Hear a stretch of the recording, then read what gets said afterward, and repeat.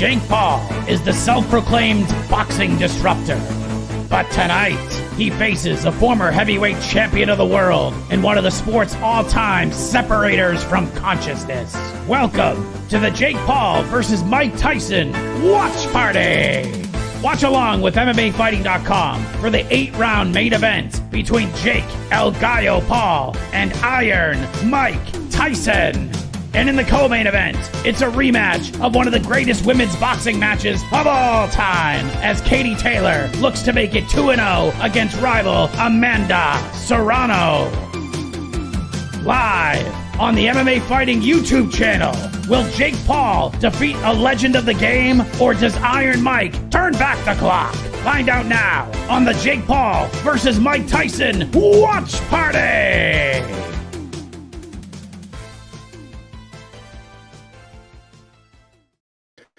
Hello there, everybody. Welcome to the Jake Paul versus Mike Tyson watch party here on MMAfighting.com. The first of two watch parties this weekend. Of course, we got UFC 309 tomorrow night at Madison Square Garden, the return of John Jones taking on Stipe Miocic. But tonight, it's all on Arlington, Texas. It's AT&T Stadium. It's the fight that has the world talking. Jake Paul versus Mike Tyson. This thing is actually going to happen. First combat sports event to stream live on Netflix. It is going to be massive, but thank you for joining us. I am Mike Heck. That is Mr. No Gray Area, the hot take kid himself, and John Jones's biggest fan, Jed Meshew. Jed, how we do it on this Friday night? You're saying the world is talking about this fight. The world is talking about that intro, Mike. The vibes are immaculate. If we had the vibe meter, immaculate, just all the way to the... Where did you get the tunes? The jam? That was like, I needed to be doing an 80s montage on the beach with that. Like, that felt American Gladiators montage to that. I am pumped now. I'm the hypest I've ever been. I'm ready to go. This is going to be a lot of fun. I got to say, we've been talking all week about how much this fight has passed the mom test. And we talked about it throughout the weekend. I think we talked about it yesterday. Like, what is today going to be like? Today has been absolutely ridiculous when it comes to this fight. Literally everybody that I have run into at some point has either asked me about this fight or just walking around the grocery store, walking to pick up pizza earlier on. Everybody in the restaurant was talking about this fight. This has transcended everything. It's absolutely insane. Yeah, it literally passed the mom test in that my parents, like I my parents live in Savannah, not that far from here. I drove back this morning before coming over here, hung out with them, and they're like, so what's happening? Is there like their heavyweight championship? Is that's tomorrow night. There's the Jake Paul, the Mike Tyson's fighting tonight. And my parents were like, oh yeah, on Netflix, right? Like, I've seen that because they have Netflix, because everyone has Netflix. It is so transcendent to we've used this comp because it's the closest I have of the Mayweather-McGregor. Like, that was the only other time. I've worked in the sport almost 10 years now, like working in the sport. And that was the event that people talked about, that people hit me up about. But this seems to genuinely be on a whole different level. And credit to Jake Paul and Mike Tyson. They're both making a ton of money. Jake Paul, I would have thought that this is in my head. This is a little ridiculous, which I think we'll talk about, right? Like, we've made no bones about what this is, but it doesn't matter because, as we've mentioned on other shows, Mike, it is not just that this is over. People are convinced that Mike Tyson is going to kill this guy. Like, so many of the people who have talked to me on the street or my neighbors, whoever it is, are like, is Mike Tyson, is he going to kill this guy, right? Like, he's 60. Can he still do it? There is not one of them is framing it as, is Mike going to be okay? It is all, can he do it? Will he do it? They have sold this as a matchup in a way that is genuinely impressive to me. Well, one thing we have not talked about, because you were not on the UFC 309 preview show. Shout out to the great Paca Porta for hopping on and giving his insight to John Jones. Just a delightful human being. The slap. I mean, I had softball last night in the rain. So all I saw on our Slack channel was like, you see the description of the clip. It's this Tyson slap. So I didn't see it until maybe 9:30 Eastern last night. And then I saw it. I was like, holy shit, dude. Like he slapped him. Like he dummied him.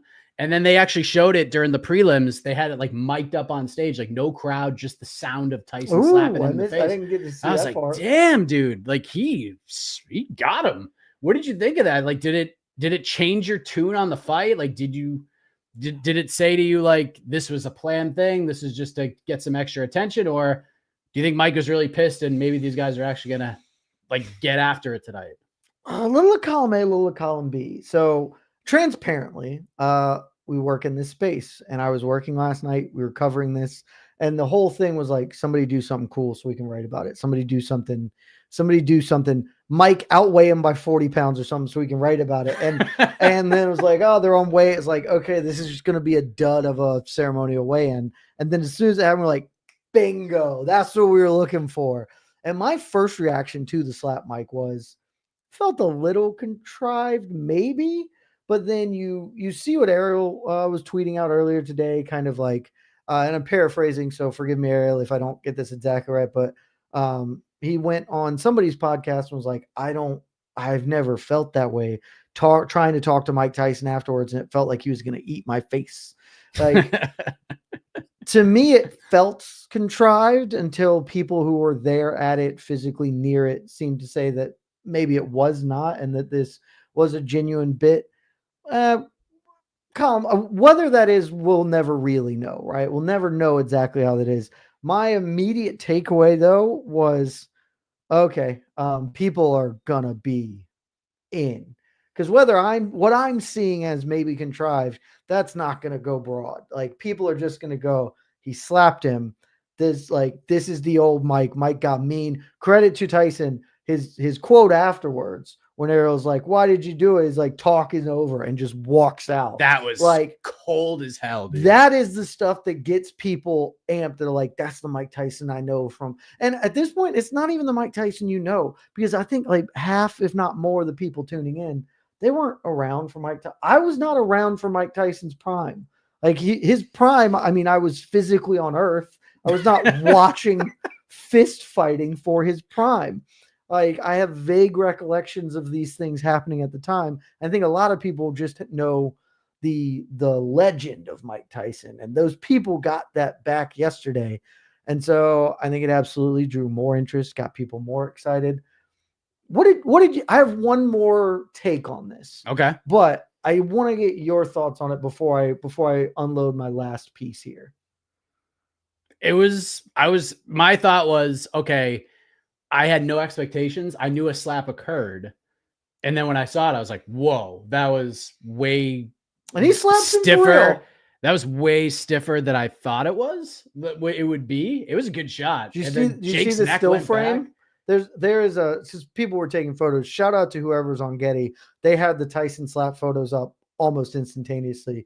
And there's one really good still frame that shows it, it's the slow motion camera face where Jake's face is all like rippling across. Yeah. Because he got him. Like, it was a legitimate slap. Yeah, Esther got it, and she's the GOAT for a reason. She's the iconic voice of Esther Lynn. But yeah, man, it got me hyped a little bit. I was like, all right. But then I really thought about it, and I was like, ooh, maybe I'm more nervous now. I just, the more I've talked about this fight, the more I like have my thoughts on it. And then the more I realize I literally have no idea what's going to happen tonight. Like, I don't know. I have what I hope is going to happen. The type of fight that I'm trying to will into existence.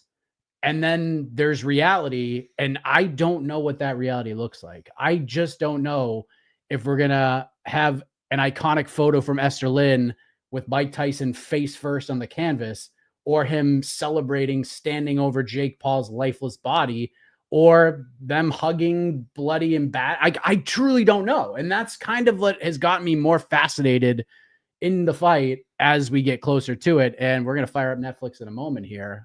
And then we're going to get into this. About that time. So my last take on this is I feel even more confident, maybe not about exactly what is going to unfold, because I've talked a lot this week. I am not sure. I think we're getting one of two fights. Either Mike Tyson is not aware of what this is and comes in to actually engage in a fist fight, in which case Jake then has to fight him back. And I think that probably goes poorly for Tyson. Or Tyson maybe comes out early, looks a little bit like the Roy Jones Jr. matchup. He's an old man. He gets tired, and Jake kind of hugs him early, jabs him around, and just sort of dances his way to a decision where nobody gets seriously hurt. Jake kind of carries Tyson along, and everybody feels okay about that. I still think it's one of those two outcomes. You could convince me more that it is now the first outcome, that they actually do get into a real fight. But one of my other thoughts was Jake was entirely unfazed by getting slapped. And I know a slap is not a punch, but I think the people who believe that Tyson is going to knock out Jake Paul are just, I just do not think that is a realistic outcome for what is coming for us tonight. If I'm wrong, I'm wrong. My bank account will be incredibly upset with me if I am wrong, but he doesn't have the juice anymore, man. He's 58. I know that's what I keep coming back to. Like everybody at the gym today who kept asking me about this fight. I mean, literally everybody, men, women, didn't matter. Everyone asked about, oh, who's going to win? Who's going to win? Mike's going to win, right? He's 58. He's 58. And there's precedent set. I was there for Evander Holyfield at 58 fighting a non-boxer in Vitor Belfort. I mean, the guy was a great striker in the UFC. The guy, I mean, Holyfield is a legend. And I went back and watched some of the coverage that I did just to like kind of put myself back in that place. Mm-hmm. And I remember doing the interview with Holyfield. It scared the hell out of me. I was like, oh man, this guy he should not be fighting anybody. And then he did the open workout. And immediately after that, I was like, this man absolutely should not be fighting. The open workout was really tough. And then I talked to him. They had this like media breakfast brunch thing the next day. And there was like 5 or 6 of us, and we're sitting at this round table, and Holyfield sits down and he is asked about the open workout and the reaction to it. And Holyfield says, look, man, I'm not going to give away my hand. I remember that. And he's a UFC fighter. I'm a boxer. I've done this a million times. Like, I know what I'm doing. To the point where I actually believed him. And I was like, you know what? He's been there. I haven't. So I'm going to go ahead and just take his word for it. And then the rest of the week happens, and then they get in the ring and start fighting. And then I see Vitor come out and get shot out of a fucking cannon. And I'm like, oh my God, this is not going to be good. And then like the third punch he throws, Holyfield hits the canvas, and then Belfort almost knocks him through the ropes. And I was like, this is the saddest thing I have ever seen. To Tyson's credit, and Holyfield was in tremendous physical condition. I was blown away by how in shape he was. Tyson is in great shape. He seems to have more of his mental faculties to him. And when he threw punches at the open workout, I was like, not terrible, like not awful.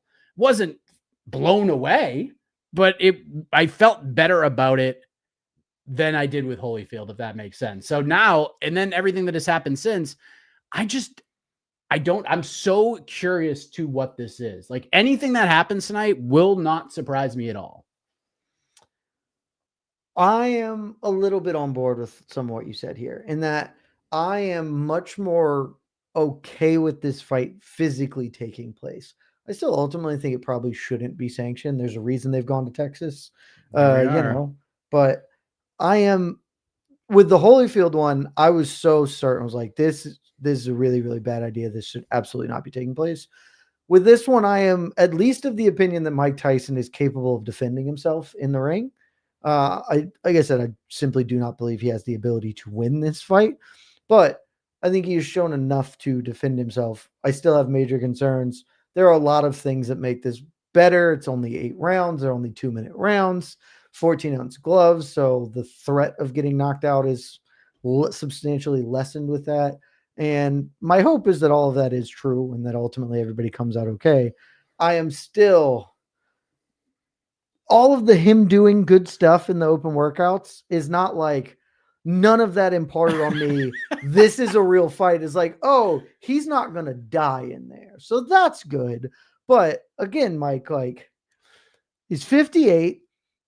This summer, he had a medical emergency from an ulcer, like riding a plane. At any point in time, like during the walkout, he could just have like an ulcer flare up or heart palpitations or whatever because he's 58. Like it's just what this happens. He's in unbelievable shape for 58, but 58 is 58, man. And I know, and I have been victim to this too, Mike. We want to discredit Jake Paul. We want to not believe in Jake Paul. I am not here to tell you Jake Paul is the best boxer in the world. I am here to tell you Jake Paul is a legitimately capable boxer. He is not going to beat the top 10, but he is physically capable of doing this sport at a decent level. And Mike Tyson is he's not 30 anymore. So, but like I said, I feel better about it because there was a large portion of this where I was genuinely concerned about Mike's health. Yes. It is on Netflix. We are at the desk with Kate Scott, Andre Ward, and Cedric the Entertainer is on the desk. This is unbelievable. Why not? Why not? Cedric just looking classy as ever. Andre Ward is there. Roy Jones My Jr. favorite of the kings of comedy, by the way, Cedric. Oh, yeah. I don't know. To see B-Mac. Gotta love B-Mac, but good to see Cedric. I mean, because honestly, when I think Mike Tyson, Jake Paul, I think Cedric the Entertainer. It's better than Mike Tyson's son, who is doing stuff this week, and he's terrible. Is he doing? He's doing commentary, right? I have no idea if he is or not. He was doing the weigh-in stuff. He's like been in that thing with Roy Jones Jr. and Tyron Woodley, and you know we've talked plenty about Tyron Woodley, and he's not bad. He was honestly the best of that group, but Mike Tyson's son did not bring a lot to the table for me personally. Fair enough. We're going to have 4 fights here.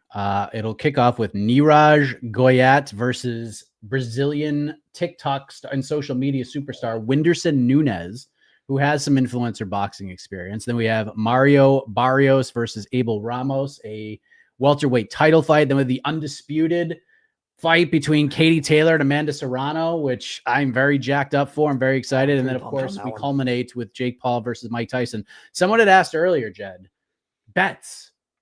I don't have anything on this card. I didn't put anything on this card at all. I have 2 bets on this card. What do you got? So in the co-main event, we are, for those who have been following along, The Climb.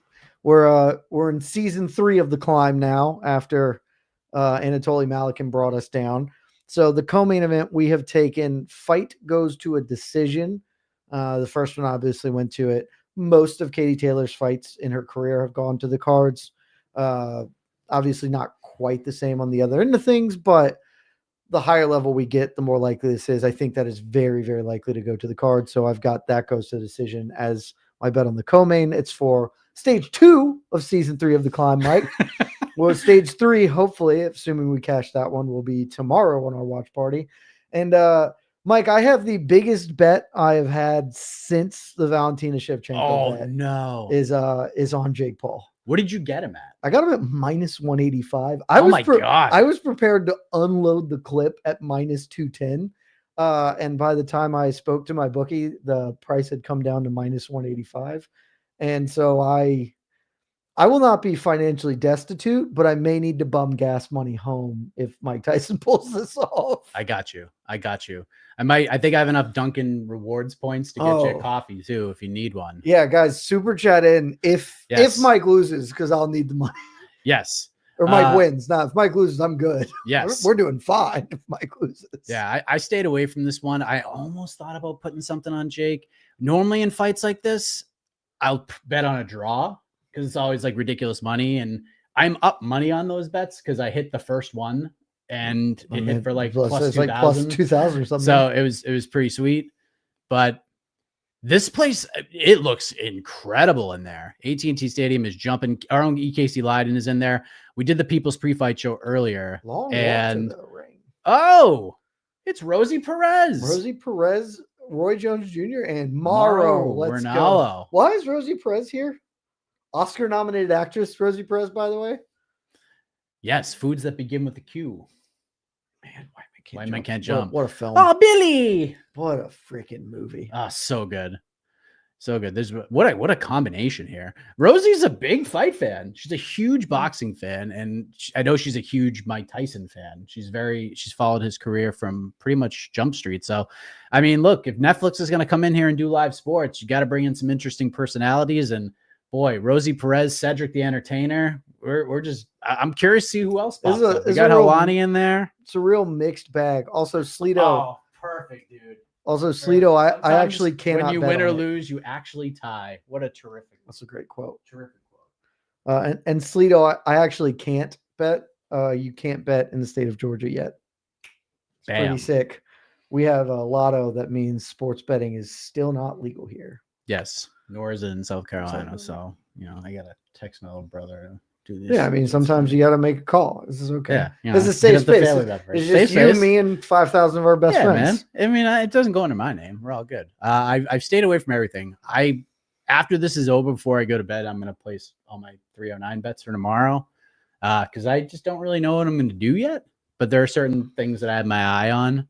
I haven't decided. I'm strongly considering walking back all of my previous statements and just trying to will a Stipe win into existence by betting on it, by just putting that energy out into the universe. And we'll see. But that's tomorrow thing. I got to be honest, this isn't a strong start. I was having this conversation on Twitter earlier today, or X, whatever. How do you think the pacing is going to go for this thing? Because in my mind, the pacing needs to be great because you have so many people tuning in who normally do not watch this kind of thing. And so you would want to, okay, we want to get into the action. People are going to tune in at 8. And if they're seeing these people talk, and then we're not going to get to the main event for 3 hours, that's just, you're on Netflix. All it is the back button. And then 2 clicks over, you're into The Office or Friends or Gossip Girl or whatever it is. But people seem to think this will be poorly paced based on previous experience. Yeah, I don't know. I don't know. The fact that the main card is starting at 8 p.m. Puzzles me even more. You know what I mean? Because normally these will start at 9, maybe 10. Like the UFC's always start at 10 for pay-per-view, and then the main event doesn't walk till 12:30 or 1, and they'll never change it. This Friday night, prime time, knowing the weekend that it's on, maybe they will pace it good. Now, it might, getting to the first fight, as we could see here, might take an awful long time. Take an awful long time. But I don't think the first fight is only 6 rounds. It's one of those influencer boxing fights. Second fight's not even probably going to go halfway. It will very likely be finished very quickly. And then Taylor Serrano is going to go. It's going to go 10. Yeah. I needed to go all 10. So. Yeah. It's going to go all 10, more than likely. And it's going to be a banger. And then we'll get to the main event, which could go 8, could go 2, could go 1. I don't know. People are in the ring. And there's a good chunk of people in there. Did we pull buffer for this? Who's doing the announcing? Well, here come the Dallas Cowboy cheerleaders. I didn't realize they had that many cheerleaders on staff. There's a lot of them. That is a lot. That feels like that's more than necessary for a football team. But yeah, this is decked out. Casey told me, who is in attendance right now. I believe he paid $28 for a burger and a soda there because it was a custom cup that you could bring home with you. I was going to say that's not very family friendly, but okay. So Casey's there. He said the entrance he hasn't seen it, but so the entrances for Tyson and Paul are going to be like WrestleMania like. I absolutely believe that. And as frankly as it should be, like this is one of the things we talk about the UFC all the time. Like they can do this. I'm not saying do this for every fight event, but at least once a year they should be blowing something out to this mega proportion because it's important. It's important to give the image that you are this level of brand. Scuba Steve, the Netflix commentary is horrific. All right, well, see, this is why we're here. We're here to help you out. We're here to make you feel better. We're here to have some fun, drink some energy drinks, and just get a little rowdy to the best of my ability. The family is upstairs, and so it can't be too rambunctious, but rambunctious. Super chat. I'm absolutely astonished that the commentary is bad. Morrow's never been bad. Maro's just full of cliches tonight, which has been fun. That's how Maro's been for the last 10 years now. Yes. Maro leaned into the bit real hard. No fights yet. We haven't had a fighter walk to the ring on the main card. The Dallas Cowboy cheerleaders are doing the Rockettes dance right now. Feet are very high in the air. There's a lot of flexibility that I don't have. I don't either. My wife is a big fan of the Cowboy Cheerleader doc series on Netflix. I haven't watched it. I didn't even know that was a thing. And they're done. I mean, they're doing docs on everything on Netflix now. We talked about this earlier in the week. Did you watch the whole Tyson Paul doc? I watched the first 2 episodes and never got to the third. Okay. I couldn't do it. Like, it just, again, I didn't learn anything from the first 2 episodes, but to Casey's point, and the same thing you kind of talked about, and we kind of all worked out when it came to the Vince McMahon doc. It's not for us. Like, we're not here. Yeah. We're not here to learn anything from that series. It's for the fans who have no idea why this fight is happening. Yeah. And I get it. Cause the Vince McMahon was great for me. I learned so much in the Vince McMahon doc, and I was captivated. I was like, this is awesome. But I imagine if you already knew that, then it was not interesting. We're getting a tail of the tape now. For Niraj Goyat versus Whindersson Nunes. Now Casey's not here. So there we go, guys. I mean, these are the bells and whistles. This is the fight that is about to begin. It's a big bell. Niraj Goyat versus Whindersson Nunes. 18-4 and 2, 8 KOs for Goyat, and Nunes 2-2-2. Mr. Consistency with 1 knockout. Of course, Whindersson fought for Kingpin. I don't know if he's done the Misfits thing yet, but I don't think he fought Misfits because I think it was just Kingpin. Yeah. But Whindersson is one of those guys that looked really good in his influencer boxing fights. And I was like, man, this guy might actually have something. And then he lost his next 2 fights. So, and now he's fighting. I know. So Niraj Goyat, because I looked him up, Mike, did a little Google machining. Oh, Niraj Goyat. Sorry if I'm butchering your name. I don't mean anything by it. Is actually like a real boxer to an extent that he is like, I mean, one, his resume clearly has a lot of fights. He has done actual boxing, went to the Olympic trials, has been around the block in the boxing ring, but also a bit of an influencer, was on a reality television show in India. So a little of the Tommy Fury action on him, and based entirely on that, I'm going to guess he beats Whindersson Nunes here. And speaking of Whindersson Nunes, here he comes. Very popular man in Brazil. I think he's got like 65 million followers. There's a whole lot of them. Dude, that's crazy. That's a popular human being. Yeah, and I don't get it, but I don't know why if you're that popular you would embark on this. The entire influencer boxing thing makes limited sense to me, but good for him. He began focusing on boxing 3 years ago per the broadcast. I don't know if you saw this, Jed, but if we're going to talk about how big this is. Oh, my goodness. What is a wall of text that you were looking at right now? This was sent earlier from MVP. Paul versus Tyson, Taylor versus Serrano 2 is the biggest boxing gate outside of Las Vegas in UFC history. Paul versus Tyson gate has surpassed $17.8 million, nearly double the previous Texas gate. 150 plus million social media followers for Whindersson Nunes. He had a Netflix comedy special, apparently. This gate surpassed 17.8 million, nearly double the previous Texas gate record for combat sports in both boxing and MMA, obliterating Canelo's record of 9 million. Paul versus Tyson's gate is also higher than any non-Las Vegas UFC gate in history, other than McGregor versus Alvarez in New York City, per public reports, with over 70,000 fans expected in attendance tonight. Over 70,000 is what they're projecting. I mean, Dallas Cowboy Stadium, AT&T Stadium, baby, fill that thing to the rafters. So, here comes Niraj. I am not surprised that this is the biggest monetary event, outside of Vegas. I am now 100% certain this is going to be the most viewed fight in history. Oh God, for sure. There was just a while where I was like, maybe not.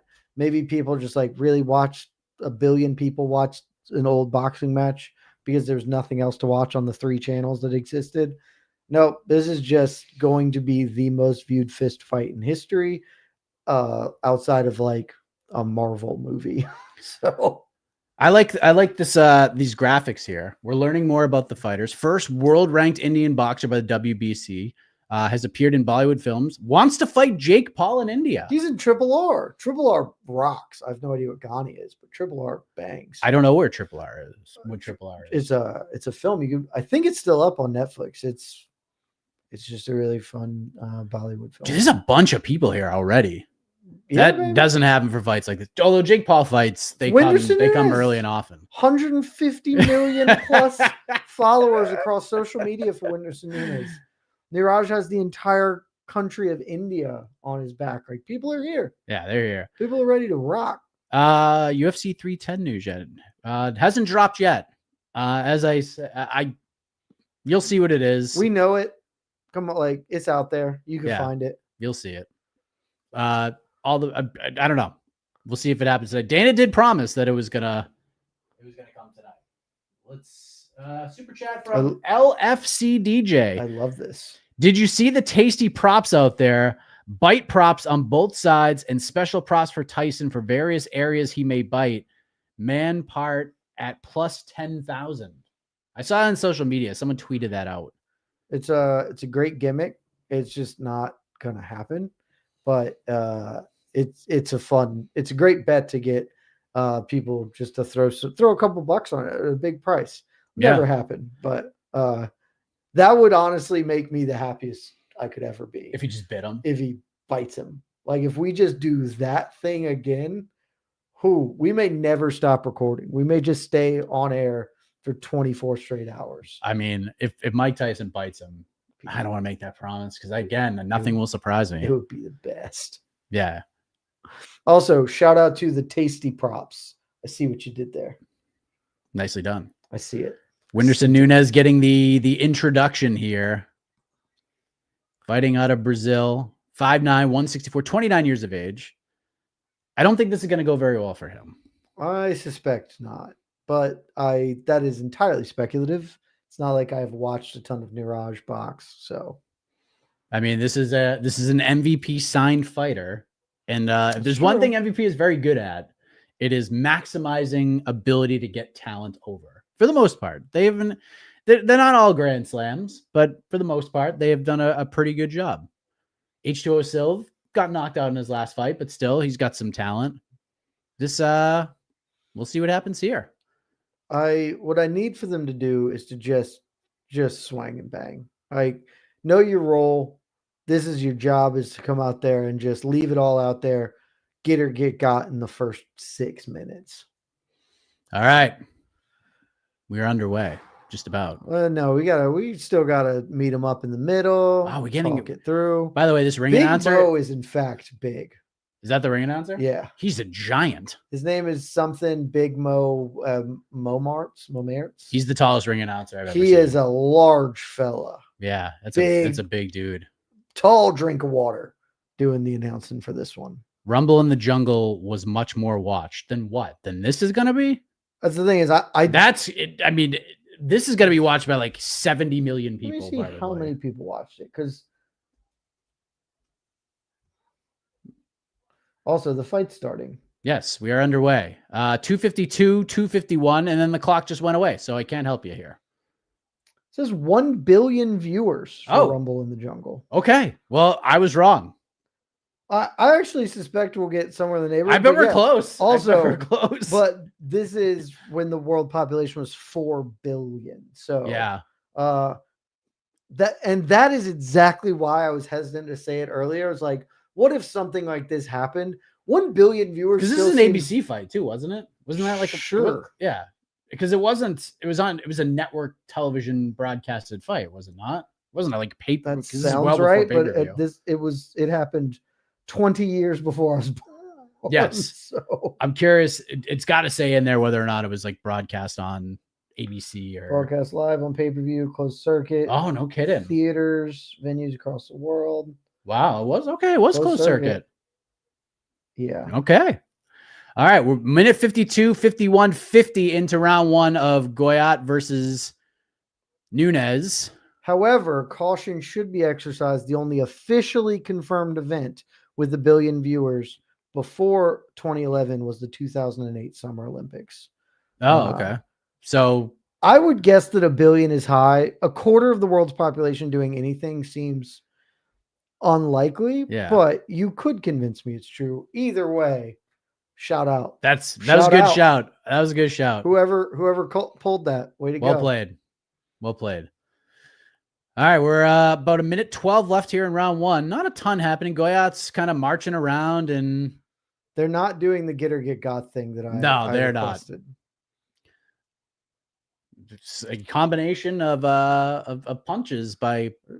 And he's just kind of playing. He's doing the MVP thing right now. Yeah, now he's absolutely. He's just making a miss. The head out. Oh, rips to the body. Oh, that was a nice. Oh, I would suggest that Goyat is much better at boxing than Whindersson Nunes. This is what I've learned in 2 minutes of boxing. Oh, I mean, much better at this than he is. Oh, good counter right hand from Goyat. I hope I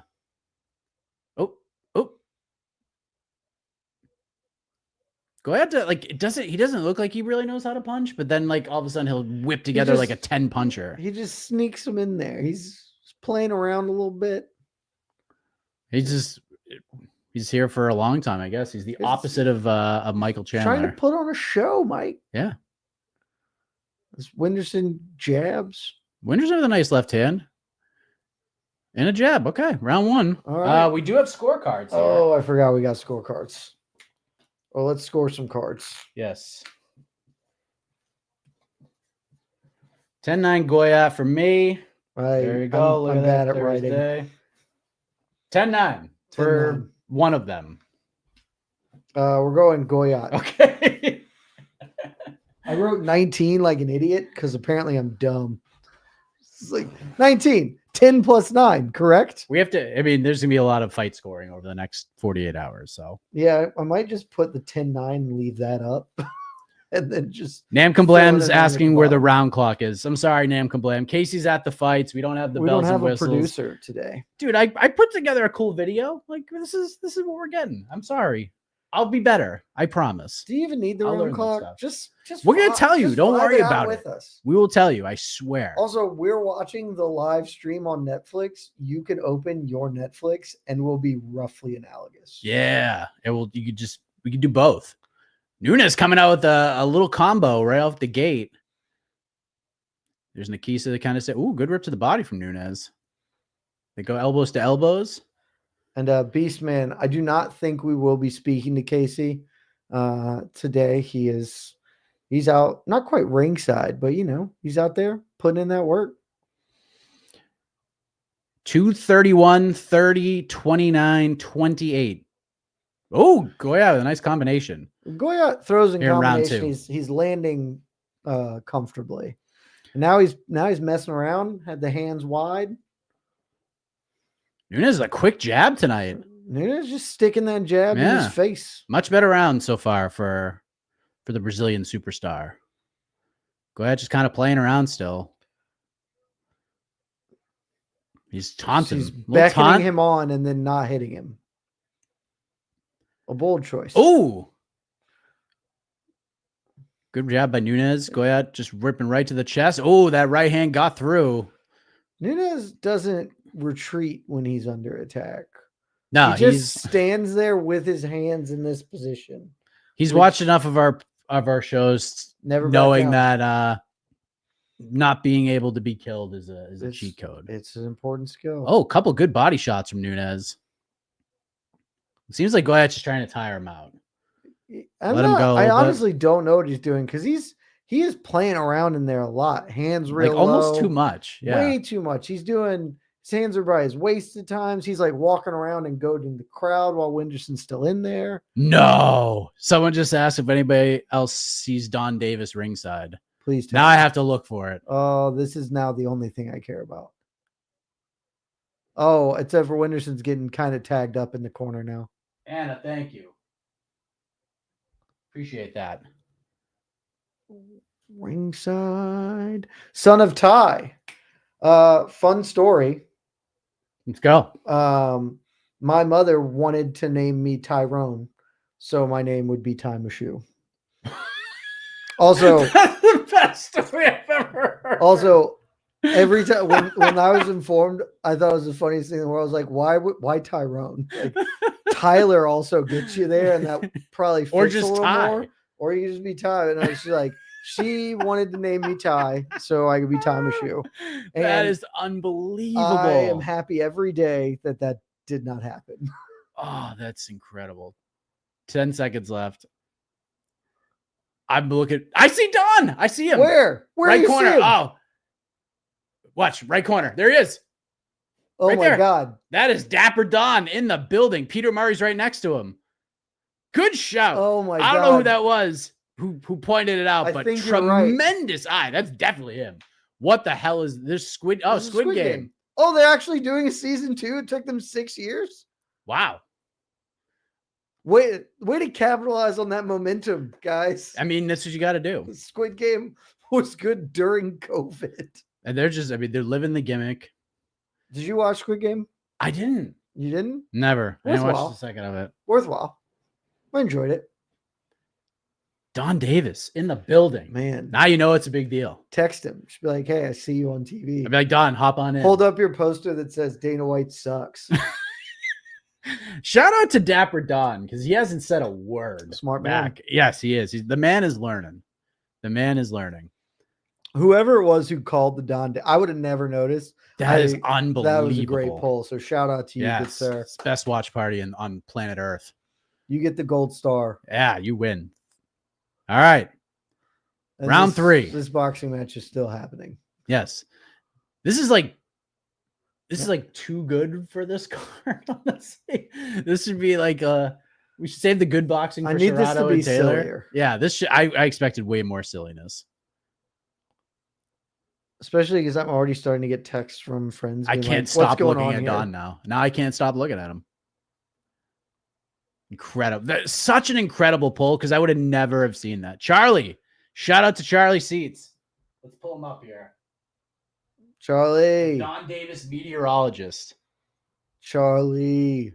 Charlie, if I had, hero of the day. if I could give you something, if there was like a way to fet you in the chat, I would do so. If we could give you like a little crown or some special chat accolade, Yeah, you would have deserved it. for sure. 2 minutes left here in round 3. I wish we had like thrilling things to tell you about, but good right hand from It's Goyat. pretty much That the was nice. exact same. Where Yeah. Wenderson has a jab, and that's about it. And periodically, Oh, good right that hand. was a really good right hand. That was the best shot of the fight. Goyat's just kind of landing combinations when he tries. Oh, he's in the corner. He'll joke about, drop Hey. his hands back into the corner. Anderson Silva it. Oh, the cymbal crash punch. Yeah. I haven't seen that in a while. Clap the ears, baby. Goyat is literally just walking around. Like just turning his back and walking in circles. Daniel with a good idea. You should send Charlie a PFL shirt, Jed. You probably have 800 of them. I could send him a PFL hat. PFL shirts are precious. Oh, PFL sure. hats, they rain. All right. They rain hats. Minute left. Goyat lands a right hand. Nunes trying to get some semblance of respect here. Now the jabs are missing. Goyat rips to the body. Short little left hook from Nunes. Not much doing. I scored round 2 for Goyat, by the way. I forgot we were doing that. This is trending I towards got round too 3. excited about the Don Davis part of this. I know. Darn it, Charlie. Charlie, you're taking our eye off the ball here. Coffee would also like a hat. Oh, we got a little shoulder. Oh, belly to back suplex.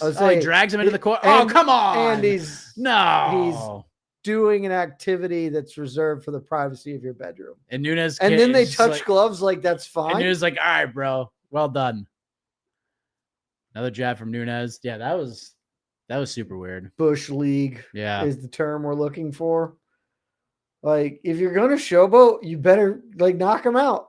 This has just always been my opinion. 10 seconds. If you're going to be this kind of a person, you better deliver. Yeah. And not just kind of win a decision. Kind of Nunes kind of knocking him out would be pretty funny right now. It would be the second funniest thing that could happen this weekend. I'm keep 10-9 Goyat like on the screen or just on here until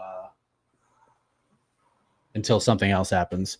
So 10-9 Goyat, and then I could just kind of samesies. just kind of hold it up after every round because I feel like it continues to be that way. So we'll see if that energy keeps the same. Yes. Thank you all for joining us so early. I'm surprised that so many of you are here right now. I thought you would all be waiting till like 10:30ish or whenever this fight's going, or at least for the co-main. But come on, we didn't even need to see a replay. It's unnecessary. What a dink. Also, that should get you elbowed right there, just a pop. But Winderson is taking the high road. Yeah. Should have scored that round for Winderson just because of that. Yeah, I'm 10-7 for Winderson. All right, round 4. We're halfway through. And here we go. Round 4. I wonder how many people are actually watching on Netflix right now. I've gotten a bunch of texts from my friends who are like, "What the hell's? Why is this? What is happening?" And I was like, the main event's not going to happen until close to 11:30." And they're like, "What the hell?" Like, well, I thought the fight was starting at 8. Yeah, because that to my point, you're going to get a lot of people who don't watch fights, who aren't part of this rhythm, and I think it is a bit of a mistake to do it this way. I had to tell a bunch of people because they were like, "Oh, I have to work. I'm going to miss it." I'm like, "No, you're not. You're not going to miss it. You're going to miss you're going to miss the first 2 main card fights, but these dudes aren't fighting until like 11. Yeah. 10:30 or 11. They make the walks at like 10:30 would be incredible. Yeah, if they make the walks at 10:30, we should call ourselves lucky. I don't think that's happening. Beastman wants to know, do you think we'll find out how many people watched it? I don't know. Yes. You think we will? I think that they will. Yes. I think they should, especially on the same weekend as the UFC card. Whether that number is accurate or not, but Netflix numbers are like somewhat public because you see people out there doing like Nielsen ratings of them. But also I just think MVP will send out a thing to be like, on top of being the biggest gate outside of Vegas and US history, this is also the most watched sporting event of 2024 or whatever it is. Halfway through round number 4. Looks like both guys are kind of tired right now. Definitely. But Nunes throwing a little bit more. Credit to Winderson. He is still in here fighting despite having comfortably lost the first half of it. MMA Hugh, question for Mike and Jed. Which narrative has been more annoying to deal with from friends and family? Tyson is going to murder him, or it's totally scripted, bro? My friends and family haven't given me a lot of the totally scripted. I don't know if I know outside of friends and family, other people, that is already a talking point, but people I'm close to just largely think, is Mike going to win this or whatever? Yeah, I don't think I've gotten straight up people saying that this is fake or this is fixed or it's a work, but I've had people ask me if it might be, just out of curiosity, like not even being jerks. They're like, do you think it's not real? And I guess it's like a reasonable question for this. I actually think that is a reasonable question. Yeah. Some people are saying Netflix buffering. We had a little buffer earlier on. Wait a little bit. Goyat with a 14 puncher. Yeah. Oh, Nunes trying to fire back. The issue is Goyat is not putting anything in. There aren't punches. This is just a fully pop, pop. And sure, I guess that's scoring, but like, you could try and do something here. It's all about skills, says Morrow. In between rounds, 4 rounds in the books, and I don't have to do anything. 10-9 Goyat. 40-36. As we're showing the weigh-in, Jake Paul. Jake Paul has a lot of tattoos. Yeah, dude. He's an extremely tattooed man. There's Mike Tyson with the Versace as he grabs himself. I mean, dude's ready to fight. I mean, look, I hope I look that good. There's Nikisa. There's the foot stop. Bam! There's the slap. That's my issue. Is the slap just did nothing to Jake. It didn't even knock him off balance. He just turned his head. Yeah, he's just like, okay. Also, Jake Paul is like pretty clearly bigger than Mike Tyson. Weight-wise, they're basically identical, but Jake Paul is a bigger dude. Daniel asked, do you think because of how big the audience is, Jake could turn into a pay-per-view heel superstar moving forward if he destroys Mike? We talked about that very thing on our preview show, whereas I've been pretty consistent for a long time that I think Jake Paul knows what's up, knows that knocking out Mike Tyson doesn't do anything for his brand. And in the last couple of days, I think Mike made me think about it first. If he goes in here and knocks out Mike Tyson, it is such a heel move to just obliterate this beloved figure who's almost 60 years old and just dance over it. Like, think of how much we in the MMA space absolutely hate Ihor Potieria.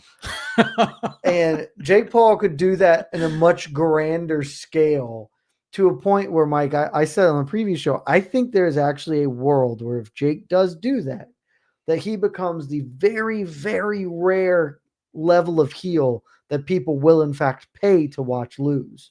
Because we have this talk all the time about, well, no such thing as bad publicity, and you're talking about Joaquin Buckley now, even if you hate him. And it's like, yeah, we're talking about him because he's dumb, like he did a dumb thing or whatever, but that's not going to make people tune in because he's dumb. There have only been a couple of fighters in history who have been able to turn vitriol and hatred into dollars, and Jake might be in a spot to not only do that, but turn that into the Canelo Alvarez fight, Mike. I mean, he's like, you could say he's kind of a legitimate pay-per-view draw anyways, especially by today's standards.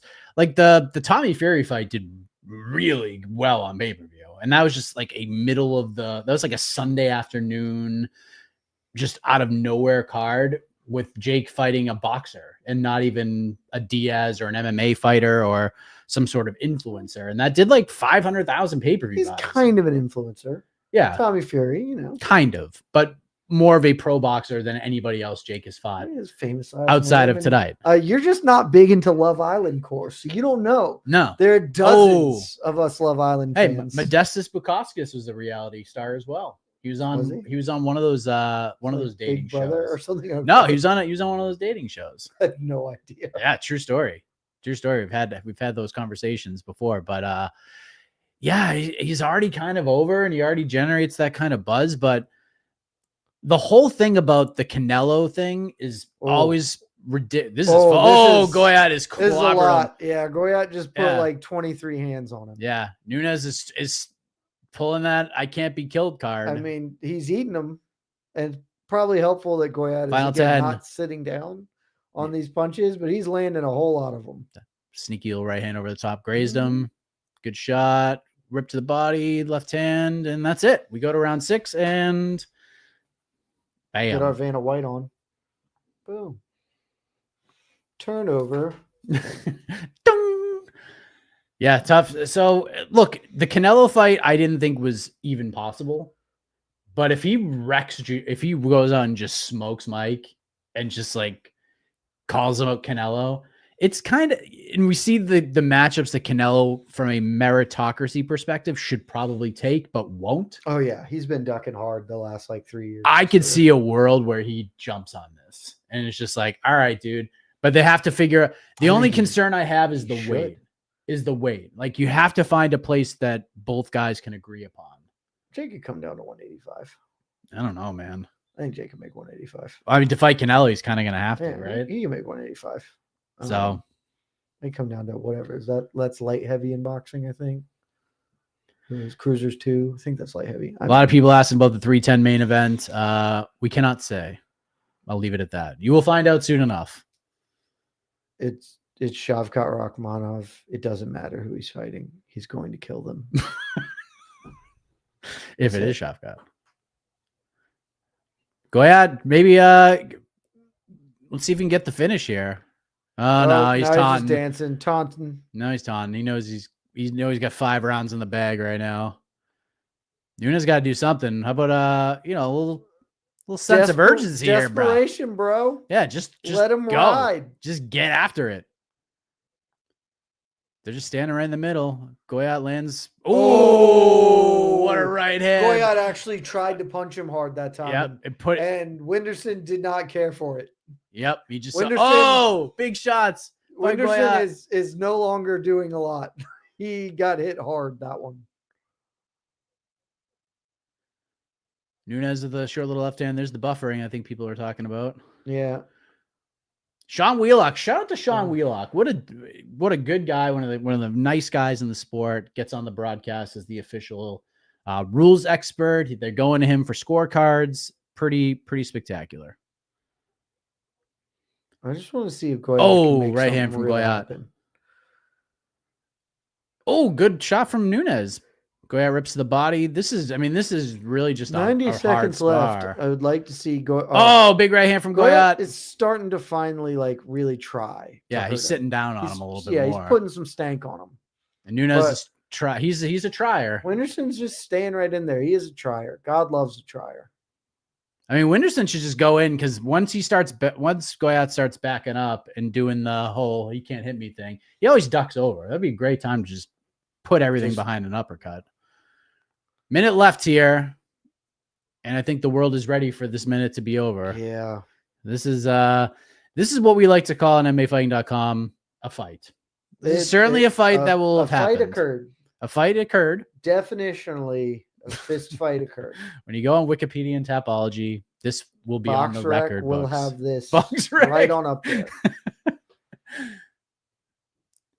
The crowd is mild, to say the least. The crowd is going mild. The crowd is mild. I think mistakes may have been made in opening your. Probably should have put the Bashi fight on the main card over this one. I mean, really, it should have just been. Or 3 fights? Frankly, I think the Netflix portion should have been 2 fights, but I get having the WBC. Also, that should be a demolition, so reasonable. But this fight, final 10, didn't feel like it. Oh, good right hand. Now he's gonna try. Swing as hard as you can. Max Holloway, baby. He's going. I mean, he is pouring it on down Nunes the stretch. has no answer. Oh, Nunes is standing there taking it. Opens his hand. He's standing there taking it. All right. Christ the Redeemer. Okay. How about that? Boom. What a finish. Yeah. 10-9 Goyat. 60 to 44? Yeah. 54? 60, whatever. It's 9 times 6 to 0. 9 times 6 is whatever that is. I'm good at math. 6 to 0. All right, let me pull that off the screen because the fight's over. And thank the Lord. Thank the Lord. All right, we'll see who the winner is, but yeah. Let's see. Someone was asking about WWE and starting on Netflix. Yes, they start in January. I haven't seen a lot of Netflix push for it, but I don't think they really need it.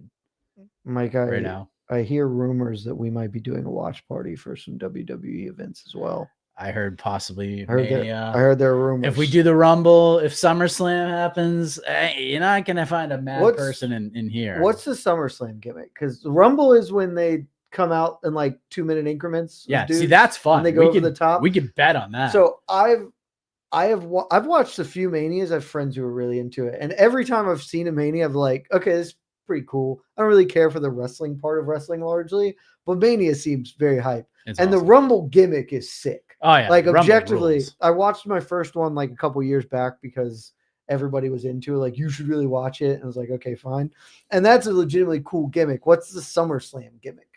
It's just basically the Summer Mania. Yeah, it's not as big as WrestleMania, but it's close. Okay, that's less fun. They're doing stadiums now. I wanted there to be the Rumble gimmick or whatever. Yeah, they have 4 big ones. It's always Mania or Rumble, then Mania, SummerSlam, and Survivor Series. Those are the 4 Does the Survivor Series have a gimmick? Survivor Series used to be they would do it on Thanksgiving.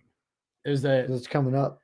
So the first few they would do it on Thanksgiving. 2 weekends. And then when I was maybe in elementary school, they would do it the night before. So it'd be the Wednesday night before Thanksgiving. And then they were well, that's kind of dumb.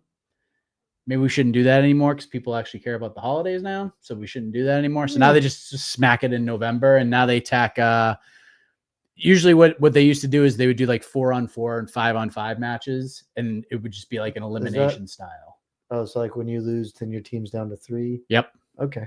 But now they also incorporated with the name. So yeah. Now they do war games, which is does that mean?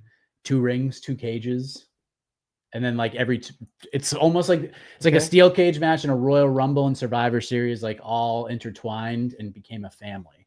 It's every 2 minutes somebody else comes in and that team gets the advantage for 2 minutes, and then the next team gets an advantage. and then nobody can win until everybody's in the cage. Niraj Goyat won.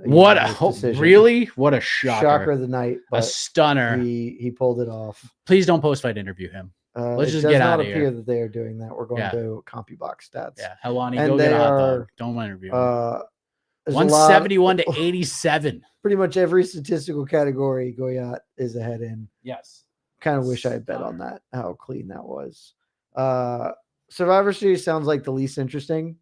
Frankly. Yeah, it kind of was. But War Game is badass. But and that sounds at least I need gimmicks to get me in because I do not follow these storylines. Yeah.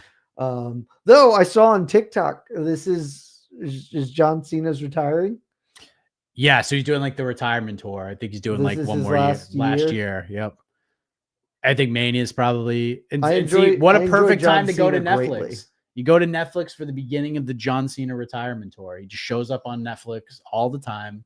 Rock will probably be there for a hot minute, and there's so many people who are going to watch it. It's crazy. I enjoy John Cena a great deal. I think he is a deeply funny comedic actor. Yes. Which also Massachusetts native. Shout out to John Cena. That totally tracks. I did not know that, but if I was just guessing, I probably would have been like, Mass. Funny story. So obviously I'm a wrestling fan and I understand the business and like some of the local wrestlers and stuff. So I DJ'd a wedding from somebody, because I used to DJ weddings all the time, but somebody that I went to high school with, he was a year, maybe 2 younger than me, got married and wanted me to DJ the wedding. And I was like, sure. And I gave him like a little bit of a deal. And then like 3 days before the wedding, he tells me, he goes, I didn't tell you this, but John Cena is going to be there. John Cena is actually going to do the ceremony. I'm That's sick. I'm like, get out of here. He goes, How yeah. did you see him? He goes, John Cena is doing it. And I'm like, oh, that's awesome. He goes, he's going to bring the WWF title and everything. And I was like, that doesn't. Now I'm starting to think I was like, all right. So I'm already 50-50 on this because that sounds like a lie to me now. Is that Michael Jordan? No. Oh, it's Holyfield. Holyfield. I couldn't tell with the sunglasses on. But anyways, it was John Cena Sr. It was his dad. Okay. And which is who I thought it was. Cena. And lo and behold, he brought the WWF title. So he was there, funny as hell, and gets a lot of bookings because he books himself as John Cena and did the ceremony. It was great. It's elite. Yeah. John Cena's dad. Also, shouts to Lennox Lewis. He actually looks good for being 65 or whatever. Yeah. How old is Lennox Lewis? And Holyfield's what, 63 now? 62? Oh, no idea. Oh, everyone's just dropping wrestling gimmicks in the chat. I love it. Do you remember the model Rick Martel and the Warlord? Yeah, man. Holyfield is 62. Lennox Lewis is 59. Yeah. The model Rick Martel. I have truly no idea who that is. He used to carry around this cologne and like this little sprayer, and he would blind people. He blinded Jake the Snake with it. What a gimmick. The Warlord. I do know who Jake the Snake is. Yes. Because when I was 6 and watched wrestling, he had a big snake, and that's pretty dope. And we named I named one of my parents' cars Jake the Snake because it's like, yeah. This was a gray car. I was like, yeah. Jake the Snake Plumber. And I was 6. It was dumb. So. Boston Crab. Lazy Bed coming through. Oh, I love this. The spray was his cologne arrogance. Sure was. So I'm glad. The Mountie. Everyone's just dropping all the That's not a good name for a cologne. The Mountie. You're not going to sell a lot of arrogance. The Mountie. That's incredible. I'm excited if we do follow through on this to learn more about the wonderful history of wrestling. It's so different now. It's just such a different thing. My experience is that I have decided I'm deeply interested in wrestling, but not actually watching wrestling. Because every time I've watched it, it's like, okay, this is very silly. It's just not like, oh my God. But all of the like source material around it seems cool. Like that, like we talked about, that Netflix doc ruled. It's like, oh yeah, this is really dope. All the gimmicks, Beast Band, the Mountie, Lou Albano, Earthquake and Typhoon, the Big Boss Band, Natural Disasters. Terrific. Oh yeah, good shout from Banana Clipper. So Dark Side of the Ring. Is something you should watch. I have seen 1 or 2 of them, specific ones about like they did the one on Chris Benoit, right? Yeah. I think that was like the first one I saw. Was a 2-parter, because the Benoit thing, he is the one who killed his family, right? Yes. And that thing, yeah, and that like I remember that happening, and I was not arrested, but that broke like through to all parts of culture or whatever. I was like, oh, this is a real thing. And I've seen that, and obviously know a couple of people who sort of worked on that series. So I've seen like one or two of them, but yeah. Yeah, it's they're doing a really good job. They're like running out of things to do. Dino Bravo is a great one. So he was in WWF for a while. He was this, they call him like the Canadian strongman, like the strongest man in Canada.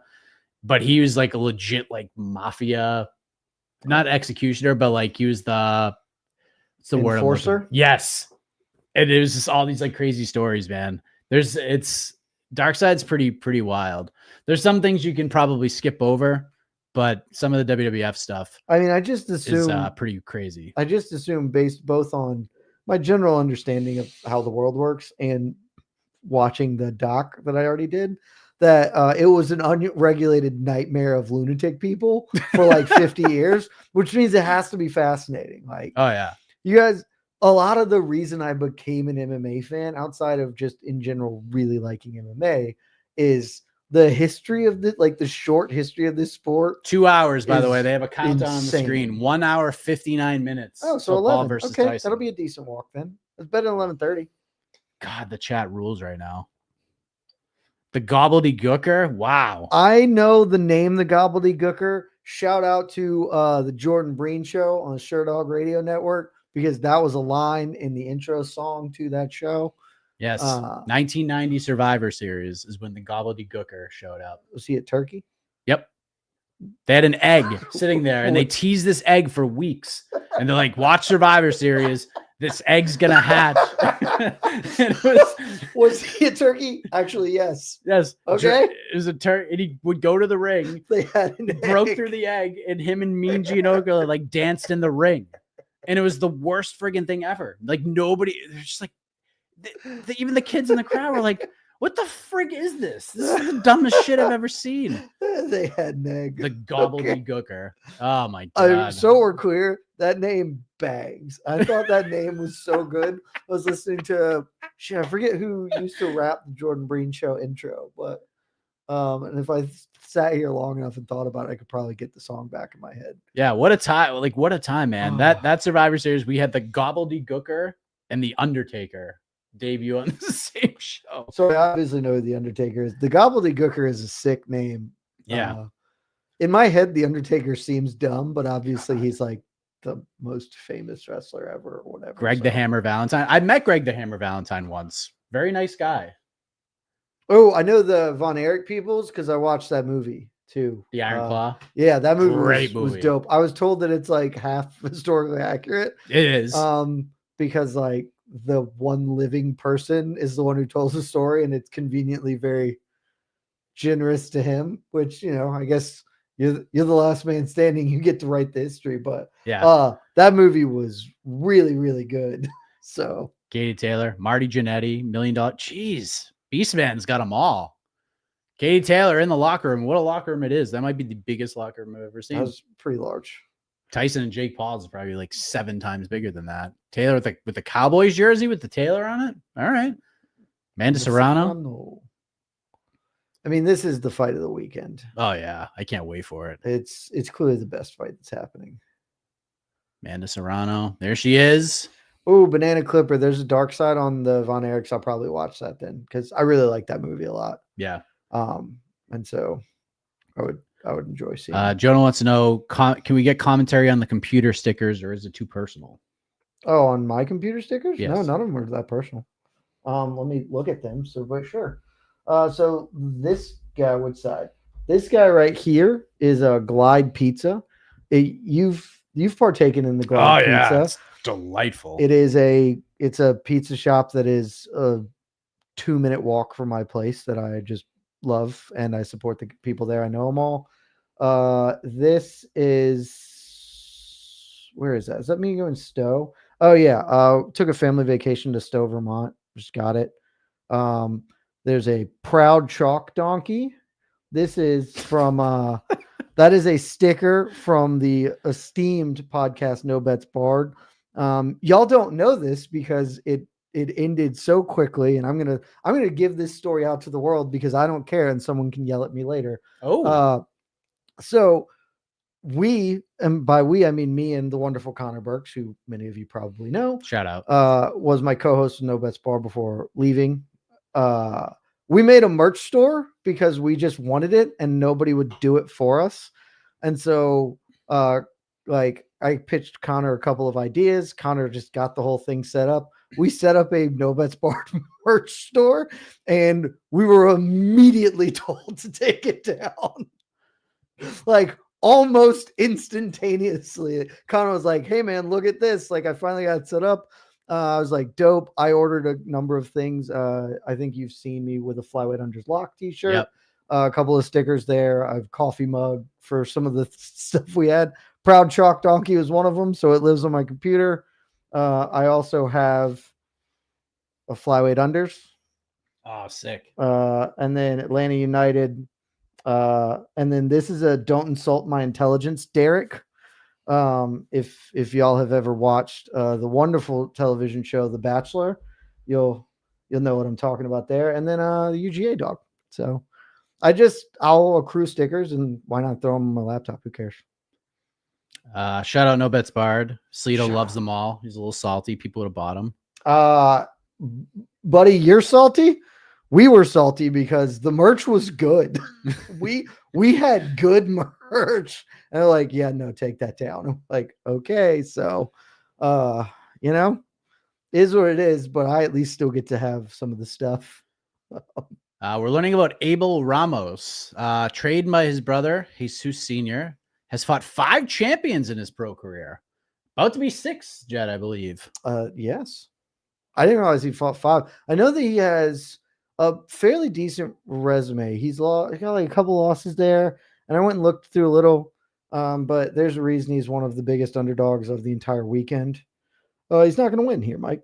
It's just not going to happen. He's not going to win. What's the line on this right now? Is there like a closer? Oh, the last line I saw, was he like minus 2,000 or something?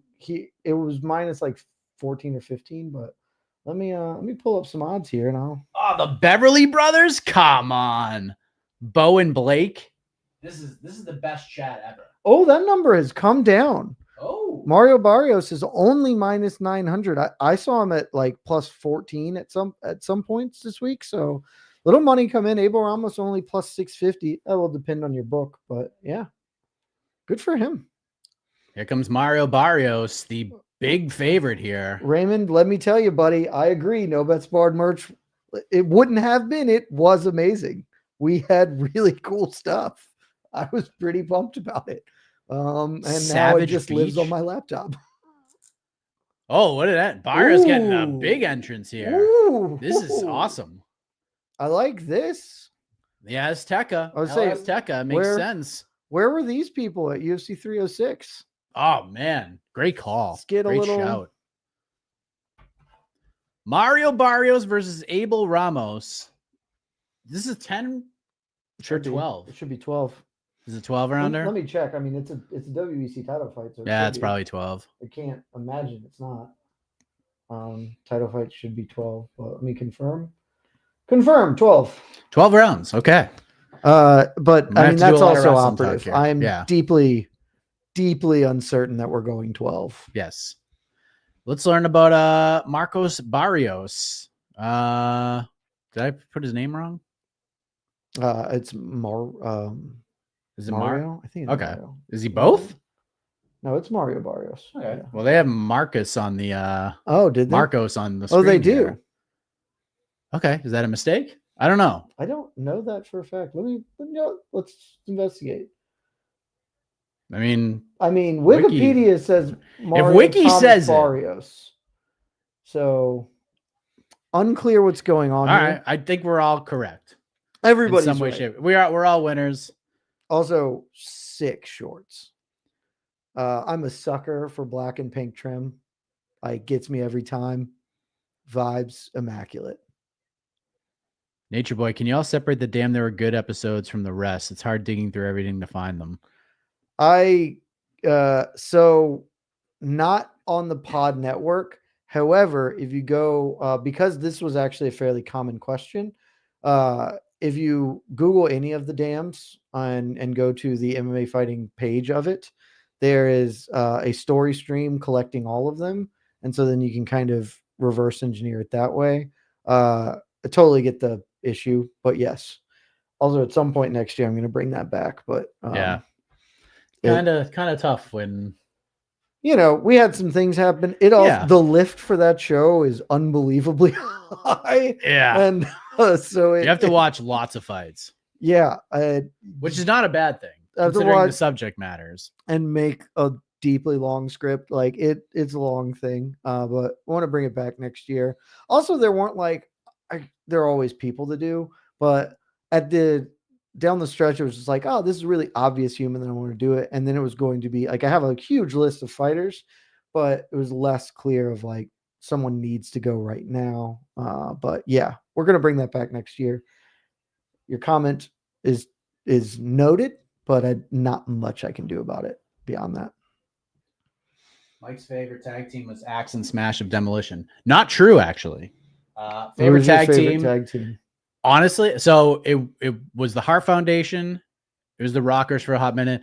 Then Power and Glory. Who were the Rockers? Shawn Michaels and Marty Jannetty. Okay. But Power and Glory is actually my favorite. Hercules and Paul Roma. Of course, there was a wrestler. Underrated. Of course, there was a wrestler named Hercules. Hercules Hernandez. Legitimate badass. But yeah, Power and Glory, man, they were fun as hell. And they they got shortchanged, in my opinion, but it is all good. Abel Ramos getting the big intro. And now now it's Mario here. My favorite tag team was I had two wrestle buddies when I was a kid, and they were Hulk Hogan and the Macho Man. The Mega Powers. Okay, sure. They were just my favorite tag team because when I was 8, I stopped watching wrestling when I was like 10 because my parents were like, we don't want to do this anymore. Like, no, but like I had the two. I remember distinctly having those two wrestle buddies. I'm like, hell yeah. Mike, who do you think would win at a Tugboat and Parker Porter? Come on. Who's Tugboat? Tugboat was a large individual. He became Typhoon of the natural disasters. Typhoon is a good name. So that's a good name. There's a clip you probably have seen on Twitter at some point. It's in WCW, and like Sting and somebody else are like, let's introduce our mystery partner, the Shockmaster. And this guy like is supposed to come crashing through the wall, but he actually like trips over his own feet. I haven't seen this clip, but that's amazing. It's the best. Oh, it's the best. The Shockmaster. Oh, it's terrific.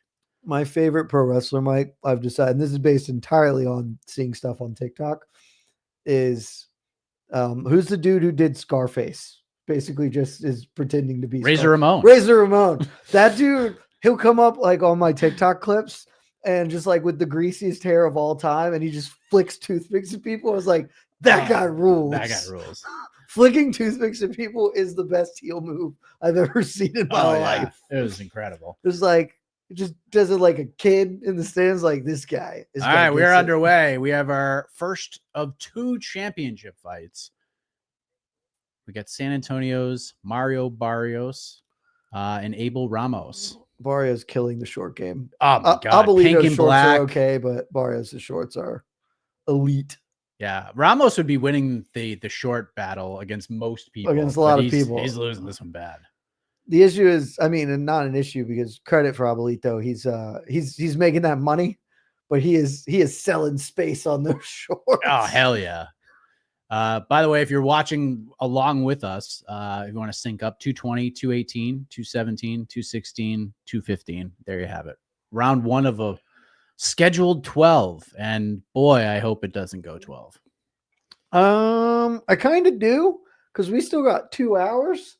And so that'll be a lot of fill time if this ends early. Well, we got Serrano and, but that's going to take like an hour. There's going to be big intros for them. I guess. It'll probably take like 20 minutes to get them both to the ring.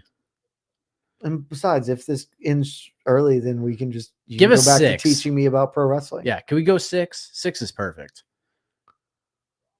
As we typically do with boxers and types of fights like this, a little bit of feeling out here. It's also so I've felt this.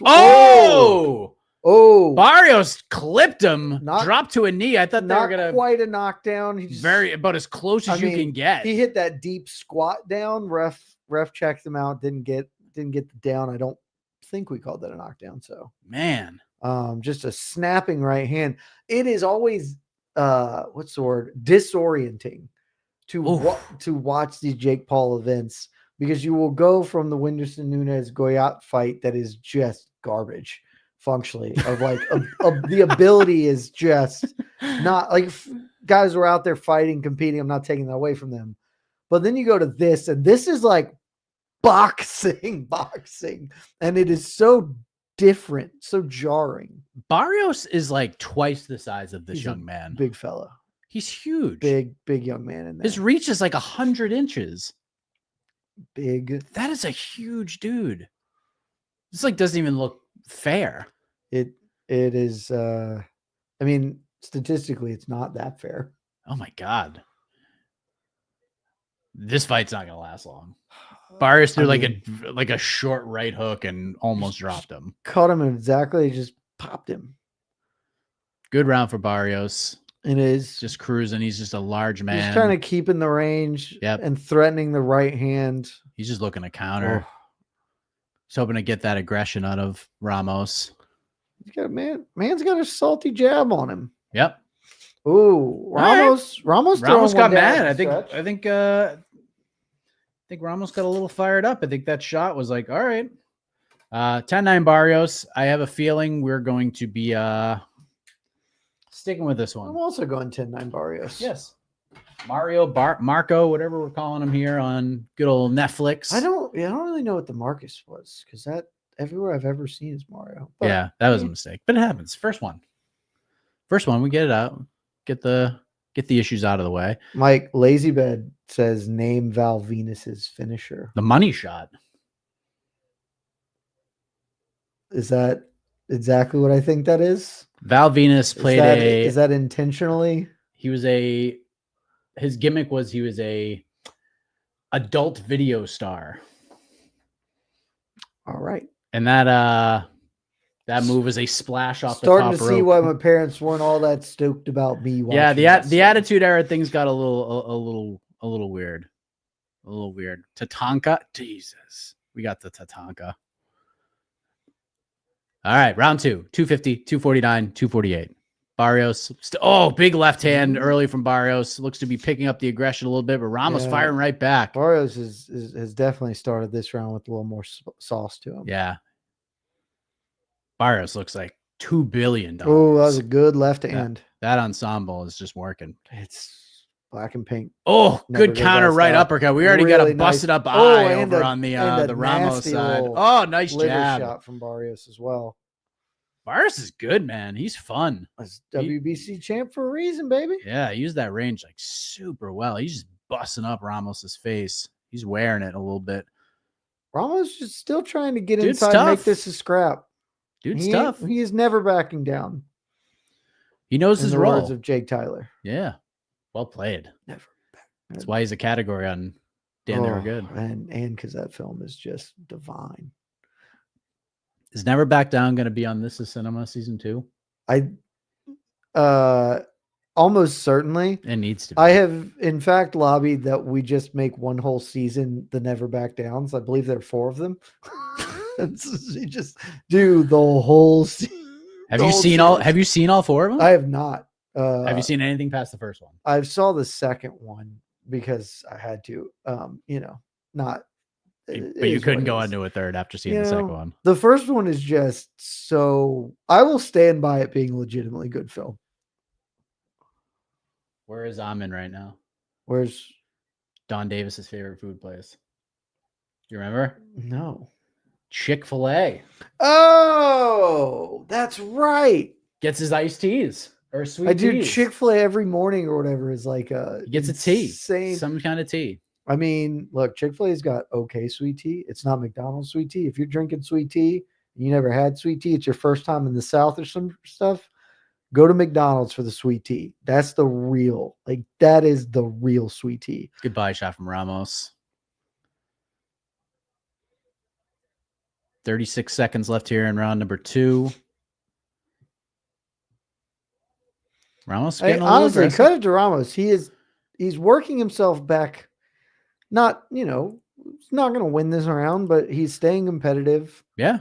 He's tough. Toughening it out. He is making sure Barrios knows that this is not. Oh, just as you say that, he gets clobbered. That's a real by knockdown. Barrios. Damn. Ramos almost kept his feet too. He was trying so hard. He gets clocked clean by the right hand. He starts falling back. He is trying to deep squat it out again and just can't and tumbles. He's back up. Yeah. Final seconds. I think he's okay, but I mean, for sure. Dude, that's a 10-8. It's gonna cross out the old 100% a 10-8.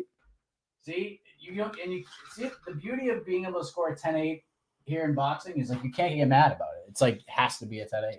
Unlike with the MMA scoring, just we always can't be as score 10-8s all the time in MMA. People are just stupid. I'm just gonna keep Barrios' name up there, and I think that we'll might be smart. Oh, I mean, that's just caught him clean with that right hand stepping in. Just pop. An absolute Same right hand that almost dropped him in the first round.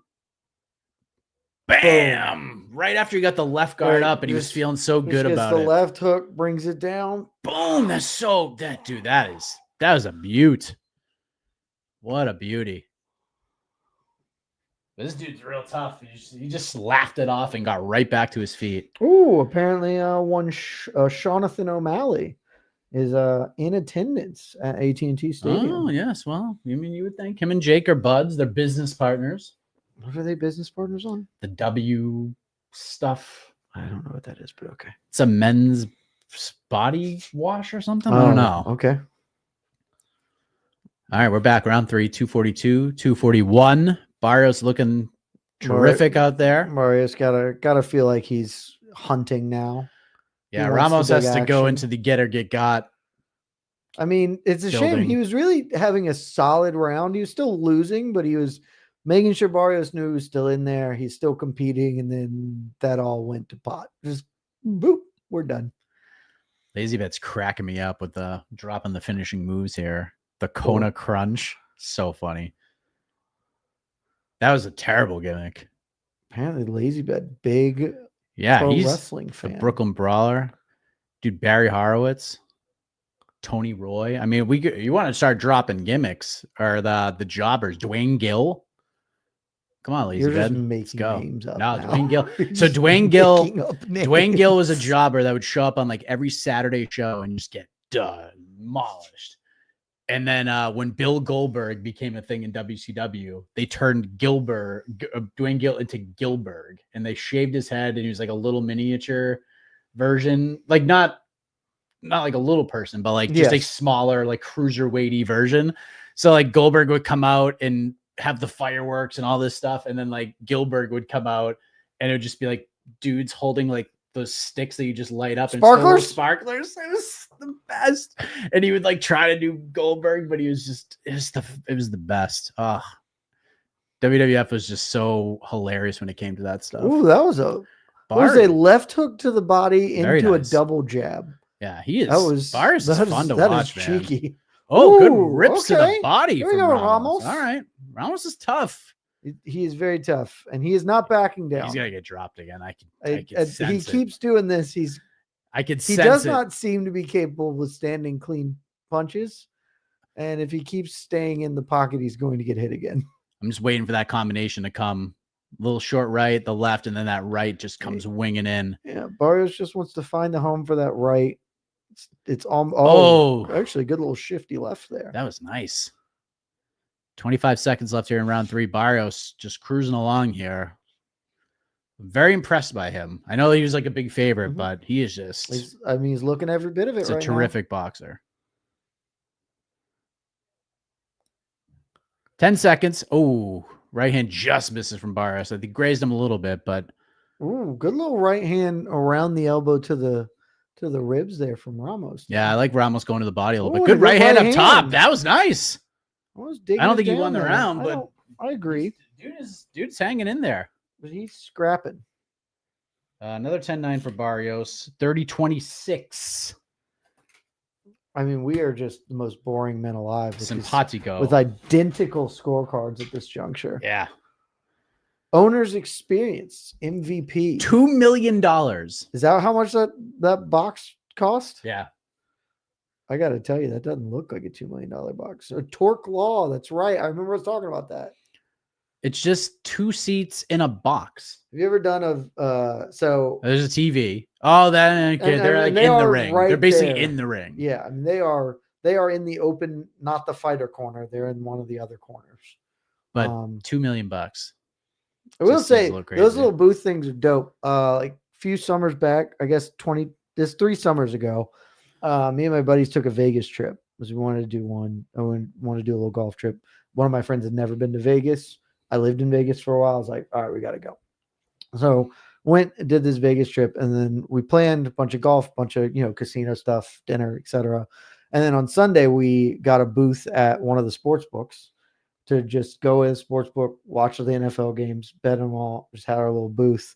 And it was honestly dope. Like it was, it was expensive to get the booth, but the booth came with like a food and booze credit. And so we spent 12 hours. We got there, 8 a.m. in the morning, had them bring us some breakfast, pop some Mimis, little mimosas, some Bloody Marys. I went up and gambled an irresponsible amount of money. It was the best because like I was betting things. So I don't bet a lot on football. I don't know football as well. One of the first bets I looked at was like, what's the over on interceptions thrown by Jameis Winston? And I went and immediately bet it, and he threw a pick on the second play of the game. And then I just went and got my cash. We partied in the booth. It was sick. So like $2 million for that booth. That's okay. If you got it, why not? By the way, I don't know if this matters to anybody, but if there could be just straight boxing fans here, there could be a lot of MMA fans here. Drake, the rapper, who is known to bet poorly. Oh goodness, who's he betting? $355,000 is the wager on Mike Tyson. Woo! I'm so Jed, concerned about where you were betting. Do you feel better about things? I feel so much better about it. All right, good. I was so concerned. I was like, either Drake's going to be right or I'm going to lose a lot of money. Good little jab from Barrios with a minute 13 left in the round. Ramos, I respect the hell out of this man. Dude's just I would have quit a long time ago. He ain't Barrios is like a just a fancy boxer, really good, and Ramos is just a scrapper. I would like Barrios to have a little more of a jab. He's starting to put it on here, but just as a space filler. But he is really just trying to beckon Abuelito on. I think there's maybe a part of Barrios too. When he hits dudes like that, they probably don't get up, and Ramos is not only just getting up, he's laughing at him. He is definitely really trying to draw him in. He clearly wants to get that right over the top again, but Ramos is not quite giving him the opportunity yet. I kind of feel like Ramos is winning this round. I am actually firmly in agreement. He's dictating the action right now. Let's see if Barrios can get a knockdown here. We're just landing like a big round shifter in the final 12 seconds of round number 4. Shout out to Ramos, dude's making it interesting here. It didn't look that good. Oh, good right Ramos from Ramos. Oh, snap. I think that's a Ramos round. That puts the stamp on it. Now I gotta erase it. I didn't want to erase it. Oh, look at Jake Paul showing up. That just seems deeply uncomfortable to me. Why is he dressed like Jesse Katsopoulos from Full House, dude? He's got the jacket on, Yeah, there you go. Jacket with no shirt just seems so uncomfortable to me. Come on, man. Like, I don't, just don't wear a shirt in. It's not like you have to. And there's Mike Tyson. Like, you just know he's rocking a Mike Tyson in the leather iron Mike jacket. Yep. Dude's all business. He ain't putting on a show. Just all business. All business. I'm all about the business, Joe. Ain't that right? Dude's got that focus in his eyes. Now I don't know I don't know what's going to happen today, but we'll see. Hoping for the best. Tyson's just like a man. Like the camera don't matter. Nothing. He ain't showing off anything. He's just get the hell out of my way. I'm going to sit. All right. Round 5. I mean, we are T-minus 95-ish minutes till the main event. So, well, I mean, that if this goes the full and then the next fight goes the full, I think that countdown might be extended just a touch. Maybe a touch. Just a touch. All right, 235 here in Paul round out number here 5. dressing like Kamaru Usman. Well done, Mike. Very good, Mike. Very good. Total jabs round 4. Apparently, we were watching the same fight because Ramos landed like 3 of 37. But Ramos also isn't a jabber. He's just chuck 'em. 212, 211. See if Barrios picks it back up here. Jab from Ramos. Once he started ripping to the body, things started to change a little bit. Should always attack the body on a man that is much larger than you. Certainly on a man whose head you can't even reach. Good jab from Barrios. Good jab and good right hand from him as well. He's starting to... Barrios trying to get that range back, but Ramos is just disrupting him. Nice jab from Barrios. Ramos with the right hand. Oh, good Ramos. right hand from Ramos. Okay. Barrios not throwing a lot of power punches anymore. Yeah, I don't know what has happened. Really receded a little bit. Oh, there's a quick little right hand that landed. But Ramos just walks right through all of these shots outside of 2 punches that landed flush. One almost got him, one did, and then he just laughed it off and got right back up. Good jab from Barrios. Ramos just keeps throwing. It's not landing a ton. Barrios getting that guard up a little bit more in this round. He's starting to see things coming a little bit. Oh, sneaky little right hand from Barrios. Very nice. Jab from Ramos. See, I would like to see some uppercuts out of Barrios here. He's trying. And now, he just fired out. Good jab, got him away. Try that right hand again. 3 good jabs from Barrios. Ramos with a clean right. That was his best shot of the round. Jab and a left hook from Barrios. Barrios starting to feel a little bit. He's starting to move around, skipping around a little bit. Oh, good left hand from Barrios. Ramos with a nice answer right. A couple lefts from Barrios. God, he's so rangy. Ooh, but then when Ramos just dives in there, throws those short little shots. Ramos is not going away. Nah, credit to him, man. And final seconds. And that's it. Now we have to write Barrios again. Yeah, well, so it goes. Yeah. Hey, it's the Karate Kid. Let's go. Ralph Macchio. Well played. I've seen How I Met Your Mother. Yes, great show. Terrific show. Also, I just noticed this today. William Zabka. You're the poet, William Zabka. Notices today. Did you watch the Cobra Kai show? Yes. So I just saw that the final season is now up as they are actually doing that commercial part. So I saw part 1. Is a very, very silly show, but I'm deeply invested at this point. And I just saw that it's up and I could watch it now. So I will probably watch a lot of that tomorrow before we do our next watch party. Part 2's up? I think it went up. How did I not know that? I only noticed it when I looked at Netflix today and it was like up on the thing. Wow. Now. Okay. So I think it came up this week. But I do have to finish The Penguin before I haven't even started it yet. It bangs. Yeah. 251, 250, 249 into round 6 of a potential 12. Sean Wheelock has it all for Barrios thus far. Didn't give a 10-8. Oh, no, he did. Let's say that no, is one, right? Yeah, is he 6 points down? We gave Ramos the 4th round. Correct. But maybe we were wrong. Maybe we're just feeling. I've never been wrong in my life, Mike. No. Maybe we're just feeling friendly because he's tough as $2 steak. Ramos is still in there. He has slowed down a touch. John Shen. Oh, we're getting some buffering now. There's for a real buff for us. John Shen, I am inclined to agree, though I didn't watch Shogun yet. And I've heard Shogun was great, but Penguin has been very, very good. I've been deeply impressed by it. We got the buffering. Let's see. Oh, we're back. We back. We back, mama. We're back. Okay. And Barrios is still doing Barrios things. Oh, those jabs. Very quick. Oh, Ramos. Ramos with a nasty right and then a left at the end of that. Dude. Ramos getting mean in there, boys. That was nice. Show a little hustle there, boys. Let's go. Ramos. Oh, Ramos. Woo! Going with the little right, Woo-hoo! cheeky right hand. Ramos feeling himself right now. All right. Oh, Barrios coming Barrios back. fighting him back. Okay. That's Tekka. Let's go. Barrios swung for the fences there. Ramos switched stances. Left hand gets to the guard. Not really getting through that. When he comes down the middle, I mean, that's getting caught. He's got to get those long and loopy ones. You can Jab maybe from get.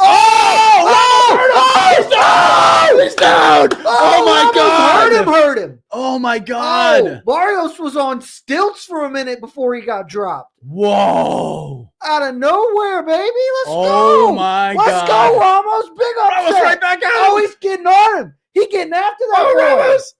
Oh my God! Barrios, you should learn to clinch, my dude. Left it for Come Barrios! on! Stop punching back and hold him. Hold him, kid. This is a bad idea. This is your chance. Ramos, you got to unload the clip. Oh, right You got around to drop here. the clip, baby. Let's go. Get him. Oh, Come on. oh, Come on, Ramos. Oh, I don't care. I have no money on this. This would be a sick ups. Oh, that left was so mean. Oh, now he is leveling. Oh, man. Just sledgehammers in. Come on, baby. Let's go, Ramos. Oh, man. Barrios has not tried to clinch once. He is boxing and moving. Oh! Oh! Wow. Ramos just put it upon him.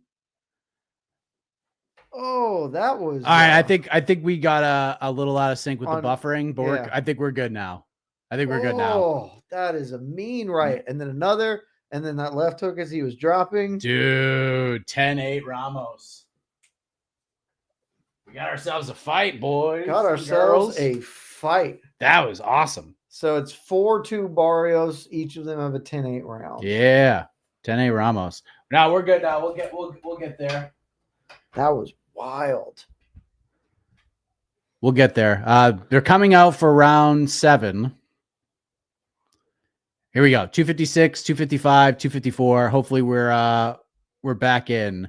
The buffering got us. We hit live, which we had to do a reset. Clearly jumped us up. So hopefully we're good to go here. Whew. What a round for a couple of minutes ago. We're that far behind? Okay, we're good. All right, we're back. We're back. Also, that scorecard that they have proffered is incorrect. It's not 10-8 Barrios. Yeah. Okay, now I'm confused altogether here. I believe that they incorrectly put that scorecard up. Okay. What a round from Ramos. This is friggin' crazy. What a fight. Yeah. This Unreal. one turned out. Look, all that money coming in on Ramos seems like it knew what it was doing. Yeah. Barrios, a little more urgency here. The jab is coming a lot more. I mean, he needs it. He needs to keep that dude off him. Ramos is just, he's a vibe right now. All right, so we're pretty synced up. I mean, the stream's going to be a little behind from what we're seeing live, but yeah, so we're pretty. Oh, Ramos with the right hand. And Mike, you are absolutely correct. A lot of bettors are biting their Mike Conlon, not Mike you. Oh, okay. A lot of bettors are. I wonder how many climbers tight bet to their on butts Barrios right right now. now. I mean that they're still in okay shape, but not as comfortable as you want to be. Yes.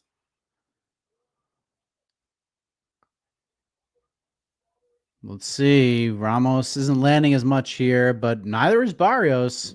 I mean, this round is up for grabs with 60 seconds. Yeah, I think left. Barrios has it right now, but because he's just landing some jabs. He's staying a little busier. Ramos taking good shot to the body from off. Barrios. Ramos might need a breather. He dropped some hammers there. Sure did. Oh, right hand grazed. Oh, Ramos starting to pick it up a little bit. Rips the body. Oh, yeah, it was a good finish to the body there. From Ramos. Oh, Barrios right back. Good combination. Good combination from the champ. Ends it with the jab. Oh, Ramos is laughing him off a little bit, and he charges forward with a little foot shuffle. Ramos got them hands down now. Rip to the body. Wouldn't advise your hands to stay down. You have also been dropped. 10 seconds left here in round number 7. Oh, good shot from Ram. Oh, I thought he set it back here. All right, Barrios. Oh, both been duck under. Okay. I'll give it to Barrios. That's how I have it. I think that's not a. That was a kind of a let's gather ourselves round. Everybody but just 10-9 Barrios for your boy. It's 5-2 now. 2 in favor of Barrios, with both of them having a knockdown round. We're about 5 rounds away from the co-main event, ladies and gentlemen, which is as you have been saying, and I think a lot of people agree. Fight of the weekend. Fight of the weekend. Fight of the weekend. Just easily fight of the weekend. Yeah, which I'm really looking forward to it. But people are getting ready. They're getting excited. Oh yeah, I haven't checked my group threads. See how people are vibing. They're all confused.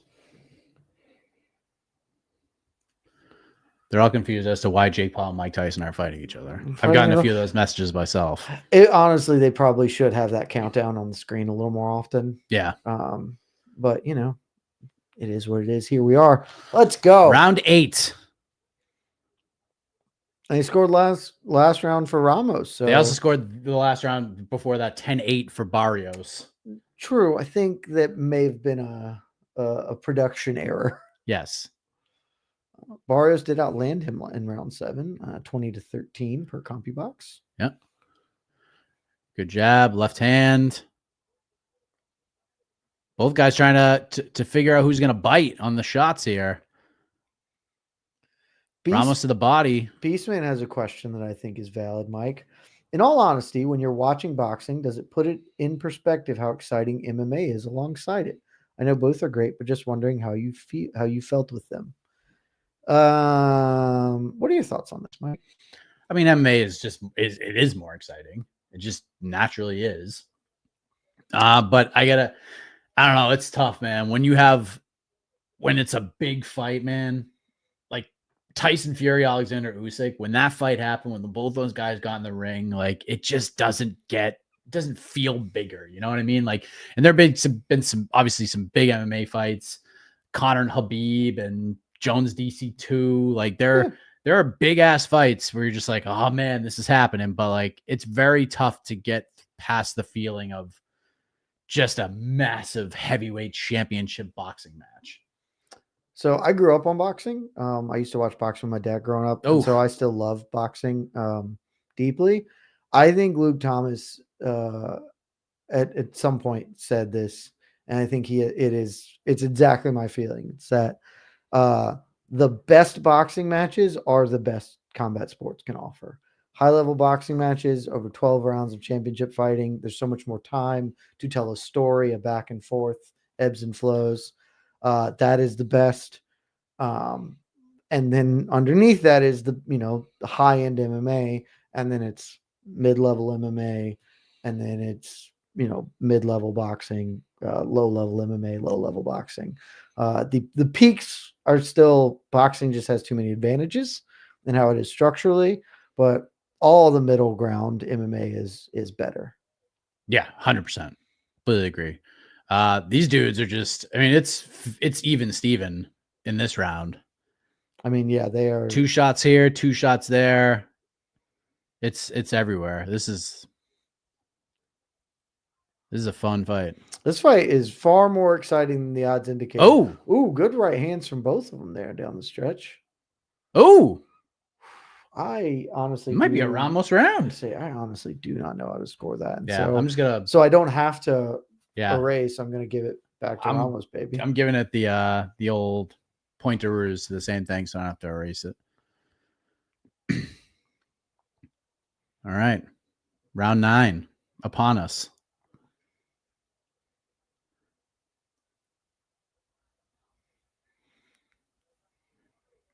Corner's telling the fighters, like, this is it. Oh, good little combination from Ramos. Ramos is landing. Ramos has gotten through that guard a lot more of these last 2 or 3 rounds. Who did Rogan battle with on SportsCenter? Ludabella. Ludabella?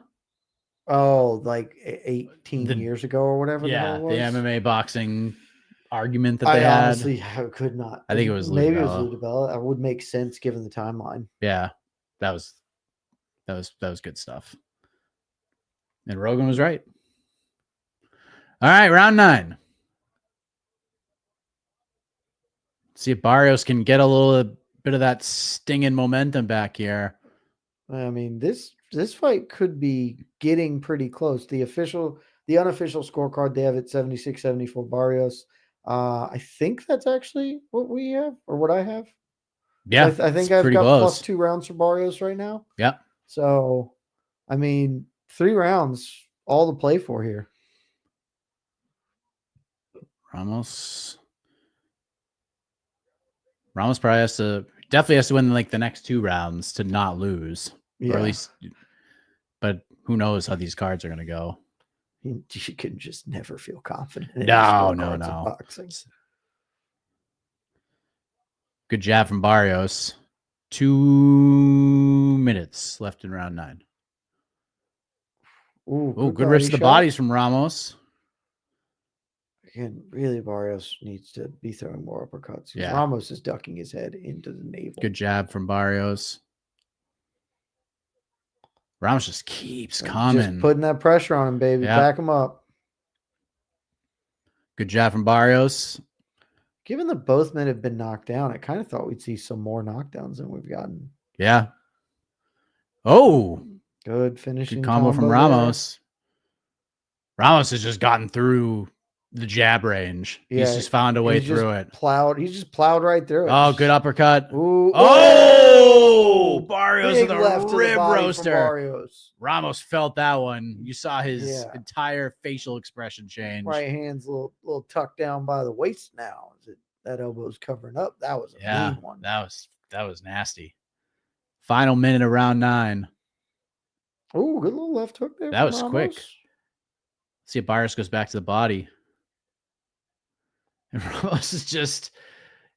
Ramos got that Danny Gay to him where he just keeps going. Whatever, dude. I'm just keeps coming pushing in. Oh, no, Ramos to the body. Oh, Barrios with the right hand. Oh, that was a nasty right hand from Barrios. And Ramos just ate it. That was one of those right hands that the whole body just kind of shunted because it landed so clean. Oof, Barrios Ramos right is hand. Just walking through fire. Barrios now is Barrios picking is it up. putting fire on him, and Ramos is saying, "Whatever, homie. We're doing this thing." Oh, Barrios with a big combination. Barrios is putting. Big jabs from Barrios. But Ramos lands a left. Oh, that was a little ding ding shot. Little ding ding shot. Ref even gave him the. Come on. We're gonna keep going, but like. Ramos. Dude, Ramos is just. He's so tough, dude.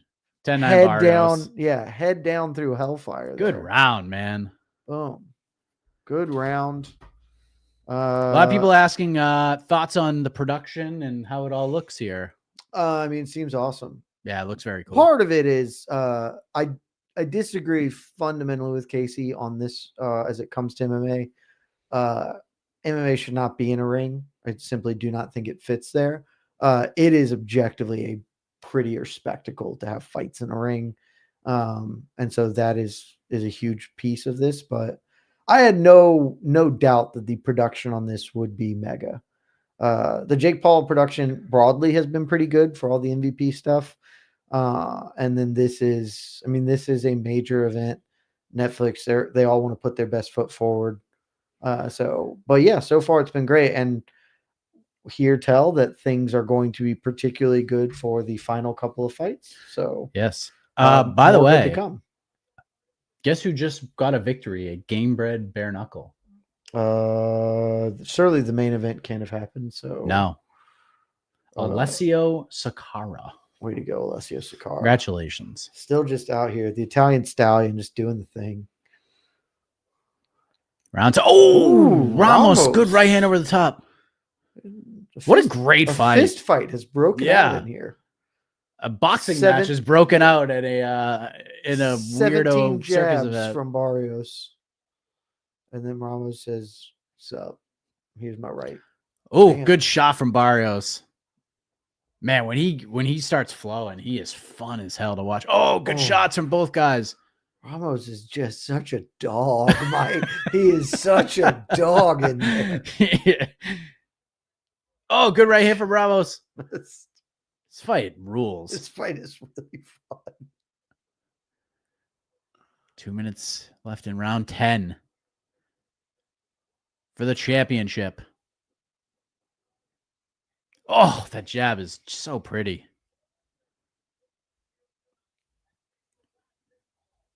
Ramos rips to the body, comes up short on an uppercut. Ramos is just trying to get in close enough to swing the right hand as hard as he can at him. You can't get through the guard, but when he gets like real inside to like hockey fight range, past that guard and just loop it to the back of your head. Ramos right hand clips the ear. Bar that I don't even know how he throws these jabs sometimes. They're just all over the place. Oh, Barrios just missed a big right hand. Ooh. Minute 5 left here in round 10. Barrios switches stances so fast. I don't even see it. Oh, good counter right from Barrios. Caught him stepping in. He's starting to feel it. I mean, he's bleeding though. Old Barrios got it dropping from the nose right now. Oh, good combination for Barrio though. Don Davis watching intently. He is a boxing fan, as he said in the town hall. Not a like big MMA guy. But he doesn't care about MMA, but he's absolutely here. They got to support their partner, who's never going to fight for them. 30 seconds. Barrios is starting to, I'm not going to say pull away, but almost pulling away. I mean, I think he's banked enough rounds just with volume. Ramos's face is now looking a bit like a war zone. Yeah, it's getting bad. Barrios is also bloodied. We had another ding shot. But Ramos's face is looking a little lumpy. Yeah, Barrios is just another Ramos with a big shot. A shovel punch from Barrios at the end, right. But 10-9 Barrios. We're going back down to the champ. 10-9 Barrios. We are now in the Ramos needs a couple knockdowns or finish. The fancy suit is off. Jake's now in the Dallas Cowboys WT. Yeah, he gets the full locker room. I assume that's the Cowboys locker room and not the visiting locker room. Feels large. Yeah. All right.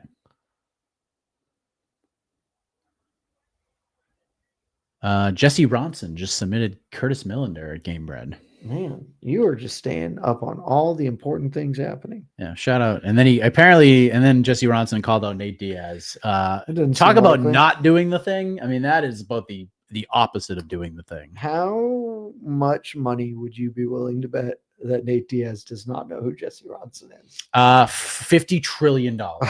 I don't say this lightly. I think I would bet like an actual appendage. Like I would bet like a foot.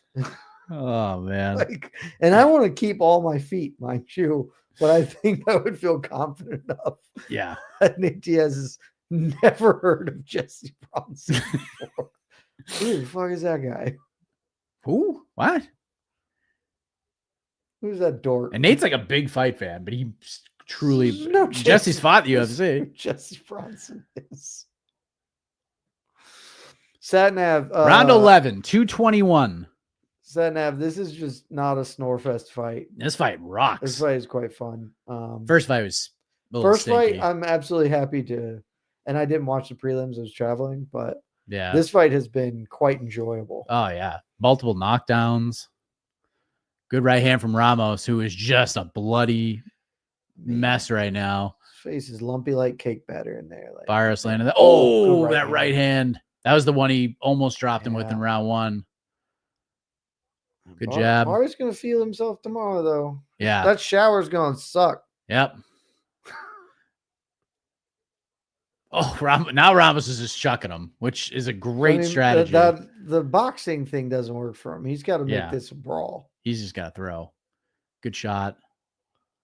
Barrios just keeps landing that jab over and over again. Right Ramos trying to scrap. Ramos coming back. Barrios is really starting to turn up his volume right now. He's getting a lot more active in the championship rounds. Yeah, he's getting the jab back, and that is setting everything else up beautifully for him. Oh, good left hand from Barrios. Ramos just keeps coming. He's just not really getting through the guard now. Barrios doing a good job defending. Skylar James, I'm not picking on you. I mean, this is a genuine question because you said, I haven't really been watching, but I don't enjoy boxing. I think that's a totally reasonable position. Certainly. I am truly interested in why you are tuning in for this. For us. I just want to know. If it's for us, awesome. If it's you just want the spectacle of Paul Tyson, but hit in the comments, let me know. Like I'm genuinely fascinated by how this would appeal to someone who's not interested in boxing. Yeah. 27 seconds left. Dude, round 12 is going to be friggin' electric. Yes. I suspect Ramos is going to let it all hang out. Oh, yeah. Ramos, look at his left eye is just destroyed. He is looking a little hamburgery. Yeah. Oh, Barrios with a big combination. But Ramos just keeps throwing him. Dude, he will not be stopped. I'm starting to get more and more impressed that Barrios knocked him down because it doesn't seem like he can be knocked down.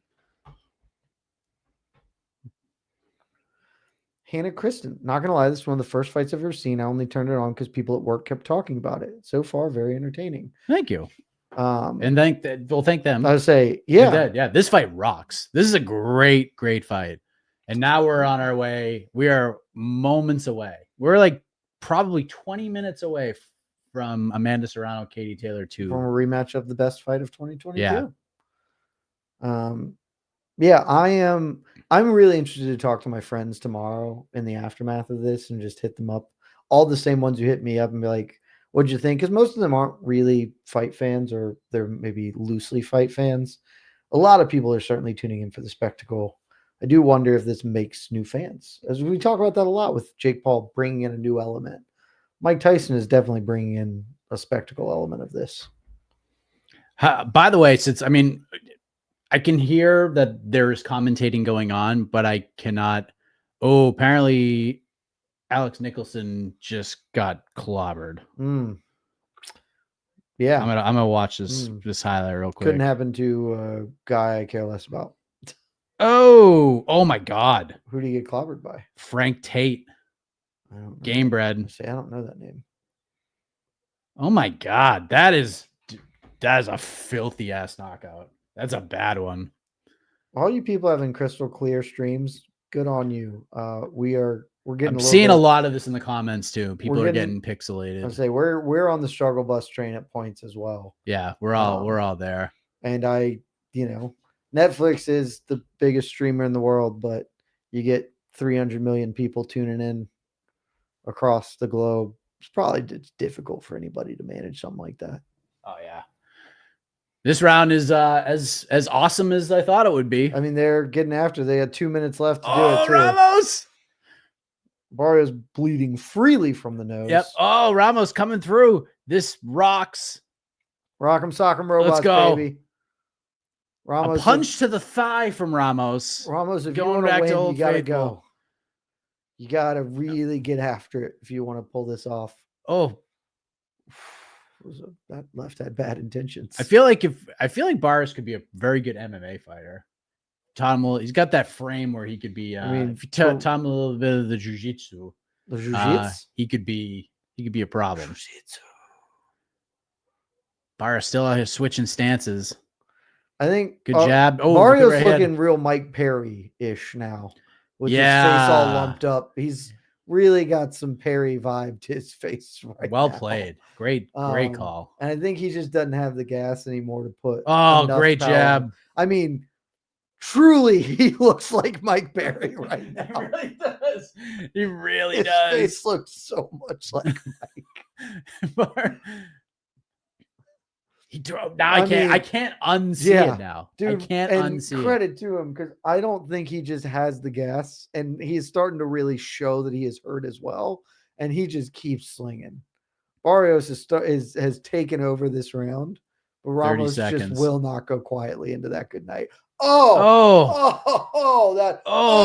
Barrios putting 30 punches on him.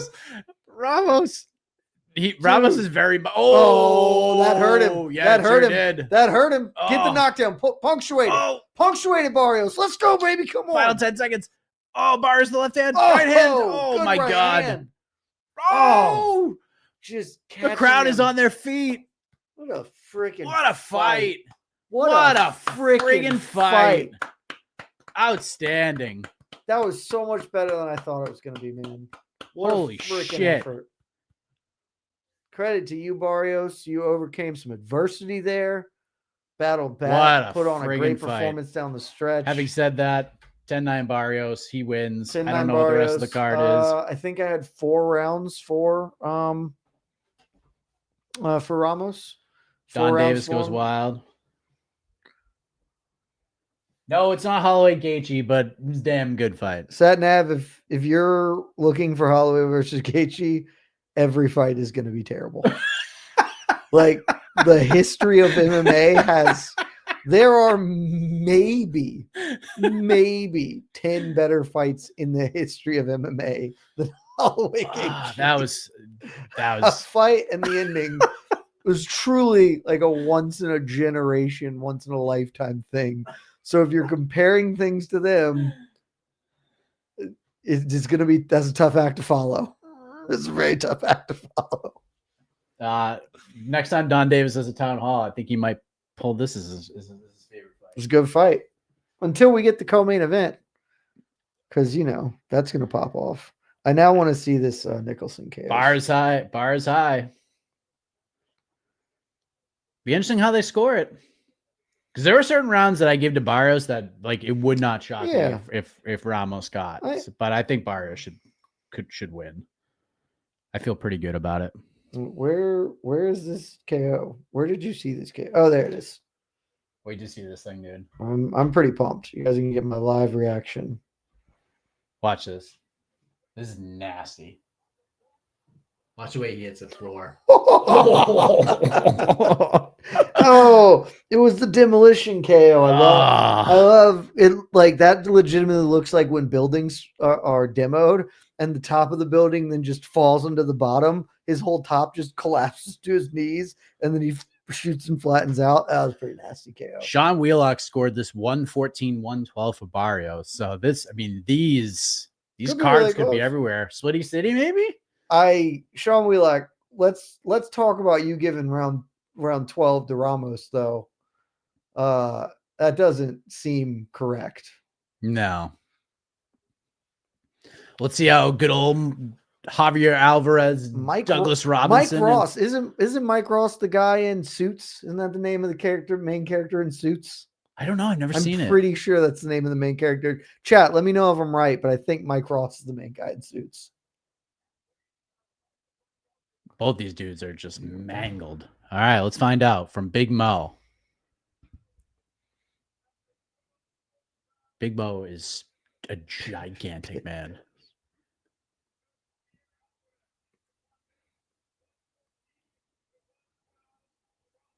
Ooh, 114-112 to Ramos.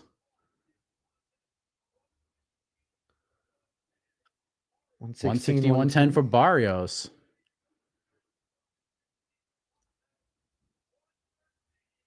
It's a draw? Wow. A draw. That means split draw. We can see it again. Yeah. Don't love it, but it's fine. It's fine. I don't. Any again, way to I'm get this fight again I'm is fine with extremely me. open to scoring at this point in my career. Yeah. Like, yeah, I think that's explicable. You certainly could have. Like, Barrios has a Misfits tattoo. Banging. That guy rules. Casey, I gotta text Casey that. We gotta let the peeps know Um, that it's Katie Taylor, Amanda Serrano. oh, that's right. You gotta let the peeps know. Yeah. We're coming up to. I the mean, we real probably should deal. have let Barrios let him know our that Barrios Clocky and Ramos are gonna fight. 279 punches landed for Barrios versus 204 for Ramos. Dude, they threw 1,500 punches. Yeah, that's a lot of punches over 12 rounds. It's a lot of them. What the hell? That's crazy. That was a fight. That ruled, and I'm glad. When we did the Wenderson fight, I was like, yeah, it probably shouldn't have been here. I'm glad that fight was here. We're getting post-fight interviews here. I would imagine so. It's WC belt, but both of them with a post-fight interview. Maybe still a champ. This means we're not getting the main event until 11:30 at the best. Still a champ. Oh yeah, I mean, because it is 10 p.m. now. I just do not think we're getting Katie Taylor and Amanda Serrano done and dusted in an hour. There's Helwani with the Netflix mic in hand. The Ariel Helwani. The Ariel Helwani. That suit is spectacular. Gotta give him. I mean, gotta give the man credit. Man's a well-dressed young man. He's a well-dressed man. Barrios is fun, man. He's really a guy fun. I'm probably gonna continue to watch. More interested in seeing him continue. Jed, talk amongst yourselves. With the peeps. Oh, I'll talk with the peeps. I love the peeps. How can you not love the peeps? I mean, just me and a couple thousand of my bestest friends here watching some fist fights on a Friday night. Also, that's a pretty sick hat. It would be dope to have a WBC champion hat. They do have a countdown to the main event. You are correct, Pinball Chef, but I haven't seen it in a minute. And they were saying it was 11. Just no chance that's happening. John Shin, the Jet Hour, we'll keep it as the MMA Hour. I'll just take over and we might rebrand it Jed Talks. So it's okay. Prediction for Taylor Serrano. Okay, Jacob. My prediction, and I feel no level of confidence about this. I think we're going another 10 rounds. I think it's probably even going to be a split decision. I think they are both going to get even more brawly this time. I think that favors Amanda Serrano very slightly. Plus, Katie Taylor did have the setback since their last fight. I am very slightly picking Amanda Serrano in a split decision win in another super awesome fight. Maybe that's wishful thinking. Could also be that, but that's where we're at. I have no idea what Ariel and our champion have been talking about. Favorite pizza topping? I mean, I'm classic. If you're picking one pizza topping, it's pepperoni. Oh yeah. There's not another. If you give me another answer, unless you're a vegetarian, we're not doing the business. Like if you're only getting one pizza topping, a pepperoni pizza wouldn't be the pizza I would choose. If I was just doing that, but if I'm only getting one topping, but I like honestly all pizza. There's no bad pizza for me. Time for the big fights. It's time for the big fights. All right, let's chat with the peeps. You chat with them for a moment because I do. Yes, need to please. step out. I don't want to crop dust you with just some viciousness that's waiting. So. Oh, fair enough. Okay, let's see. Let's get to a few of the super chats here. Money on Tyson and Katie Taylor. Okay. Shout out to you, Ryan. Fahim Colby versus Shavkat. Dana's going to announce for number one contender. Did he announce that, or is that your guess? Amin, are you still on Topuria for fight of the year instead of Alex? Yes, I am. I am. Topuria's wins are they are so much more meaningful. I mean, knocking out two of the greatest featherweights of all time in back-to-back fights gets you fighter of the year. I mean, what Pereira's done is special, no doubt about it. But Jamal Hill, Yuri Prohashka for a second time, and then the 12th ranked Khalil Roundtree, which is a banger of a fight. What Taporia did, those wins are just way more impactful to me. Excuse me, sir. I think you mean possible John Jones' next opponent. Oh my God. Jamal Hill. As soon as Jamal Hill's name came up, we buffered up. Little Bruce Buffer action? Yeah. Jake Paul getting interviewed by Helwani.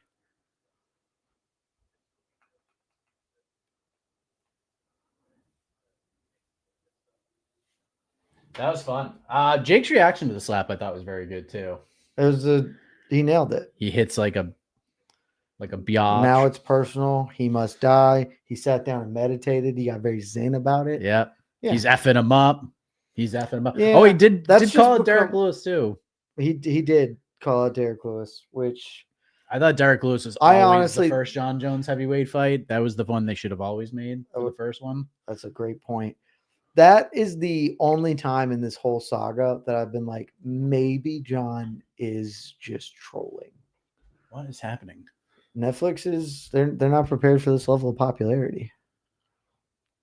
Netflix hasn't had a show filtering people to them like us ever. Yeah. I mean, come on now. They're just not used to this volume that comes from the MMA watch party.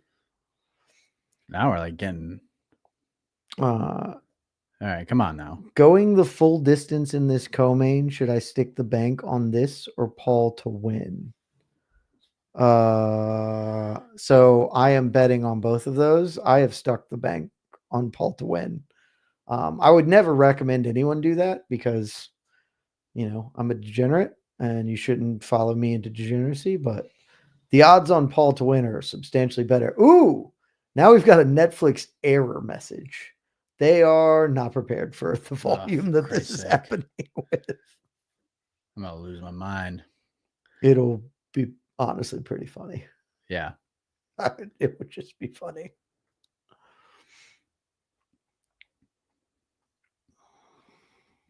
I wonder if people are trying to dive into the account here. I'm gonna have to start yelling at people in the familia. Oh, you share out the old Netflix with many peoples. I mean, there's a real world where there's 3 people in the house watching Netflix right now. That should be fine. In the same house, Yeah. You should be able to do that. All right. Hopefully we get this all squared away here. Because this will not be good, obviously. But we still got time. I mean, we've got a world of time. Yeah, we still got time. Boy, oh boy. Oh, you son of a bitch. Is this true for all Netflix? Let me try my Netflix on this laptop and see what happens here. So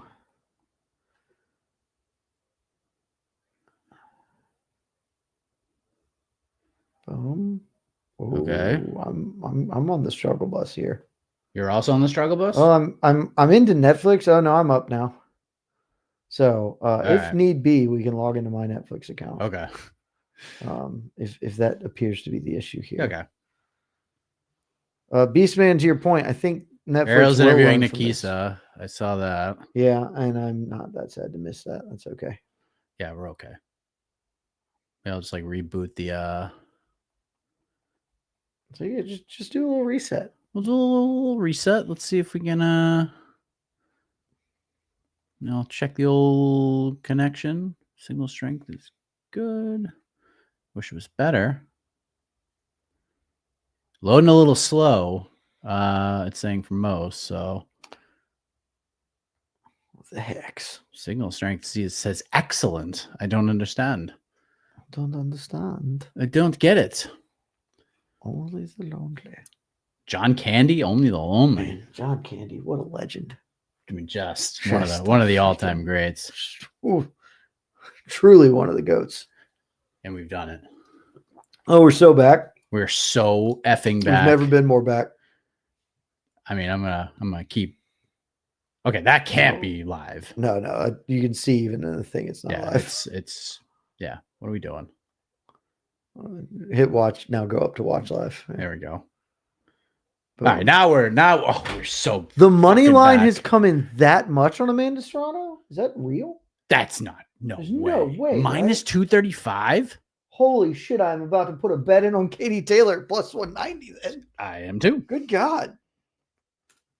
Pay no attention. I'm certainly not doing something that you can't do in the state of South Carolina. Talk amongst yourselves. Talk amongst yourselves. I'll give you a topic. Fucking God damn it. Katie Taylor plus 222. Okay, well, sure. Throw a standard bet on that. That's a big price. What? I am genuinely surprised by how much that line has moved. Yeah. Taylor was a very slight favorite earlier in this week. Also, yes, Uncle Buck. Terrific film. Dude, Just, Uncle Buck. What a movie. Uncle Buck is fantastic. The giant pancake birthday breakfast that he made, the best. I mean, I'm gonna lose it. it's Netflix has got to fix this. They got to fix this. I just went on Twitter for like 2 seconds, and all I saw was there a lot media friends saying there that a lot of everyone's action? Netflix is on the struggle bus. Even our old pal Shaheen Al-Shadi. That Jerry Jones? That's not any friend of mine. I don't know who you're talking about. Yeah, that dishonorable fantasy MMA player. Do you mean the coward and the rogue, Sheen Al-Shadi? Is that what you mean? I don't know an old pal, Sheen Al-Shadi. I know a coward and a rogue. Oh, I mean, we A got villain. This is the dais of all daises.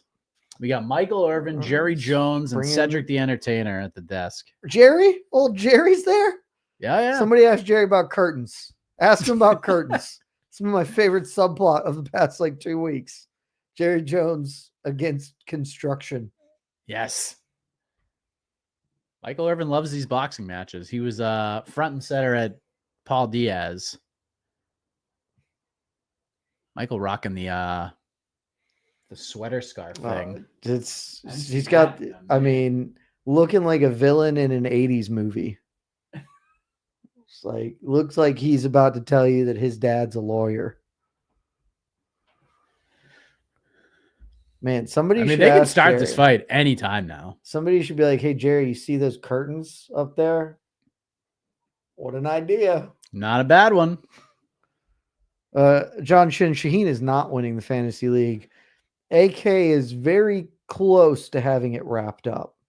If John Jones does what I'm anticipating John Jones to do tomorrow, AK pretty much has the inaugural fantasy league title locked up.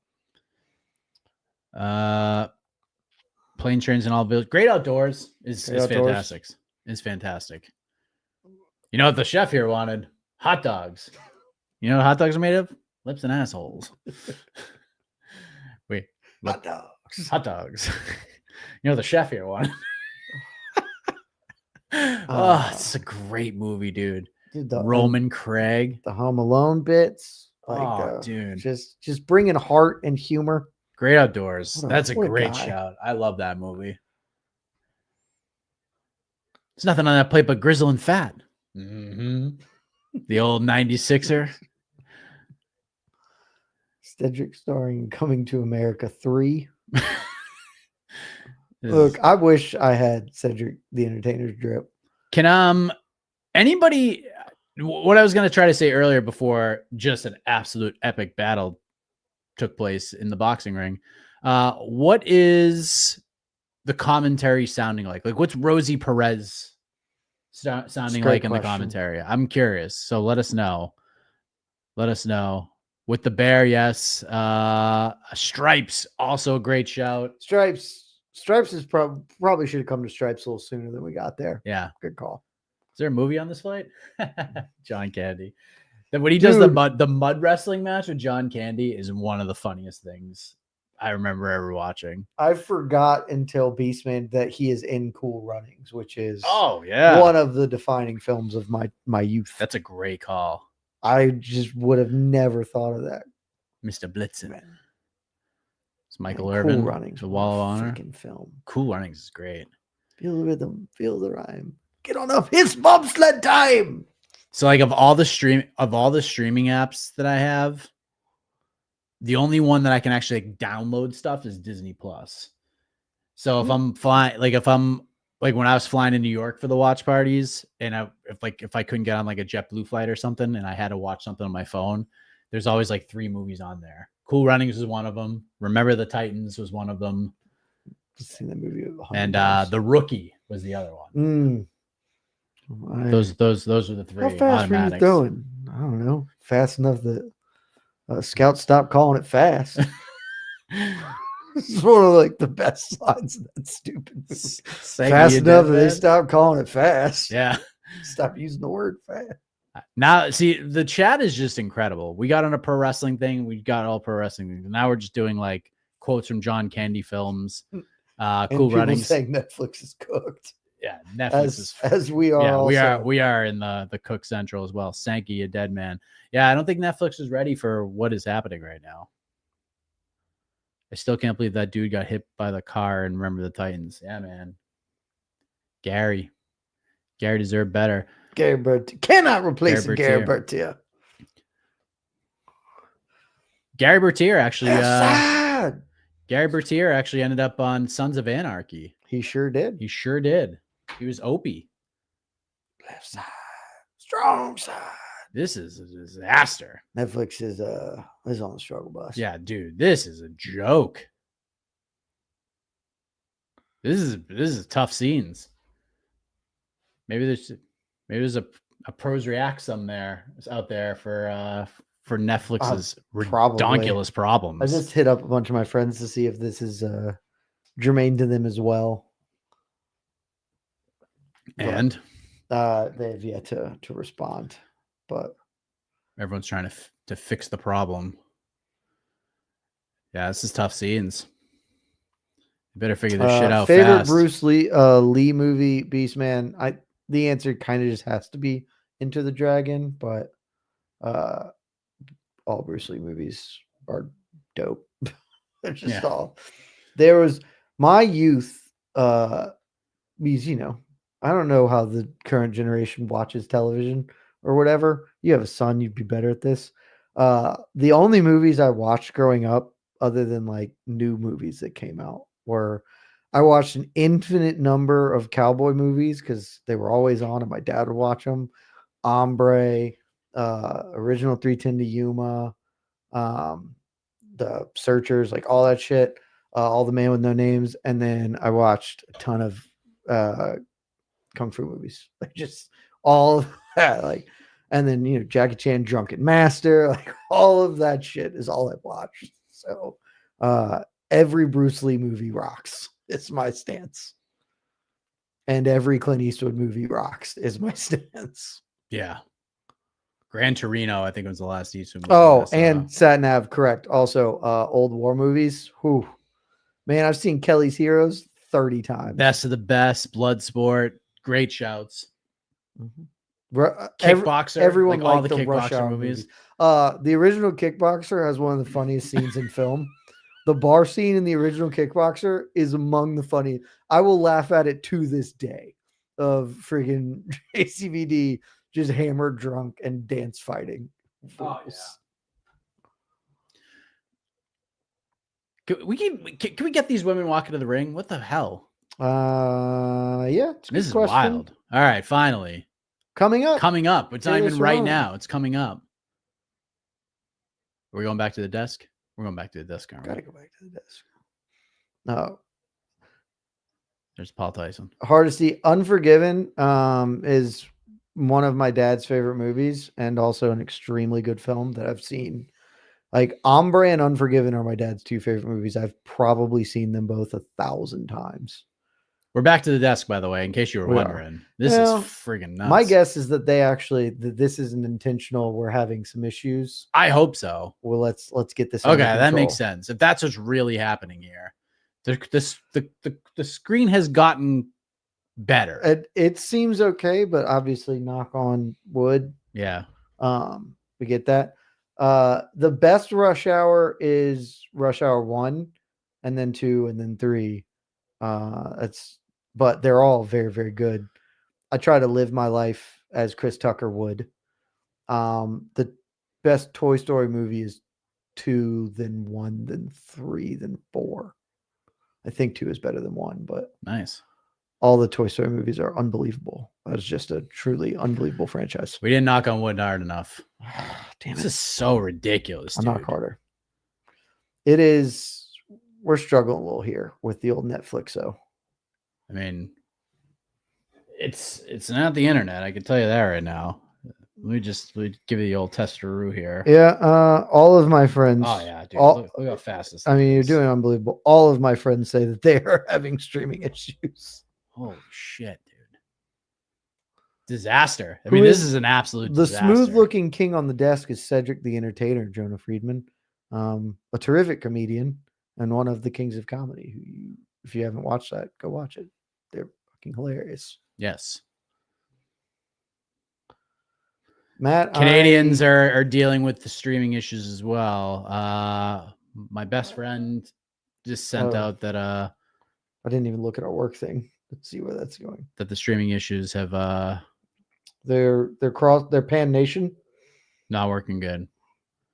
Yeah, it's all tough. Tough scenes around. To a point I made earlier this week, I always thought originally that the concept of them wanting to get this fight was, yes, Netflix wants to have this fight, but also they want to move into live sports, live combat sports. They want to get the details of production down. And this is why you want to, you should probably have done a smaller fight. Yeah. First. I mean, it is tough because you got to balance that making a big splash immediately versus getting your P's and Q's dotted, but here it is. Yeah, they be learning. Maybe they'll just delay stuff a little bit longer. I would guess that they will because that they know what they they're have doing, to know, and that they won't it's just be like, "We're going to run this through" when everything's dying. I mean, everything's fine. Let's just run it again. The word buffering is top 10 trending on Twitter. Please tell me that's true. I'm not going to Twitter. I want that to be true so bad.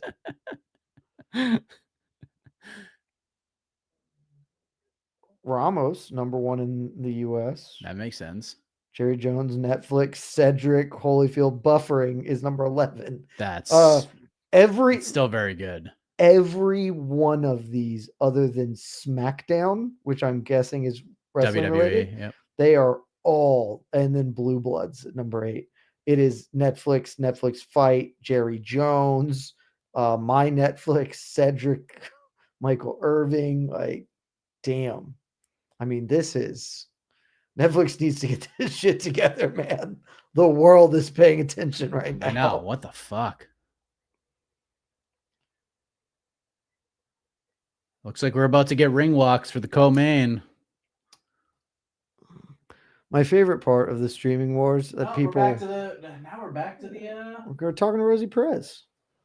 People noting that because this happens all the time with the UFC streams because ESPN Plus is a garbage design. Dude, ESPN Plus is terrible. You should never use illegal streams. I can't stress that enough.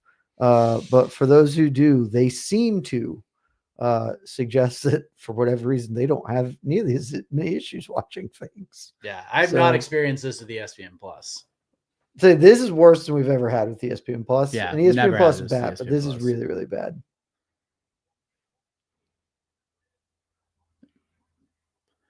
And they're wasting a lot of time here, which means you're probably right that they're well aware of the situation. I think they just have to be aware. Yeah. It is. I don't envy being in their position at all. No. Like working the back end would just be a nightmare right now. Yeah. If 500 million people are trying to watch this and you're screwing up, John, get the internet to work better. Yeah. Sorry. Didn't mean it. Jesus.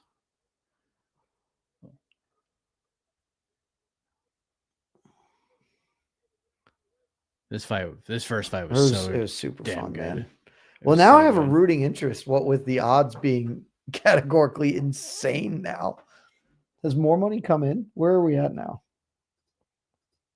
Money's about the same at this juncture now. But Amanda Serrano at a minus 280 favorite is surprising.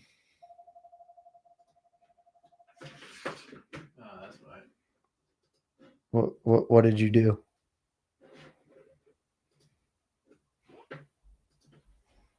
Are we buffering again? I mean, yeah, we're living. Everybody's buffering. We're living in the buff line. Everybody's in the buff zone. This is redonk. Jones fight is going to be a movie. Yeah, snuff film. Those are movies. I mean, we're still watching. They're still showing like video packages. So John Shin, I would like you to know that this has no influence on whether the UFC goes with Netflix for their media rights deal. The UFC doesn't actually care if you watch their product. They care about $1 billion deal, and actually not $1 billion. They would jump off a cliff if their next media deal was for $1 billion. A $10 billion deal. They're going to go whoever's going to pay them the most money. oh yeah, Which could very well be Netflix, as they have infinite money. Jack Harris, the pacing has not been this slow the entire card. It's maybe not been like super fast. I am very, very confident at this point that the pacing is slow because they recognize the technical difficulties they are having globally and are trying to get those under control before they kind of proceed.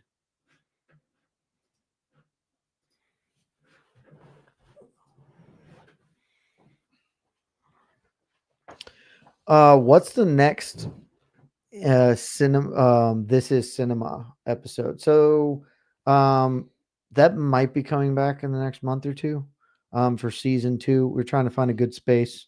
We'll have a little more time now as the back end of the year tends to be a little lighter. Don't know what it's going to be on though, but season 2 should be coming maybe January, maybe December, depend on, got to circle the wagons with EKC and AK to get us settled, but a Netflix live event. what the fuck? Now I'm all confused. Is this just the promo of it? Your subtitles will look like this. I don't want subtitles. Would like live now.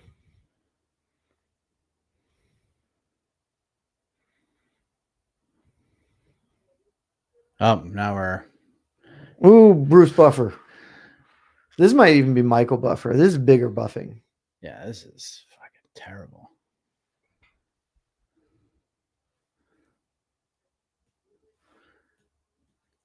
I don't even know what to say. I don't know what to say. It is definitely tough. I don't. Am I luckier? It'd be pretty terrific if you were. Oh no. Oh no. No luck. Well, I could watch the Nikisa Badarian interview from 40 minutes ago. Oh, Jesus Christ. But when I go to live, I got stone nothing. So no. This is ridiculous, dude. I'm gonna have to let me see if I can pull it up on my phone. Oh, no, they just booted me out of Netflix. Sick. We're doing great, Netflix. This is amazing. Michael Bass, I'm assuming, I didn't listen to that Jackson podcast. I'm assuming he's talking about Pele Landichance, which would be an insane inclusion on a Mount Rushmore. But like, he was a fun fighter a billion years ago. Pele like is a dude who theoretically could get a damn, except for like half his fights, I'm sure you'd find. Yeah, the whole world is dying when it comes to this. Yeah, just join us for the shit show, guys. Yeah, that's what we're here for. We'll keep answering questions and talking because we can't do anything else as this fight can't happen. God. Mike and I could do a reenactment of what we think the fight might look like, but that's the best we can offer at this point in time. Justin has the only perfect stream in the world right now. So I'm really confident that I have access to a good stream, but I don't believe in illegal things. Well, but if we can't watch it, never do illegal things. I mean, true. I believe in the rule of law. I also believe in the rule of law, and The rule of law is if the streaming service you're paying for won't provide the stream. We actually did pay for this, so it's fine. Yeah. You know? They have my money already. Oh, look, we got something up. This doesn't look live, though. This looks like the first 23 seconds of the broadcast. I think that's exactly what this is. Oh, wait a minute. Give me something for the love of God. No, 25%. I'm going to investigate other avenues. Oh, we got might as well get that ready just in case. Got some ring walks. I mean, I have a stream that now works. It's a little behind, because it will be they're walking, so this is a touch behind, but terrific quality. There's Serrano. What are we walking out in, Serrano? Looks like a vest you would wear for Murph. What is that? Stop trying to update my shit. Okay, this stream is well behind. We're not going to that one. That's better. All right, it ain't. Well, it's not that far behind. That one is deeply incorrect. All right, here comes Amanda Serrano. The picture isn't fantastic, but so far, I think this is the longest stretch we have had in the last 30 minutes where it has not buffered on us. So I can actually hear Rosie Perez's voice for the first time tonight. And I mean, that's impressive because her voice stands out, you know? Believe in yourself. Oh, come on, Biddy. All right. We are fine now. Is everybody else fine? Or at least fine-ish? We're as good as we've been in some time. Yes. I can almost see Amanda Serrano perfectly clearly. What does her hat say? The real versus the fake? I don't know. We're certainly not suggesting that Katie Taylor is not the fake, are we? I certainly that hope seems not. like that would be. It seems a little ridiculous. Plus, also they've been very respectful of each other. At least that's what it seems. There's Serrano. She had the Dallas Cowboy cheerleaders. Let's go, Katie Taylor. Let's go, Katie Taylor. Because I bet on you. Mine is like 480p. We've improved to like 720p. You know, it'll come on. Netflix they're working on it, guys. They got to, because they know it is an absolute people are going to be dreadful disaster. Pretty upset at them for this, even for like $7 for the month. Now we get a closer look at Katie Taylor, gold medalist, the 2012 Olympics. Being a gold medalist is a pretty cool thing. The undisputed. This may be a hot take. There's no cooler athletic achievement than being a gold medalist. Yeah, like John Jones, terrific. You have a lot of championships. Henry Cejudo having a gold medal is legitimately cooler. This is so much cooler. First women boxers to headline Madison Square Garden. I officially have a bet on Katie Taylor now. I did it literally as I determined that she is over plus 200 underdog. Yeah. Snap that off. That's just value. I had to do it. And it is done. It is done. It was the reason I would have bet on Amanda Serrano in the first place, because she was an underdog 2 days ago. If the odds were reversed, I would have snapped off on Amanda Serrano too. Here comes Katie. Just brawling it out, man. That first fight was so good, sick. Dude. It was so good. Imagine this one just ends in like a second round KO. It's still so dumb that it's 2-minute rounds. Like, it's so dumb. Yeah. It doesn't make any sense. Why? Right. You look around and think, we've made a lot of progress as a society, and we have. And then there's shit like that. It's just like, for what possible reason? Like, it is 2024. Just fight for 3 minutes.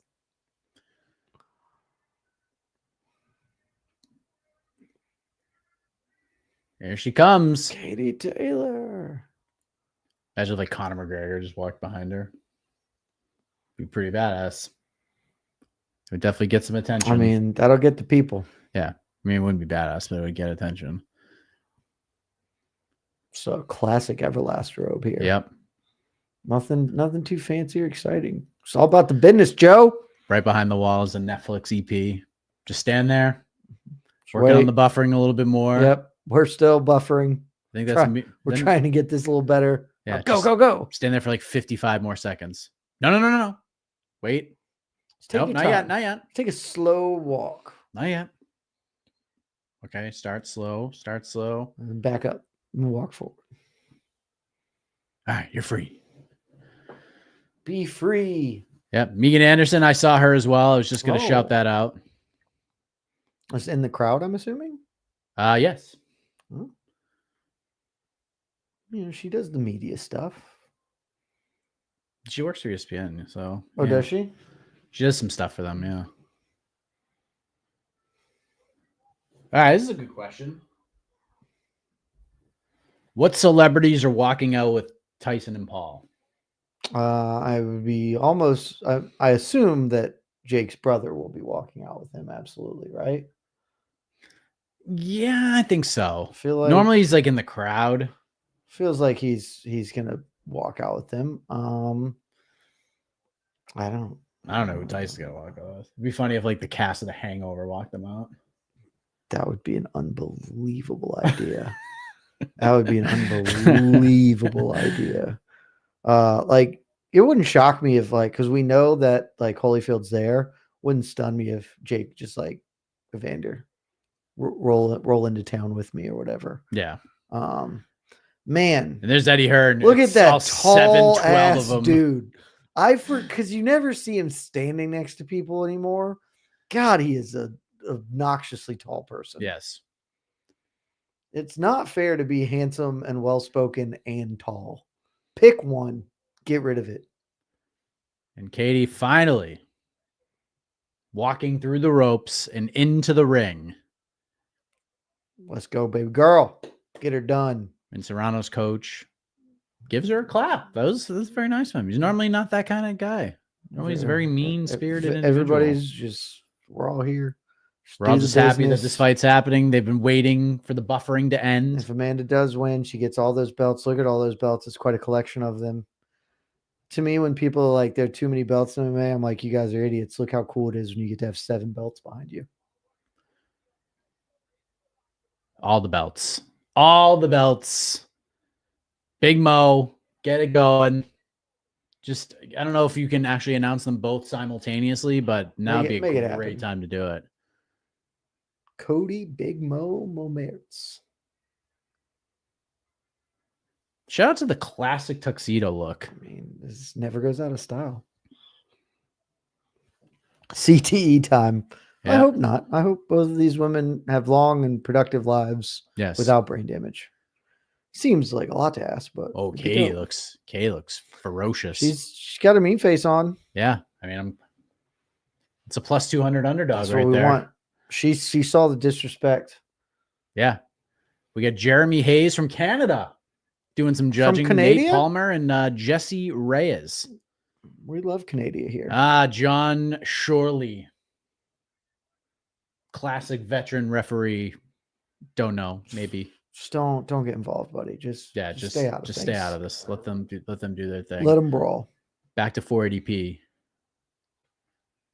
But it's better than 0p. Hannah, you are correct. I believe we are no longer on the 11:30 ring walk. Oh, we're not even close. I think midnight is a much closer time. Yeah. Unless we somehow do get a finish in this one, like early, which is unlikely. But yeah.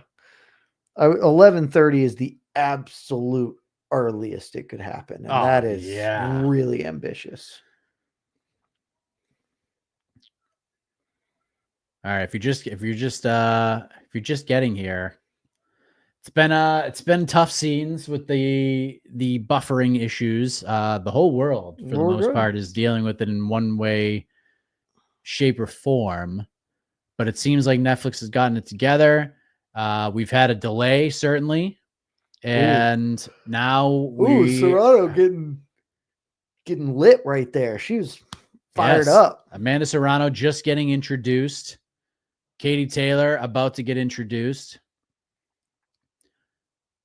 And then there'll be the face-off and all that fun stuff. And eventually we will get 10 rounds of boxing. Hopefully 10. I would like all 10 of them to occur. And optimally, all 10 of them to occur and Katie win a decision. So many title belts.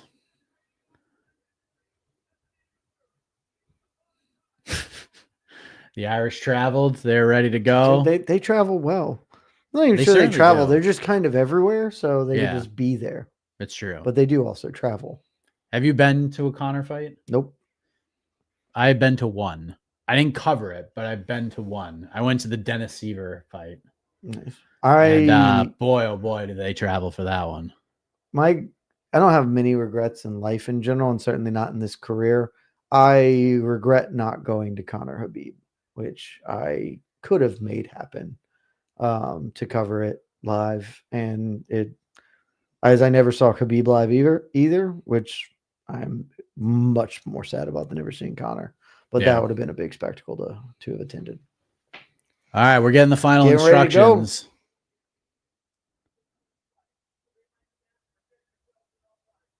Protect yourself at all times. We touch fists. Everybody bumping fists in there. Coaches. Yep, Serrano's coach had to get in there because he's always in. Let's go. In the shot. Best fight of the weekend, y'all. All right, here we go. Round 1. Fight. Nope, Netflix telling us to slow down a little bit. Take our time. 10:41, and we're just getting round 1 of this fight. So it's been, what, an hour since the last fight ended? Something close-ish to that, yeah. All right, we are underway. Round 1, 156, 155, 154, and counting.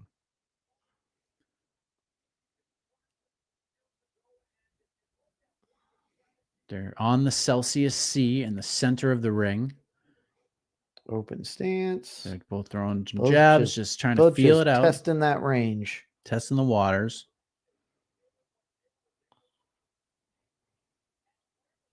Katie looking mighty quick in there to start. Yep. Just pawn it out there. I mean, I would love this fight to be like this for the next 10 minutes in my bet to cash. There's zero danger of anything happening.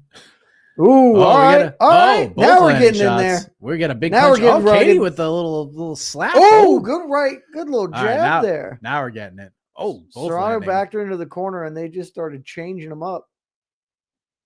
Right back to the center they go. Serrano with a nice jab. Taylor's fast tonight. She's looking real quick. Serrano just walking her down. She needs some of that Ramos aggression. Oh, good right hand from Serrano there. Serrano looking sharp. Katie with that quick jab. You don't even. It's wild to watch. Oh, good combination from Taylor. Good combination from Katie. Serrano. Oh, good right hand from Katie. Very nice. Got backed into the corner. She's getting cornered a lot. Yo, 2-minute rounds, man. These got to go by so fast. I mean, it goes so quick. Serrano with the final 15 seconds. Katie with the right. Serrano the body. That was good left hand. Ooh, Katie with a good right hand. Serrano creeping it. Oh, Serrano with the big left hand. Taylor's hurt. Oh, Taylor is real hurt. Taylor had to duck into a clinch at the end of that round. Holy moly. Ooh. Taylor's hurt. Her. Wow, Taylor's hurt. Yeah. I don't know if she thought the round was over and just. I almost wrote Taylor, so it says Serrano. I mean, it's for sure Serrano. Yeah, great. I was going to score it for her even before the end there, but yeah, I don't know if Katie just kind of got a little lackadaisical at the end, but she got tagged. She sure did. Oh, that left hand stumped her back. There was that right hand after. Right inside.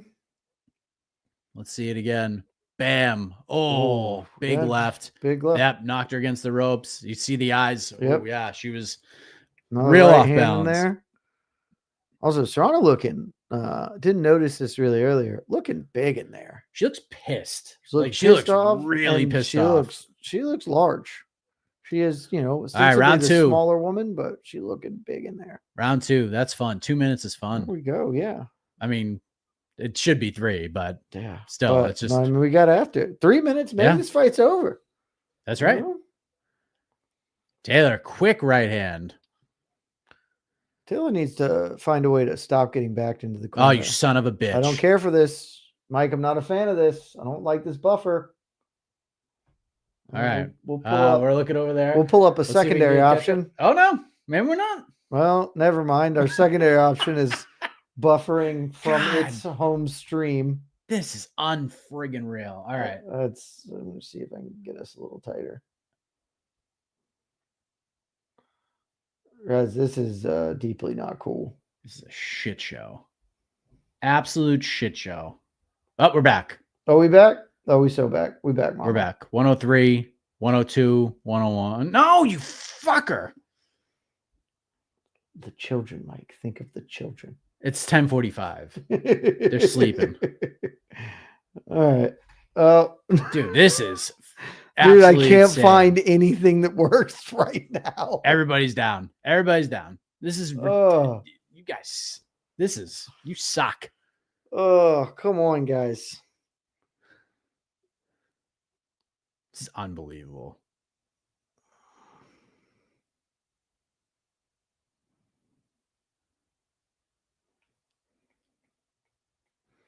Yeah. We might have to find other ways. Let me get looking.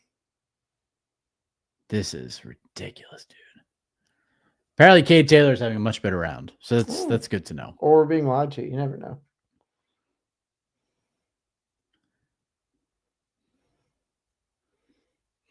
Good heavens. Everybody's a lot of people in the chat are down right now.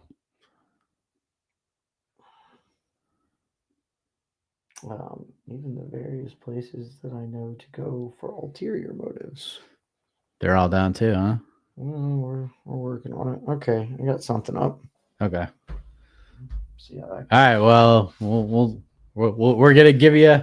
I can't score that second round as we didn't see. Oh, or was this? Is this particularly slow? And this is about to be the start of the second round. I think this might just be an incredibly lagged stream. Oh no! Or this has to be because that's the exact highlights from the first round. Oh my lord! So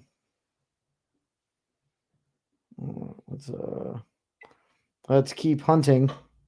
Yes. Maybe head east. That's what people are saying. Good gravy. What in the world?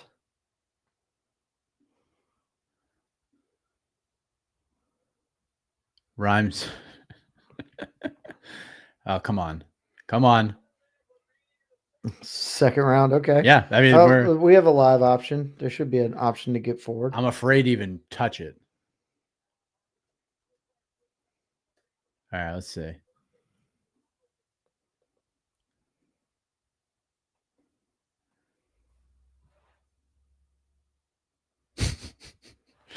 Good gracious, man. Round 3 is apparently starting. I have no idea what round this is. There's not a trigger on it. It's probably the end of 2. Could easily be that way. All right, so That's the end of we 2. got something. We got at least some action, but yeah. This is friggin' terrible. This is very bad. All right, round 3. Round 3, okay. We're up. Okay. I don't know if this is true live, but it's live enough. I don't give a shit. Can't tell you what happened. Ooh, Katie with a good little jab. If you want to watch exactly what we're watching, we're at 107 of round 3. 106, if you 105. can even see it, it's great. Also, we are in 180p right now. Oh, yeah. Even this is funny. Dude, You're watching people. All right, this looks actually good. Oh, right now we're good. All yeah, right, now we look it's good. actually good quality going there. All right. I thought also it looked like Katie maybe was bleeding, but no, that was just the stream. Yeah, if we're 30 seconds behind, I honestly do not care at this point. I would just like to be able to watch some fist fight. I'd just like to. Oh, good right hand from Good Katie. exchange. Good right hand again from Katie.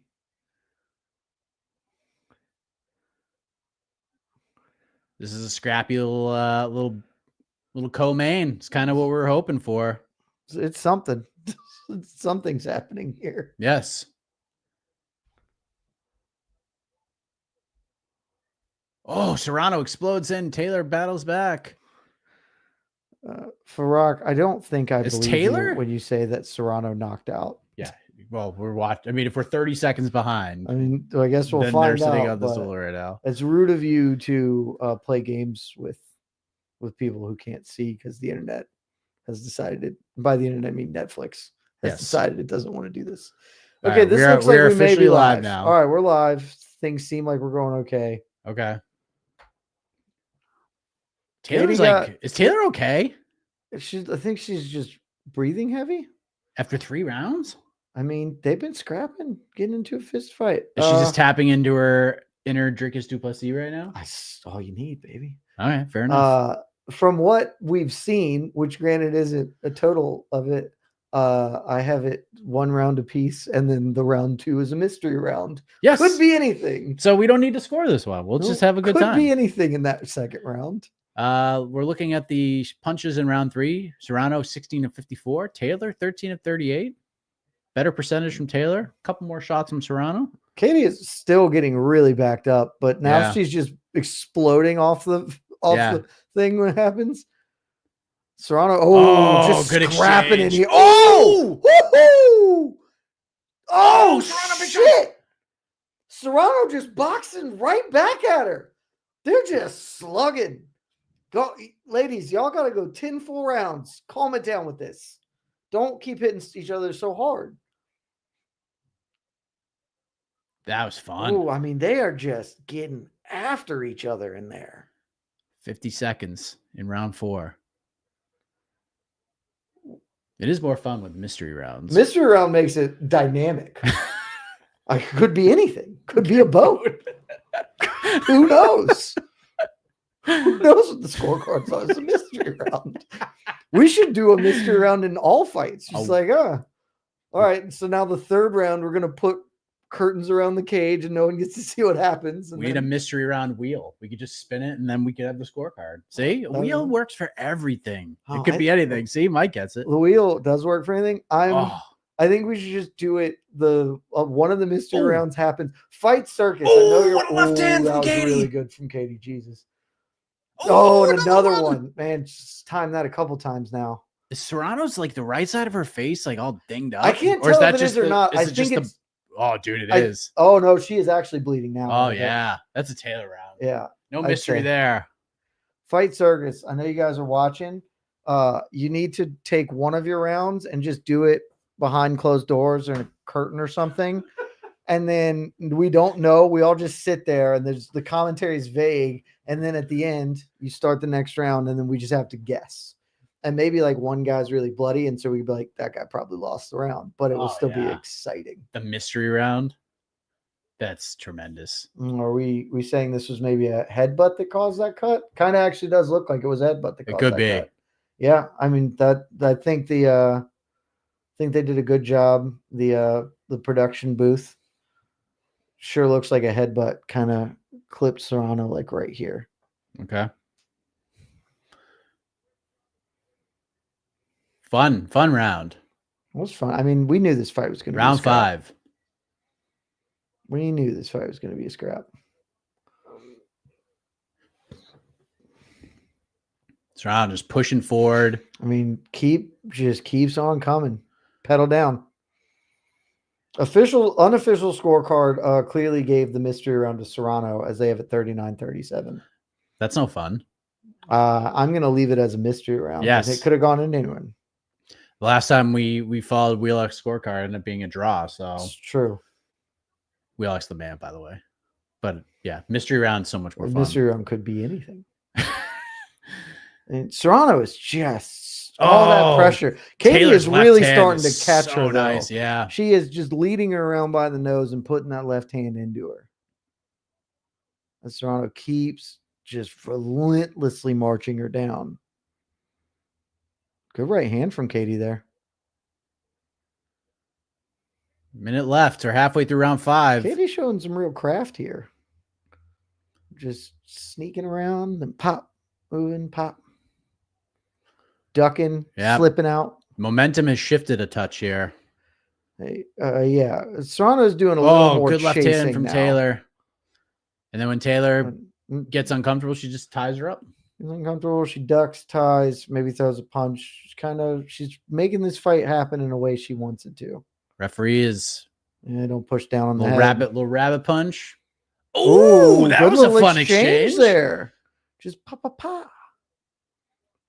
Serrano misses with the left. Oh, good left. Quick left from Taylor. Oh, that was a for sure headbutt. That was a for sure headbutt. Did she punch the referee? I think she kind of punched Katie on a referee break, but yeah, I think Serrano is a little annoyed by the headbutting because Katie is Taylor's Henry Cejudoing that head out there. Yep. Katie is swinging that head down right in the middle. That was a big ass headbutt. That was the most aggressively clear headbutt I've ever seen. Yep. And the referee just letting it go. So, hey, for everybody who's wondering, where's the WWE promo? There you go. Just right coming there. to Netflix. Lower Monday, third. January 6th. There you go. There's your promo. That's a Taylor round. I'm giving it to her. Oh, yeah. I'm giving it to her. That cut is not great. Headbutts and all. That cut is, it's not going to stop the fight now, but it's in a place where it can just open up in a really, really unfortunate way. Right underneath the eyebrow. Still enough on the side, but that's a nice little. That's a nasty little one. It is a nasty cut. As we Quarterman does a great job. Cheat. Always cheat. Throw those headbutts. Always cheat. Hidden. Here we go. Round Hidden. You're not tricking us with your garbage comments. Don't. It's rude of you to do things that are rude. Yeah, don't be that person. Serrano getting around from Wheelock. Serrano, which I would not agree with Sean.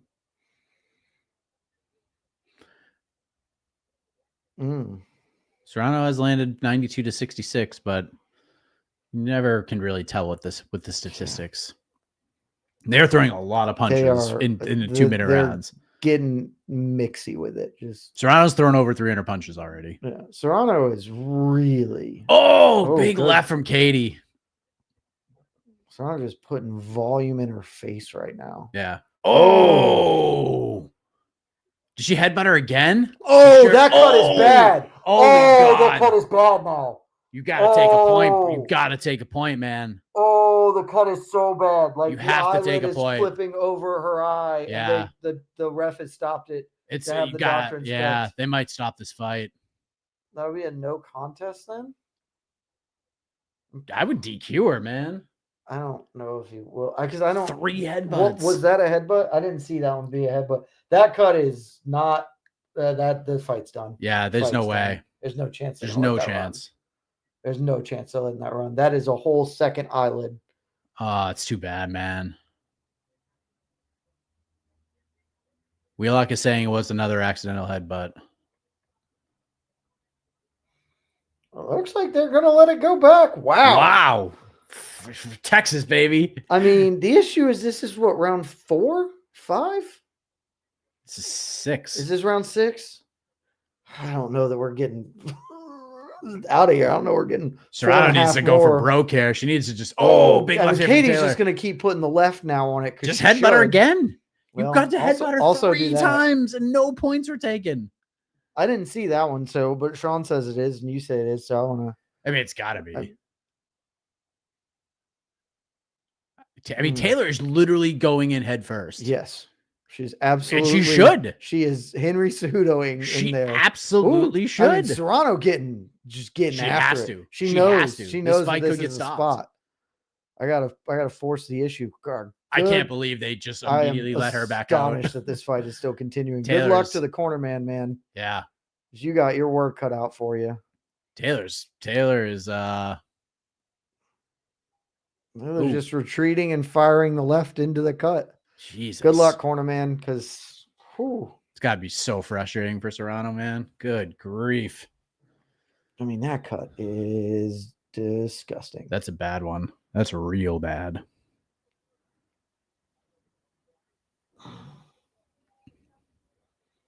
I mean, just put all the Vaseline in the world on it. All right, here's the replay. Yep. 1,000%. That might have been the most vicious of them all. 1,000%. Oh my God, dude. It is. I just don't know how you let the fight go on. I mean, they already did once. The stars at night are big and bright. Deep in the heart of Texas. I wanted to sing in the Pee Wee Herman voice so bad. Where are you at right now? I'm in Texas. No, you're not. The stars at night are big and bright. Deep in the heart of Texas. Taylor looks like she hasn't even begun fighting. And they're just letting it go again. Of course, they're 7. in Texas. Okay, Texas. They're in Texas. I scored. Oh the last my round. God! I scored the last round for Serrano, by the way. But my God, this is incredible. Taylor just putting hands down now. Oh, Taylor is ripping that left hand into her as much as she can. Holy shit! I mean, this is rock'em sock'em right now. We're phone. Oh, Taylor with the combination. They're chucking. Oh, I mean, Taylor just has a huge target to go for. Yeah, and she's just putting her head right on it. She's grinding a little head action there. Dude, use those braids. Just get them right in there. Oh, what a combination. Geez. Both of them. Scrapping. Dude. I mean, Serrano is just coming after her, though. There's no quit. This fucking rocks. I mean, this fight shouldn't be happening, but I'm baby. pro it happening. Texas. Woo, Serrano putting it at her. Oh, this is so good. Oh, left hand from Serrano. Woo, Serrano. Oh, Taylor with the big right. Oh my gosh. Think of the children. Oh my God. Ladies, think of the children. Don Davis on his feet. Don has left this his is seat. A freaking fight right here. Oh man. Another headbutt from Katie Oh, Taylor, absolutely. Oh, she's just getting right in there. Just keep doing it. She's just dropping that head down. What a combination. I believe she headbutted her again, by the way. All she's doing is just good left her hand head down. And it is a clash for sure. Woo! Oh, Katie Taylor's throwing these like machine gun punches. Just the referee right just here. housing them away from each other. Oh, Taylor with a big combination. Serrano is just with one eye. Oh, Serrano with the big combination. Oh man, what a round! It's gonna be fight of the year again. This is nuts. Oh my Lord! And we still have a mystery round. The mystery round is so big now. That's a Taylor round for me. I don't even know how to score it. That's the thing is I don't have any idea what I'm scoring. I don't either. Plus the mystery round. I'll just give it to Taylor. That was round 7. That was 7. I would like it to be even with the mystery round. So I'm three apiece in the mystery round to play. I'm so excited for the mystery round. I just want the vibes. Yeah. The mystery round. I'm not even gonna say anything, but I'll say, and I'll just leave this broad, things have improved. Oh, things have gotten so much better. Things have improved. Oh. That was a really good uppercut. And then a pretty solid left hand. Right on the ear. Good left hook. Oh, good left hook from Serrano into pop. I mean, they're just slugging it out in the phone booth when they get in there. This slaps. This fight round bangs. And we're not even going to pretend that we're going to stop this fight over that cut. No, nope. I don't care if her eye falls out of her head. Mystery round, mystery cut, mystery headbutts. There is 3 ounces of Vaseline in Serrano's eyeball right now. Good left hook from Serrano. Serrano, the big combination. Slugging it out. Oh, good left hand from Taylor on the break. Taylor Taylor's- seems to be wilting a bit. Yeah, her hands are Her coming hands down. are dropping down. She's looking a little more tired. And Serrano just the march of progress continues forward. Just throw another headbutt. Did she get her again? Yep. And Serrano is mad. And now he's warning her about it. That's good. You got to warn her. I mean, was that a warning or did he take a point? I don't think he took a point because they usually do a bigger show of things. Oh, good left hook from Katie. I mean, Serrano they both with landed a big. Mean bit of work. Serrano rips to the inside. body. Taylor with the left hand over the top. Short shot by Amanda Serrano. I mean, Katie Taylor is just using all the veteran savvy of cheating her ass off in there. Yeah, I mean, she's headbutted her 4 times. They didn't take up any points. I mean, 4 is a low number. The final warning. Chris Tione. Woo! God damn. Serrano is a They freaking are animal. both just whoa! Big shots. Katie foot. Oh! Big combination from Serrano. Oh, they are both just hitting the shit out of each other. Oh, now they took a point. Take a point. And whoever that is, That's Nikisa. Is that Nikisa? Nikisa losing his mind. As he should. That was the 5th fucking headbutt. Good left hand from Katie. Wow. Finally takes a point. Serrano took a wonky step after that left hook at the end of the round.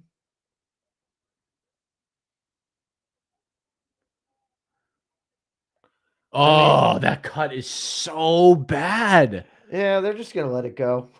That's so fine. In our Slack channel, Casey just said that they showed the cut on the Jumbotron. That's it's a gnarly cut, man. That's bad. It was a great right hand from Katie. Oh, the replay, you could see like the skin hanging off her eye with every punch. On the third, when it opened up real bad, like from that headbutt, I could see it flapping. It was like tough. Yeah, that's a well-deserved point deduction. Yeah, dude. It should have been a lot more. Well-deserved point deduction. Truly, this is bad content. I do not have a score. I have no idea. Because we have a mystery round. And outside of that, I'm also just like, I don't know. Holy shit, what's happening? So it's a 9-9 round, probably. I would say 9-9, but I wouldn't even be opposed to 10-8 round for Serrano. Like, all right, 150. We're in round 9. 150, 149, 148. It's hard to even look at the clock because these two just keep punching each other a million times. Oh, what a left hand from Katie. I mean, Serrano is eating some shots and vice versa. This is a genuine brawl in a booth. Oh, yeah. Just both ladies, forehead to forehead. Oh, Taylor the left hand and another. And Taylor just keeps diving in with the head. Oh, he's warning her again. This round it has been less egregious than before. Yeah. She's getting inside, but she's not leading with the butt like she was previously. Ooh, just working inside. Oh, good left hand from Taylor. Oh, good I can't even back from Serrano. I mean, is just back and forth. Just a dogfight. Short little uppercut from Serrano. They clinch up against the ropes. Just all heart and balls. I mean, yeah, this is. Big left hand. Oh, Serrano just keeps putting volume down. Oh, eating big right hand from Taylor. Oh, big right from Taylor. Oh, big left from Taylor. Dude, what the shit are these women made of? This is crazy. Taylor doesn't even have like a mark on her face. They are both just dunking each other and nothing is happening to them. 15 seconds, 14, 13, 12. It just hit her like 11 times. I mean, it is. Referee separates him. I don't know why. He is getting really quick on those separations. Yeah, I don't know why there's a separation there. Final seconds. Bell rings. What a friggin' fight. Dude, this is. I have no idea. I don't know. I mean, outside of the mystery round, I'm just going to go ahead and say tie ball game. Whoever wins this round wins the fight. I like it. I'm going to say it. Let's do it. Last point wins. Last point wins. Last point wins. I like it. I mean, that's schoolyard ball right there. Last point wins. What a friggin' fight. All right. I mean, yeah, this fight absolutely rocks. We've been blessed with two are not. I mean, we said it coming in that this is the best fight of the weekend. probably going to be amazing again. The It Barrios is, fight and it was- has the drama of the cut too. Like, whoo! The Barrios fight was incredible. Katie looks like she's in what she's in, which is a war. Breathing deeply. Round Everything 10. to play for. Let's go. This is it. Last point wins. This is the fight I'm the most interested to talk to my friends about and be like, so obviously you guys came for Tyson Paul. What do you think about that co-main? Yeah, and these two women And being then able to fight on they this card delivered it too. They deliver what we needed from it. outside of Netflix. Just Right in the booth and going. oh man, Right in the booth and going. The unofficial scorecard has Serrano up 86-84. and that's with a point deduction. It's with the point deduction. So that would mean this is Taylor needs a knockdown on the unofficial scorecard. This is 134, Rock'em Sock'em 133, Robots. 32, 31, 90 seconds left in the fight. Genuinely, it looks like Rock'em Sock'em Robots. They are in the middle and both just hitting each other a bunch. They're just battling here. Oh, that was an elbow. That was an elbow. That Sure was an elbow that Amanda Serrano just tried to throw. And missed Woo, by a mile. that was a right Serrano hand. unloading. Oh Taylor my with the big God. left hand. Serrano with Serrano just just having more volume. Katie God. Taylor I think Katie 3 Taylor is punch landing the elimination. bigger by shots, a mile. but Serrano is landing more. Oh, and- Taylor! Jesus. And Serrano just can't be hurt. Like, what the f- is she made of?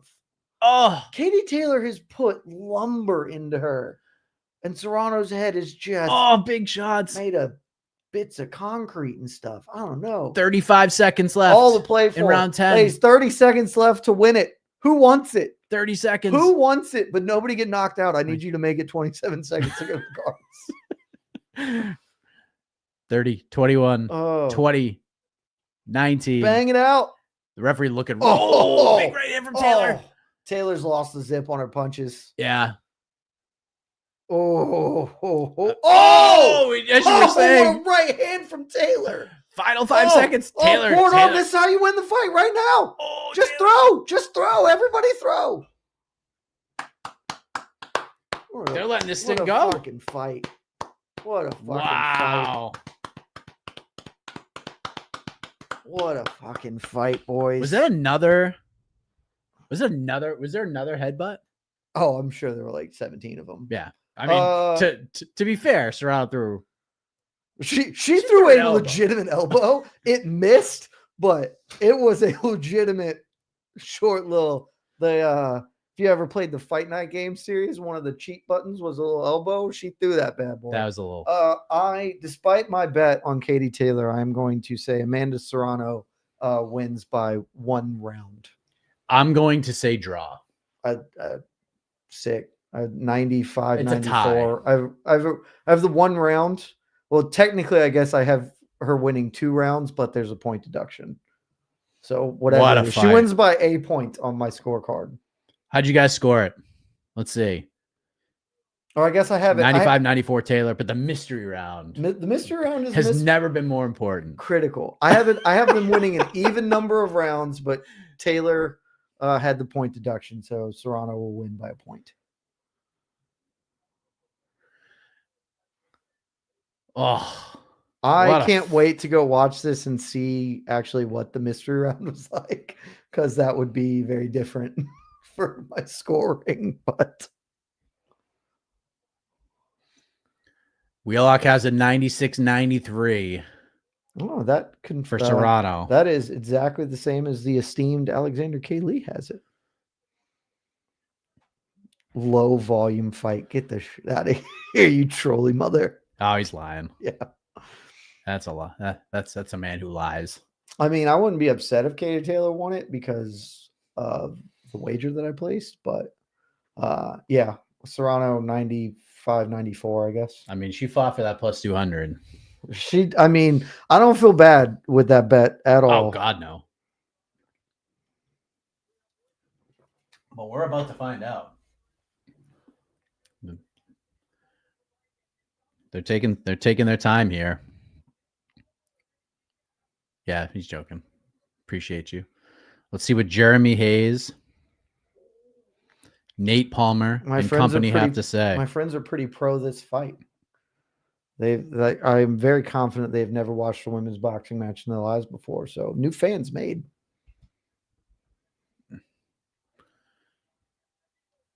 I mean, we are good. They're We are taking some in time, for, man. We're in for a fun one on the scorecards if they're taking this amount of time. Oh, all right. We got it. All right, let's go. Big Mo. I think Serrano's going to get it.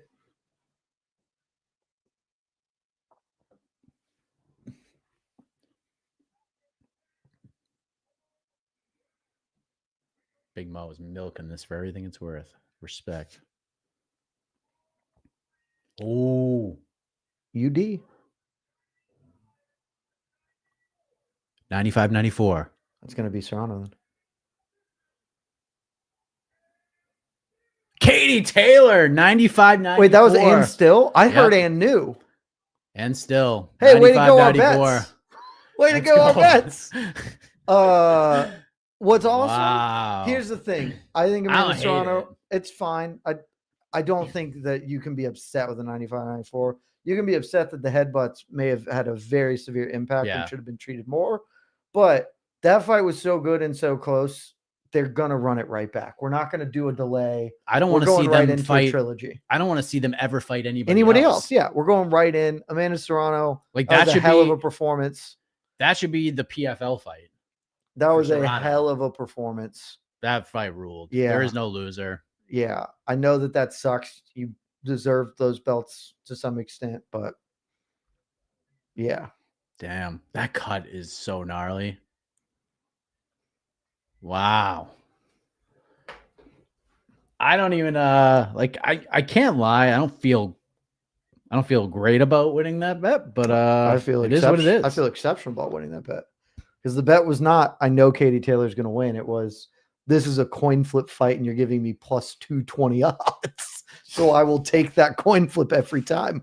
Punches landed. Those punch stats are a wee bit tougher to stomach. 300 some odd punches for Serrano landed.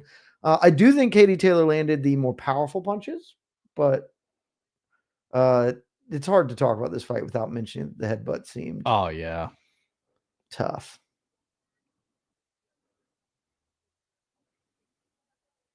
Wow. Guido Innocente has a win. Oh. That's crazy. Game bred. First round finish.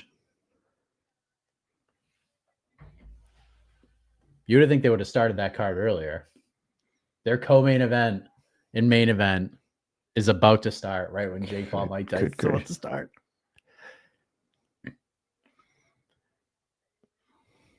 Do you guys feel like these?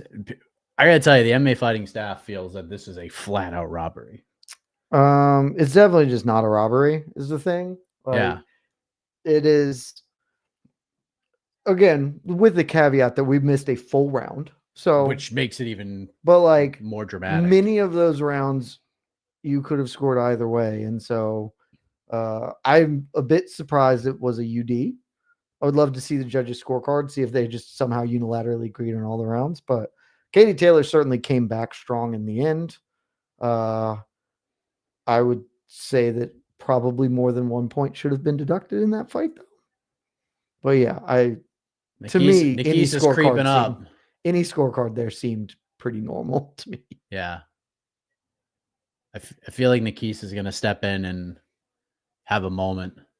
He should not. He's creeping in. There's just no need to have a moment here. We just say we're gonna do this again. Oh, okay. He's just going for the respect. Yeah. Yeah, I mean, we just got to do this again, ladies. And I know that that's rude to tell you. Hey, we're just sorry. Y'all need to put yourselves back through this, but I need y'all to put yourselves back through this again.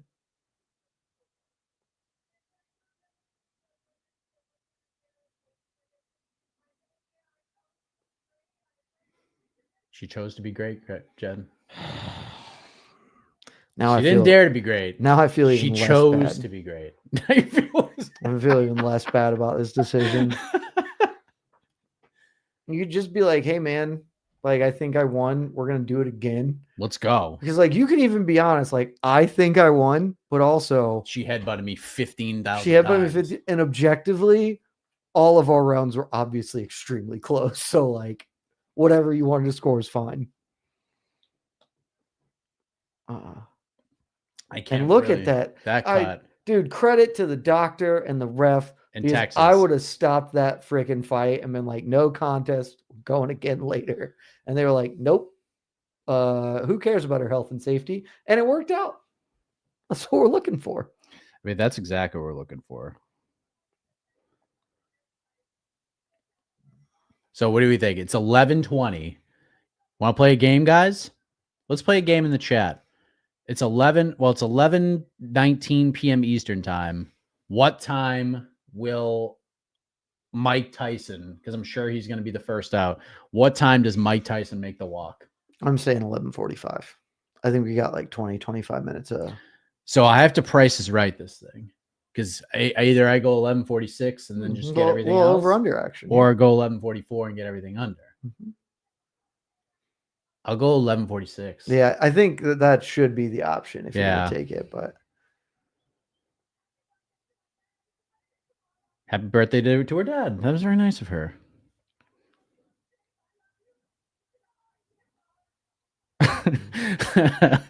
I just jumped on Facebook just to see like what people are talking about. My older brother, I think Serrano is getting her ass kicked, but I've only seen 7 total seconds of this fight, so I have no idea. It's pretty tough to tell, you know.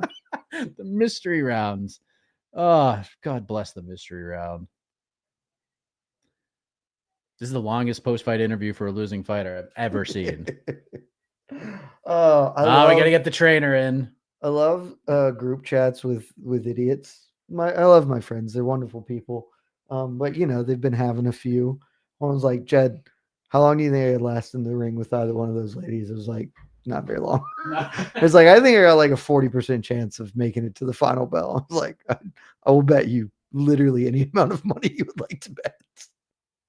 I would love to watch that. He is convinced that he could survive 10 rounds. It's like, no, you've just had 8 drinks and you're feeling froggy, you moron.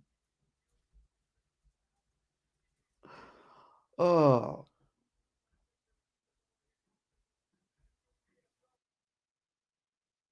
Ooh, look at PFL getting the shout out. Let's do it in PFL. I just said that. That's exactly what they should do. I mean, they should definitely box the 3rd time, and then they should fight in the PFL for their 4th fight. I don't hate that either. Let's just do that. They should never fight other people again. I'm firmly with you on this. For those who are interested, I wouldn't recommend really going anywhere. Chase Sherman versus Maurice Green is Big about Mo. to happen. Big Mo. For Game Bread. That is, I mean, that's a fight that could have happened in the UFC once upon a time. It's true.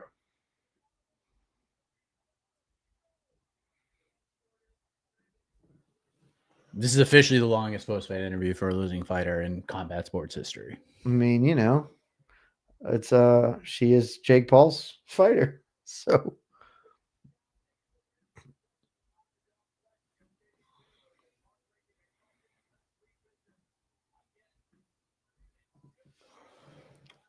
all right. it is unfortunate too, because it just feels like it would be cooler if Serrano won, and then we have the trilogy for all the marbles, but you know, it's also pretty cool for us to make that money, baby. Oof. Just look at him freaking. What a fight, out man. there. Holy Fight shit was balls. Nuts. It was one of the best fights of the year. All right, chat. Final prediction. Who wins Oh, I guess we're and how? Let's go. Who wins now? Tell the people so they know what to predict. Jake Paul, UD. I'm sticking with what I've said the whole time. Trying to put the good juju into the universe. Not that kind of fight, not the Barrios fight, but a step below in just like an entertainment-y kind of a way where no one gets badly hurt. I've been saying Jake Paul by UD. I'm going to switch it up. I'm feeling the energy right now. Mikey T? No. Oh, okay. No. I think that they may actually just get into a real fight and Jake Paul's going to knock him out. No. maybe not like a bad face plant him, but honestly, it doesn't have to be. I think if Paul knocks him down at all, I think that's just the fight because Tyson's old. And so like is he going to beat a count? If he does, is he going to be able to even walk in the straight line to get it started? So TKO, hopefully it won't be that bad. Jake Paul round 4. All right. And We're back I need at the Jake Paul to desk. win as I have a whole lot of money tied up in him. So Yes. that would be great. Otherwise, the rest of November is going to be a ramen Thanksgiving. Hey, listen, Look, we've all done it. Little PB&J. Love a PB. Promo. I mean, I don't know if this is like typical boxing event stuff where we're going to get promo, desk, promo, commentators, promo. I would guess not, just because Ring we walks. already had the delay. Yeah. So I would guess that they will shorten that up a little bit. And that's why I do think we're going to get them before midnight, just because, I mean, they promised 11. We're already behind that. Maybe, yeah, they're not going to get it to 11:30, but I think they're going to try and get this moving.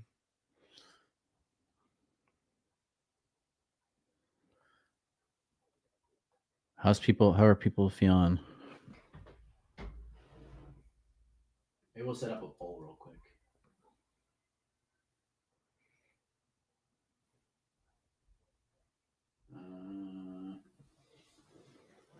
This is from the doc, because I think that's the Ice-T promo. Apparently Mike Tyson showed his bare ass. Yeah, my group chat was like, I didn't really need to see that. Like, okay.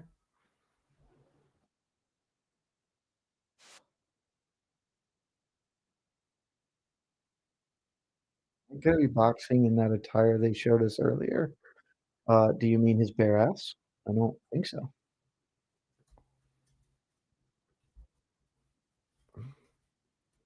The problem child. All right. Just poll is live. Worst. Go. Just the worst nickname in history. Let's see. Get him cooking. Let's see what you got. Oh, Mike Tyson. Mike's getting the lead here. It would be really funny if this was a draw.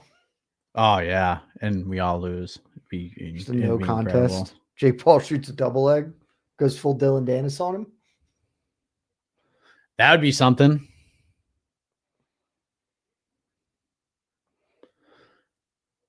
I'm just ready for this fight to happen. Yeah, I've had a lot more fun tonight than I anticipated. Yeah. A couple of really fun outings here. And plus we know that tomorrow is going to be tomorrow, which could be like the worst day of my life. Michael Chandler winning, John Jones winning, just all the bad things. Apparently Maurice Green attempted a Superman 12-6 elbow and missed. Terrific. And Big Mo, I respect that effort. Love the hustle, bud. Paul versus Tyson.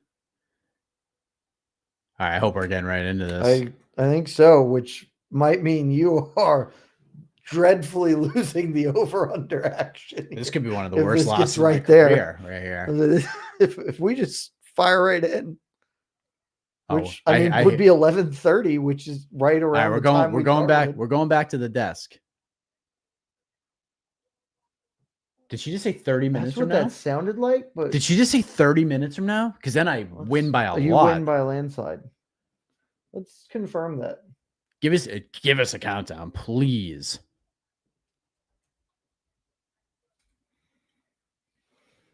Which I guess would make sense if they want to do it at midnight. Sure.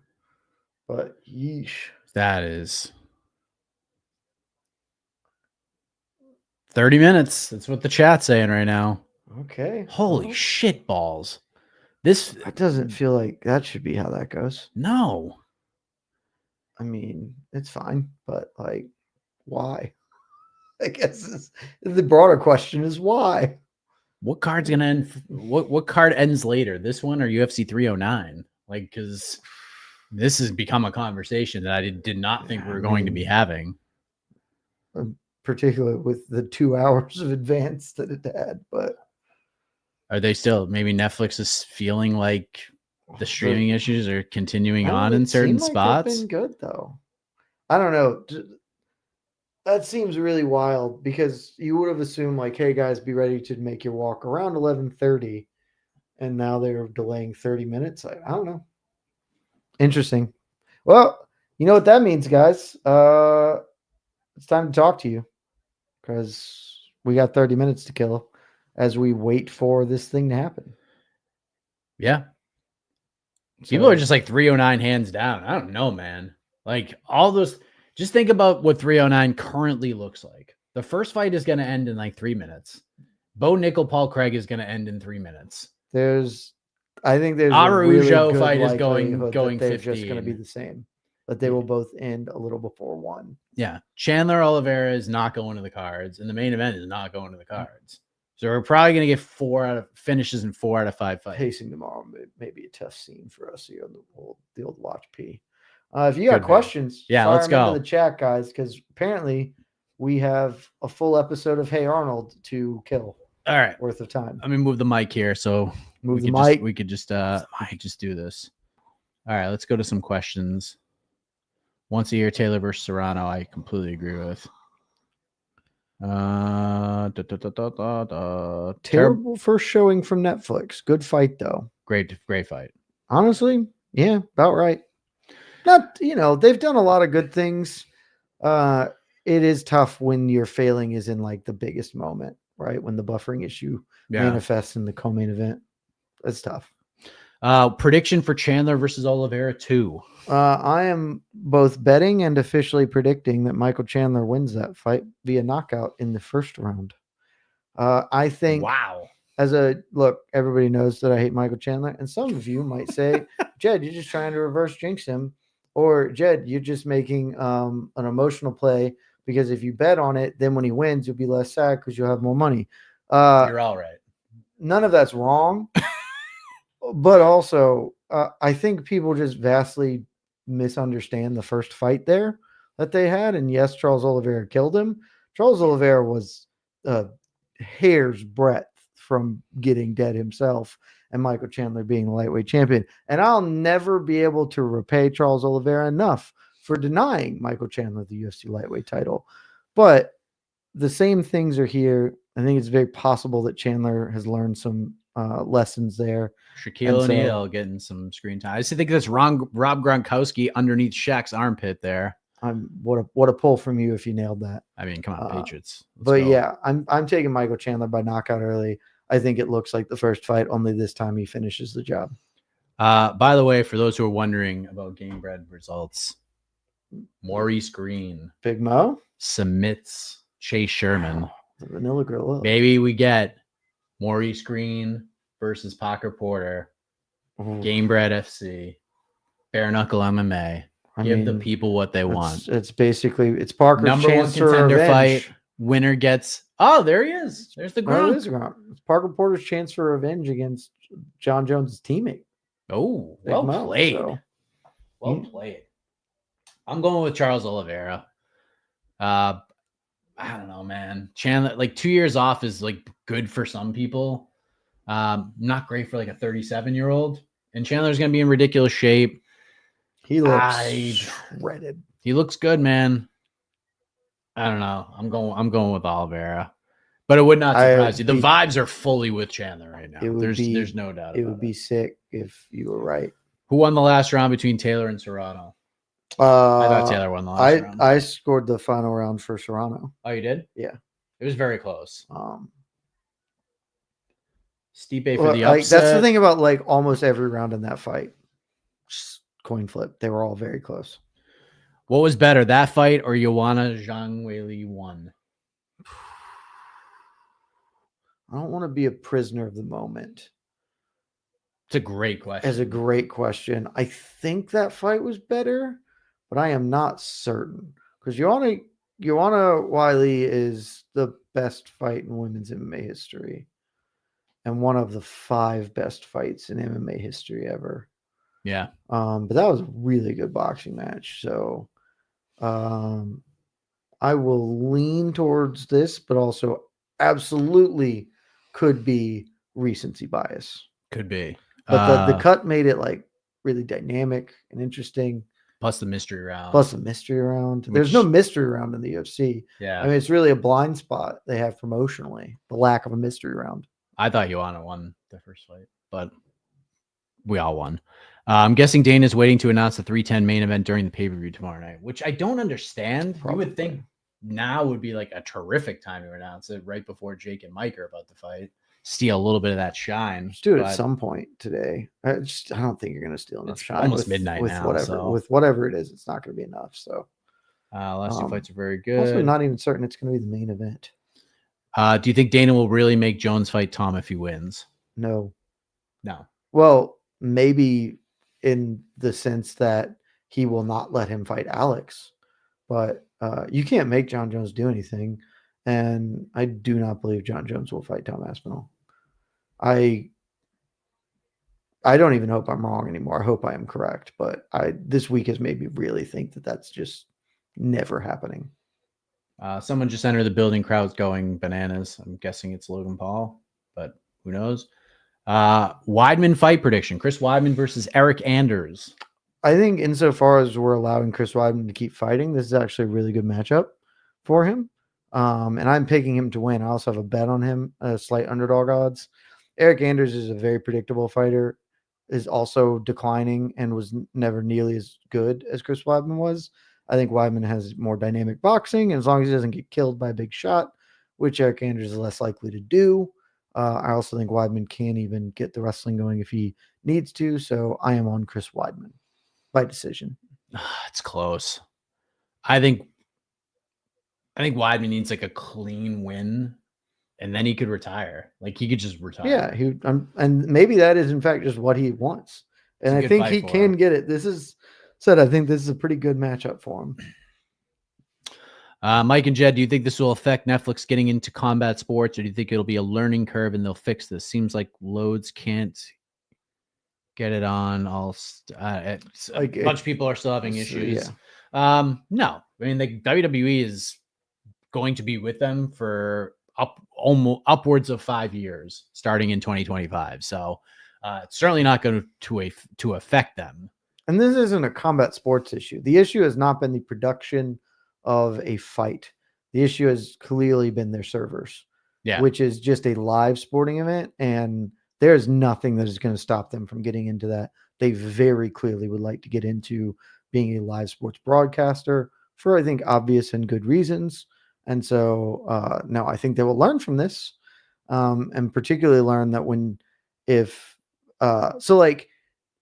the UFC deal won't matter. And I said this in standby. The UFC is just going to go with whoever's going to give them the most money.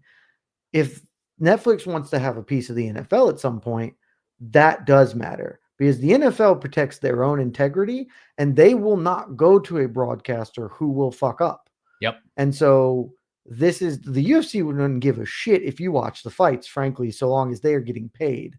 So this could affect them in other things, but they're not negotiating with the NFL right now, to the best of my knowledge. So no, I think this is just a learning experience. Hey, if we got the Super Bowl in 10 years, we would need to have our shit more buttoned up. Is Jim Miller getting the submission against a tough Damon Jackson tomorrow? Should I place the bet? I think he might get a KO TKO. I am also on Jim Miller. I'm on a lot of underdogs this week. Yeah. Wouldn't shock me if Damon Jackson won, but he's on a pretty bad run as well. I think Jim Miller is just a little tougher than Damon Jackson is. And honestly, maybe like a little bit, maybe not as powerful, but a little bit better of a striker and a savvier grappler. So I like Jim Miller's chances. Yeah, I like Jim Miller as well. His 45th fight, I believe. Absolutely ludicrous.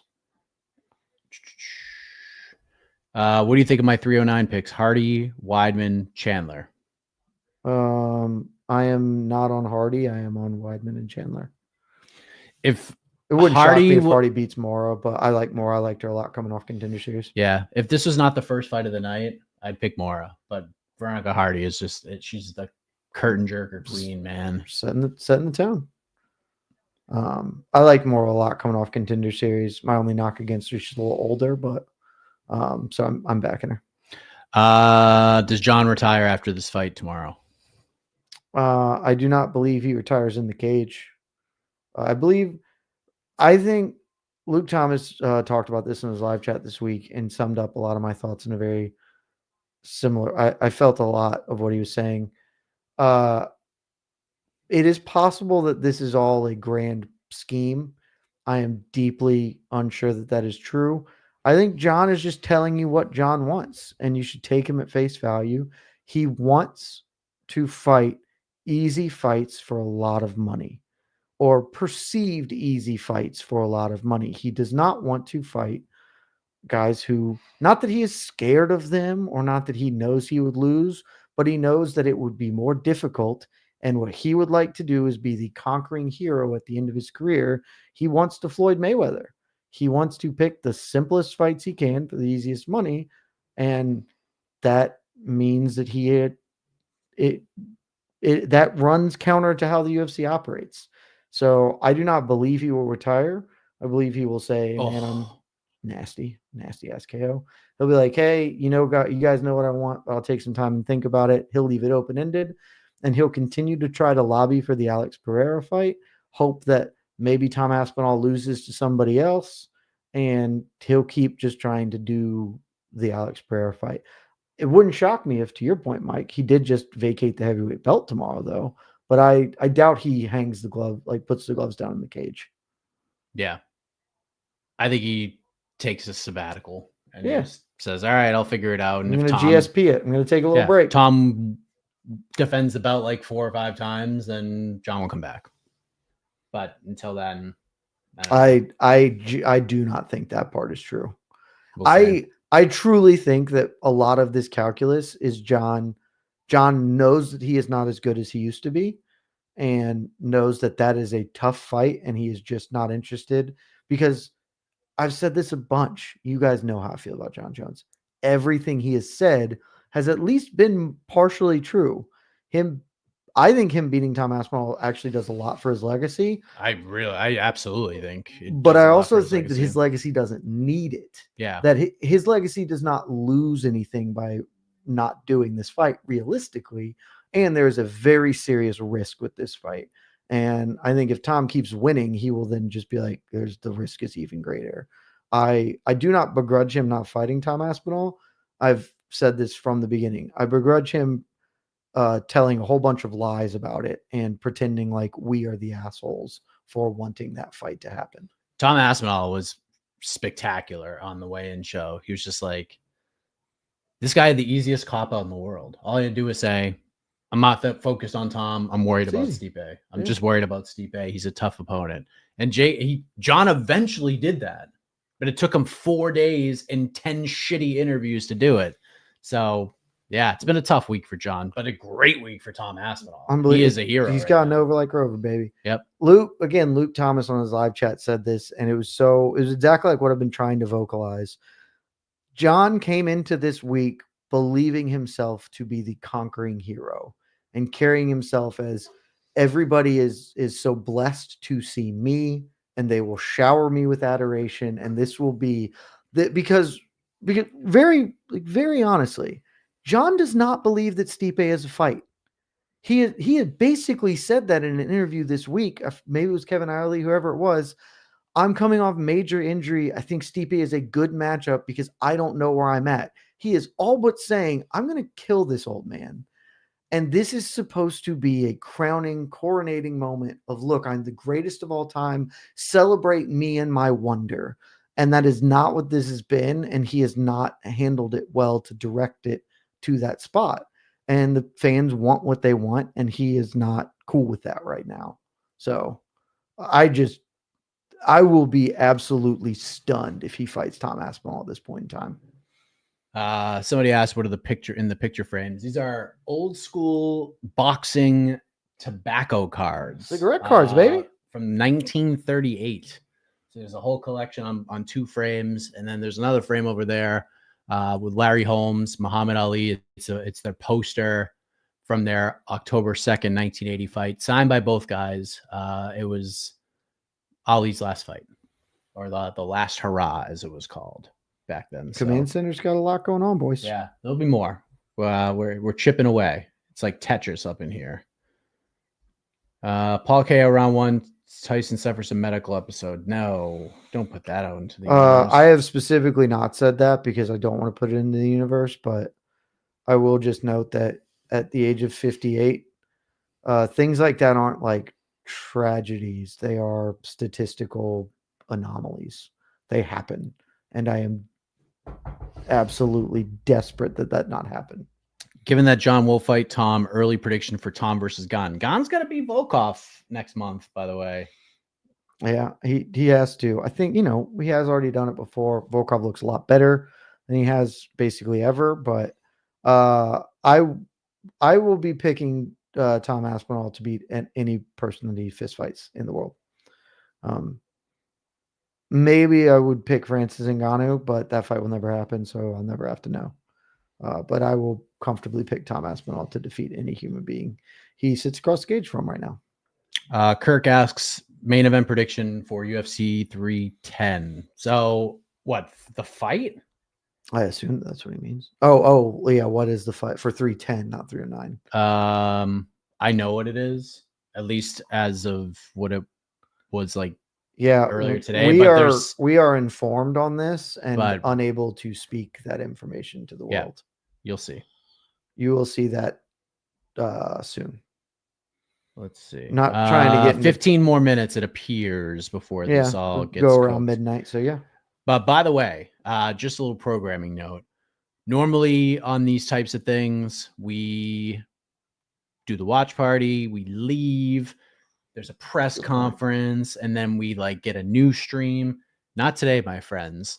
When this is all over, we're going to take a 5-minute break, and we're just going to stretch our legs, all that fun stuff. And then we're coming right back to react to all of it, to react to all of this on the same stream. So we'll talk about how this all played out, whatever it is, and all of that. So don't go anywhere once the fight is over. Stick with us and we will react together. Randy Edgar, many people are having Netflix issues all night. We're good now, so I did have them. Don't know what to tell you. Maybe just do a full reset. I haven't seen a lot of issues with people now, but for a lot of the night there were substantial issues with it. How's the poll looking? Well, that's a great question. We got 1,200 votes in there, and Mike Tyson, 83%, a resounding victor in the poll. Oh my God. I did not see that coming. 83%? Pinball Chef, you're incorrect. The phrase isn't ducks can't be goats, it's chickens can't be goats. Please get it right. Ducks has become a new thing. I know, but it's just not as captivating as chickens can't be goats. Wait till you guys see my shirt tomorrow. Ooh, oh boy, we're getting a little spicy a little early. Oh man, 11:46 too. Oh, I should have given myself a 5-minute buffer. Oh no, we're doing music. Yeah, dude. We're doing. Oh, you were smashed it then. Yeah, 2-time Grammy Award winner. Somebody's doing something.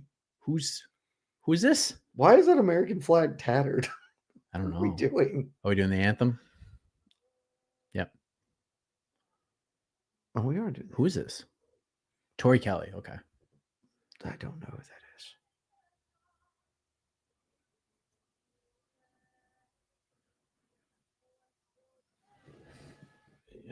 What else we got?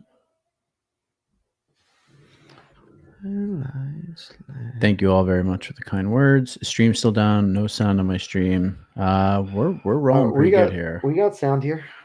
Yeah, we're rolling pretty good here.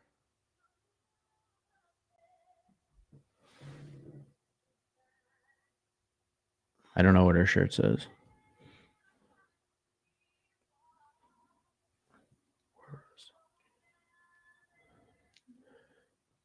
The flag is kind of strange. It's just really odd that it is waving and tattered, but not tattered. I don't really know what the vibe, the aesthetic they're going for there is, but I don't care for it. Yeah. I don't like it. Steve Endeavor, I agree with you. I would also say that there is a real chance that changes in the near future.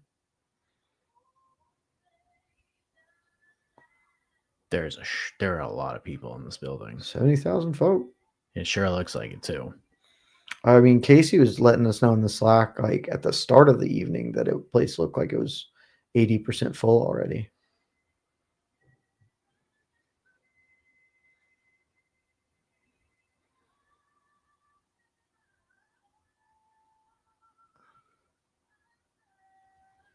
That is quite the necklace she has. Yeah.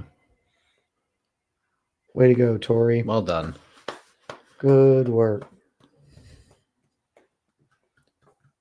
It's just absolutely insane. Looking at how many people are at this fight.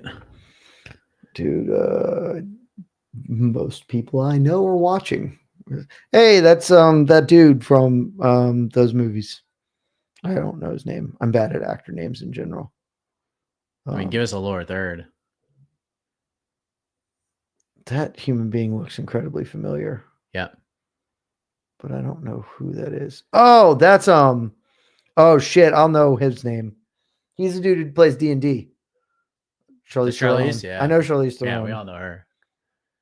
And we're back to the Cobra Kai, baby, let's Cobra Kai go. Stars. I'm so happy for the poet Billy Zabka and Ralph Macchio that their life is just like running it back. I feel like I truly don't know any of these people. That's Micah Parsons, I'm Yeah. fairly certain. There's the robot. That's Shaquille O'Neal. Yeah. Everybody knows Shaq Niesel, who looks like he's had 87 beers. Gronk, just the life of the party as always. Josh Duhamel, that's who it is. Good call. Oh, that is who that was. What is that other guy's name?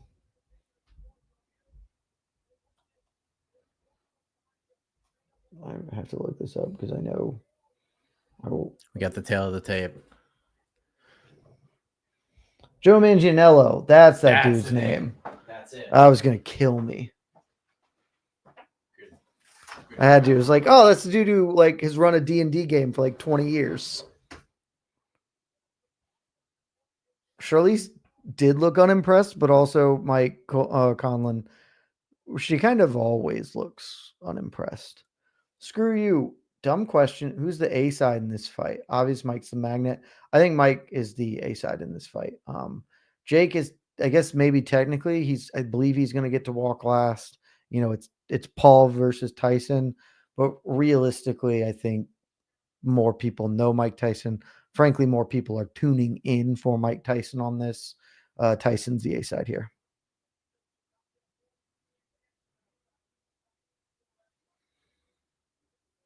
He helped Optimus Prime save Earth. Fair enough. I would not have pulled Josh Duhamel from the Transformers film franchise, but what a strange film franchise that was. I guess that's true. Jake Paul has knocked out or knocked down every opponent he's ever faced. Because he did. That's true. He dropped Tommy, even though he lost.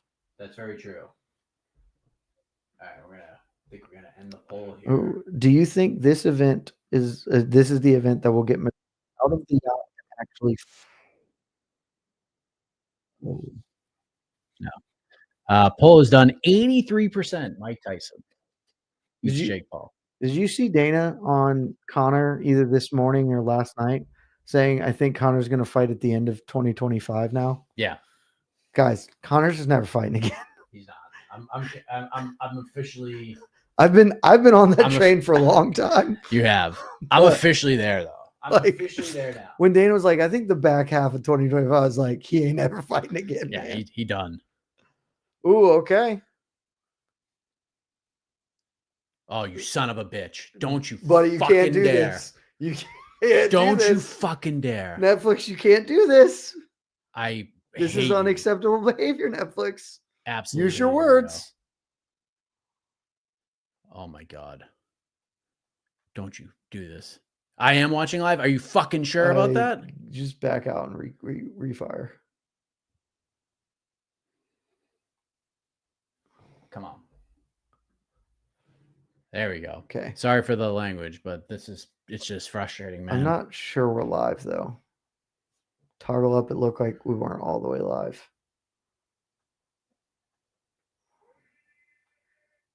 Yeah.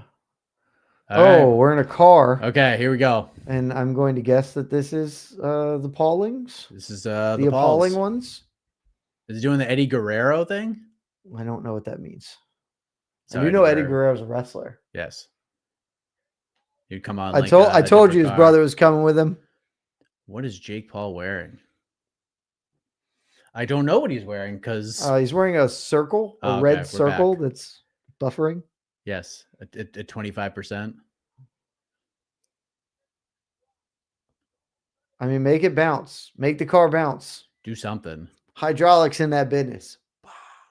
Casey did say there were going to be some crazy entrances. I'll be honest, I thought this was cooler. And there's some pigeons. Pigeons. Mike Tyson, a famed bird lover. Yes, that's true. Didn't he give him a pigeon and say like a falcon was going to eat it or something? I do not recall that. I know Mike Tyson has raised pigeons for a very long time. Whether he still does, I don't know. But they're spraying him down with the W, as you pointed out. But man, just apparently it's one of the mouth. most punchable faces I've ever seen in my life. Absolutely. Mike Conlon, Jake Paul dressed like a glitzed out dictator. You're not wrong. I can't tell a lot because I'm just staring at his face as it's frozen again. But Netflix. This is bad. Yeah, Tough. it would be tough. Like this is crazy. It's not the best. Not the best, but luckily these walkouts are going to take forever, and that's okay. I mean, our connection looks rock solid. Oh yeah, just the most solid. Let's hit the old speed check just to make sure. Oh yeah, I mean we're hitting the 500s. It's laughing at me. Come on, let's go, baby. Come on, deliver. Don't fuck around here. We got 18,000 of our closest friends. Okay. That's not live. I know it ain't. Okay, we got past the W thing. Okay. I'm afraid to even I believe in us. I believe in us. Well, that was a failed belief. We went. Hey, we made it. Oh. Hand up. That was on me. Hold on. Is he coming out to? He in the air tonight. Yes. Say in the air tonight. Look, which is Mike Tyson's song from The Hangover, and just a brilliant play. Great, and also just a banger of a song. So yeah, absolutely. Is Tyson coming out? I can feel it buffer in the air tonight. Red circle of death. This is dope. I'm really excited to watch this frozen screen. Hold on. It's pretty cool. I'm now going to avail myself of other options. Yep, get it ready just in case. We're investigating other opportunities. I don't know. All right, Jake is in the ring. I don't know how up to date that is. It's pretty close. It's a little behind the broadcast stream up in front of us, but it's always good to have a backup. Youngest heavyweight champion ever, 20 years and 4 months for Mike. Unlike John Jones. Let me say. Who was not the youngest UFC champion. No, he was not. I love, I really enjoy this part of the graphics. I think the UFC should steal the shit out of this. Yep. Completely agree. The little path of like here, instead of what their things are while they're doing, just do this guy. Boom, boom, boom. Couple of quick hitters. What's significant? 7,097 days between sanctioned fights. That's a great number. It's a lot of days. 2000. Hey, can I tell you a fun fact I heard on one of the various podcasts I listened to and then confirmed to be true? Mike Tyson, technically this isn't true, but spiritually it is. Mike Tyson has a win more recently than Stipe Miocic, because though they didn't judge the Roy Jones Jr. fight, he would have had they judged it. So that's hilarious. Yeah, I forget what podcast I was listening to or whatever. Somebody mentioned it. Maybe it was Jack Slack that mentioned it, and I was like, That's dope. I hope Tyson comes out to DMX, man. The tough thing about these Tyson highlights is they're training highlights of now and literally highlights of 35 years ago. Oh, yeah, dude. They got. And then the slap. Oh, and that was a slap highlight. Add that in there. And just as he slapped him. I just love it. 25% is such a bad number, too. It feels so daunting. Like we're not remotely close to getting it done. 25%. Let's pull the kiddos.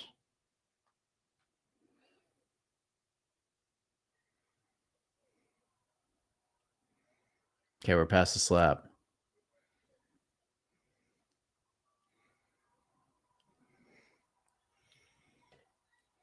Come on, give me DMX. I'm not going to lose. Did you hear what I said? Doesn't matter because we're gonna buff anyways. Oh.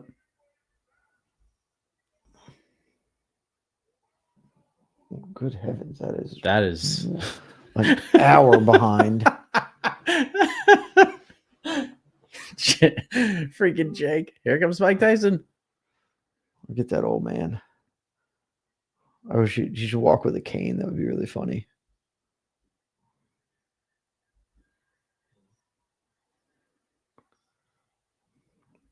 Okay, that's close enough.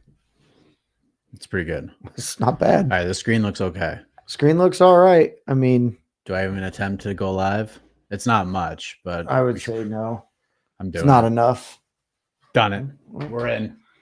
Well, I'm going to have my scorecards ready in case we need it, but I'm not entirely confident we will. I got that up. Let's pull back up the chat, see what the folk are saying. Yeah. I'm going to let the folks on Twitter know. Oh, let the folks know. It's almost game time. Literally midnight on the East Coast is correct.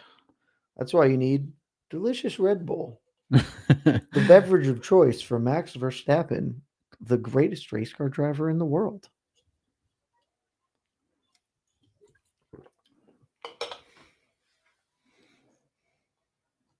Just alerting the folks. Let them know. Knock, knock, open up the doors for you.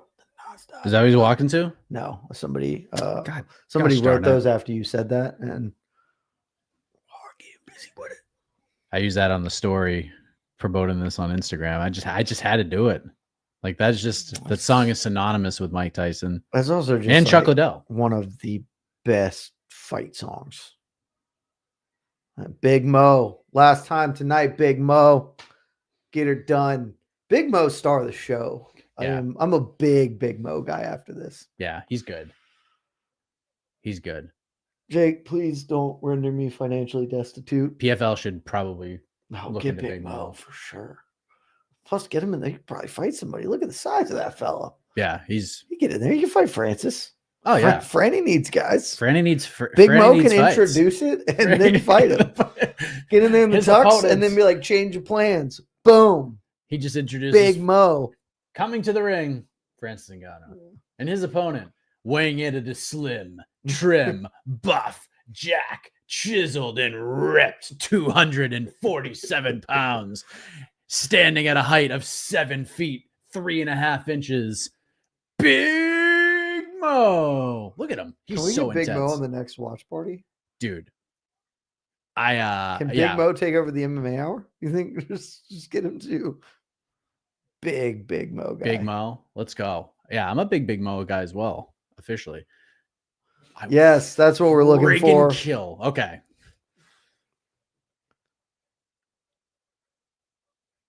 Jake Paul getting booed out of the building. 227.2 pounds. Well, he's not a small man himself. No. Him getting to 185 is going to take some work. Man's getting up there. He will need to get his diet under control, but Yeah. I believe he can make 185. Well, for Canelo, yes. Yeah. Nobody else. Yeah. Well, Connor. Dude, Connor could probably get up to 224 Well, at this Connor point. could, but if I'm Connor, I'm going to make him drop. Dude, the fight weight. him in Texas. Connor will just I'm going to just hold rocks in his pockets. I mean, Netflix is working through it, and I respect it from you they're guys. battling, but Keep fighting that good fight, Netflix. Don't never give up. Demopolis Law Firm. All right, we're unpixelating slightly. Crowd going banana Man, for Mike Tyson. 58 years old. He's 58 years old, Mike. He is so old to be fist fighting people.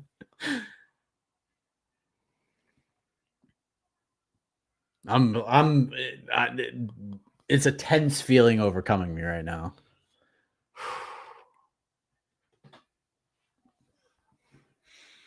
I just hope everybody has fun and no one gets hurt. Yes. Let's all have fun. And there he is. And if there's going to be a knockout, don't be too mean. Just be a happy knockout. A little TKO against the ropes. Just a happy knockout. Just TKO against the ropes. Couple, no big deal. Just don't beat the count if we're doing that. It's just okay. Yeah. I mean, shouts to Demopolis Law Firm, though. I mean, if I'm ever, I guess, in Texas, I'm going to look up the Demopolis Law Firm. I mean, what promotion that they are getting. Holy crap. I bet they paid handsomely for it. Final face-off. This is the smallest referee in existence. And standing in front of Big Mo. In front of these two dudes, and then physically with Big Mo behind him. Big Mo had to get on. He his looks like knee. an actual Oompa Loompa. Oh no. Oh no. This is not what we want, kids. No. We don't support this outcome. This is ridiculous. Well, we have a backup. It's a little behind the time, but we're going to call it to service as Netflix tries to get itself together. All right. Okay. We may not be live, but I don't even care. I don't think we're behind by that much. We might be behind by a second or two.